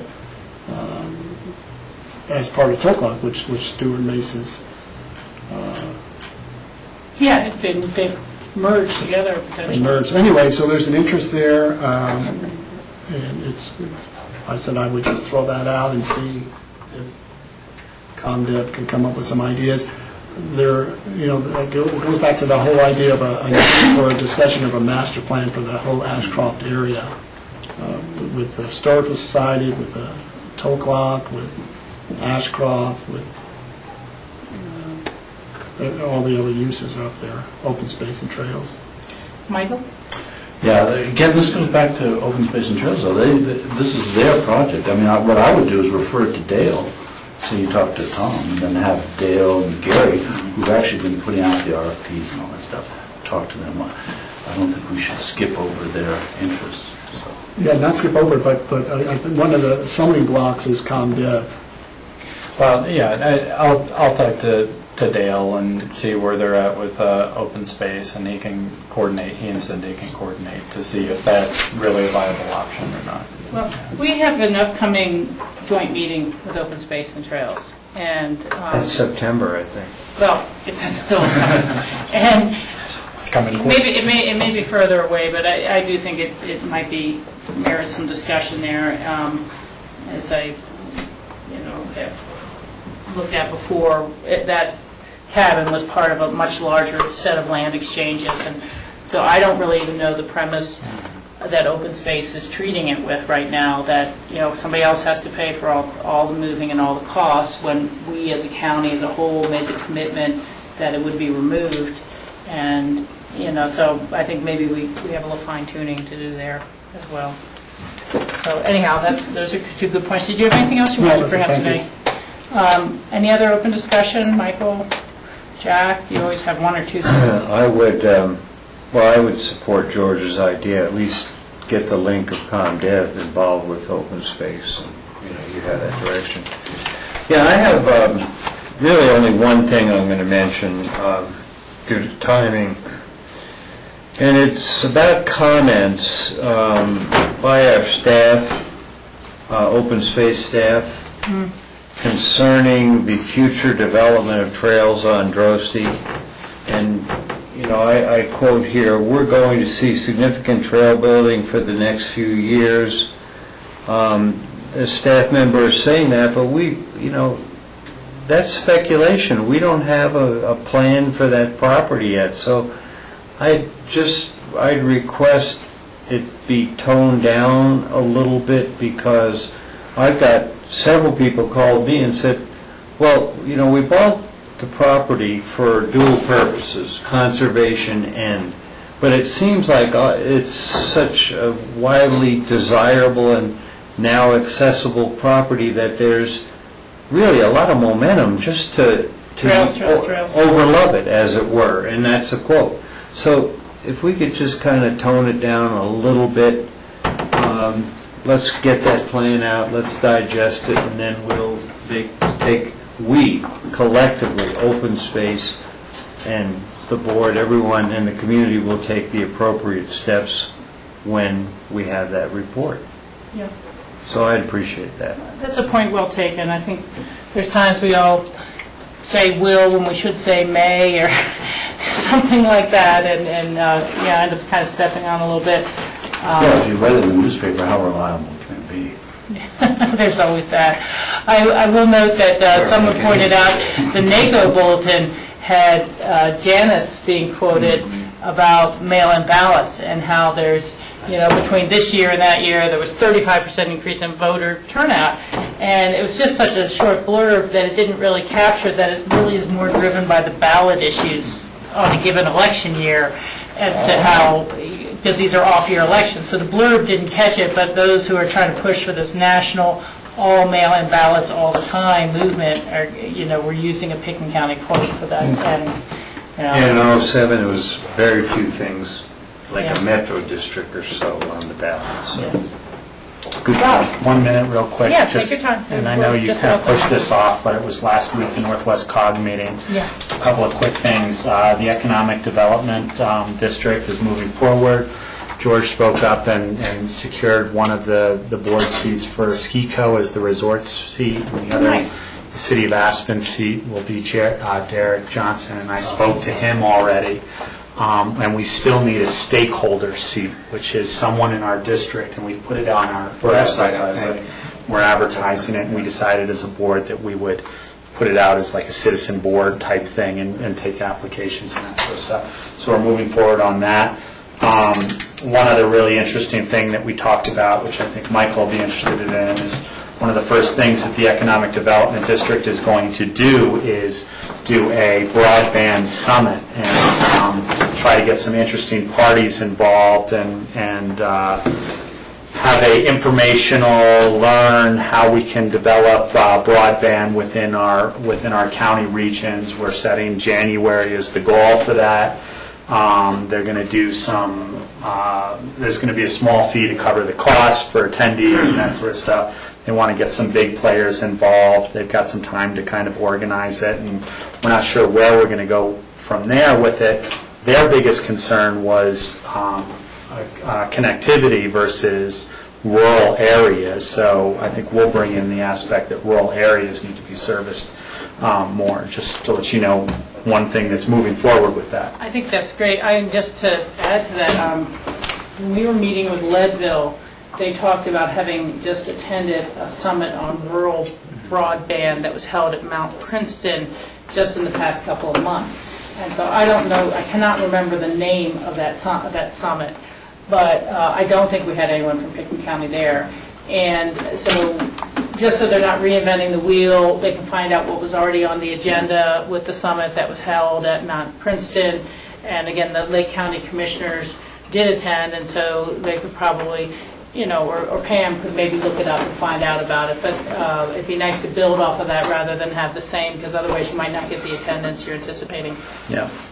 You should have Scott Tipton as the lead-off speaker for Yeah. because he doesn't believe in broadband at all. This is an extravagance on the bus. Well, it can be good when you can get different people brought in. He thinks budgets at full funding is an extravagant, and that was the example that he used. And if papers quoted like that in meetings, the problem is he's not thinking. we'd all be out of the Michael, that's enough now. We all know no one gets quoted well in a paper, and then they have to live with it for the rest of their lives. I live with the assertion that Scott Tipton is not a thinker. I don't have a problem with that. Okay. It has been a very long day today. We all have different opinions. Is there We agree a lot, too. motion to, No motion needed. no motion needed? I know, but it's... Thanks for the long Well day, done. everyone. We all stuck in. Yeah, thanks everyone. Sorry, between not suspending the meeting for 15 minutes to eat and starting 15 minutes late, we should have allowed more time in the travel schedule. Hey, I'm thankful it's not Wednesday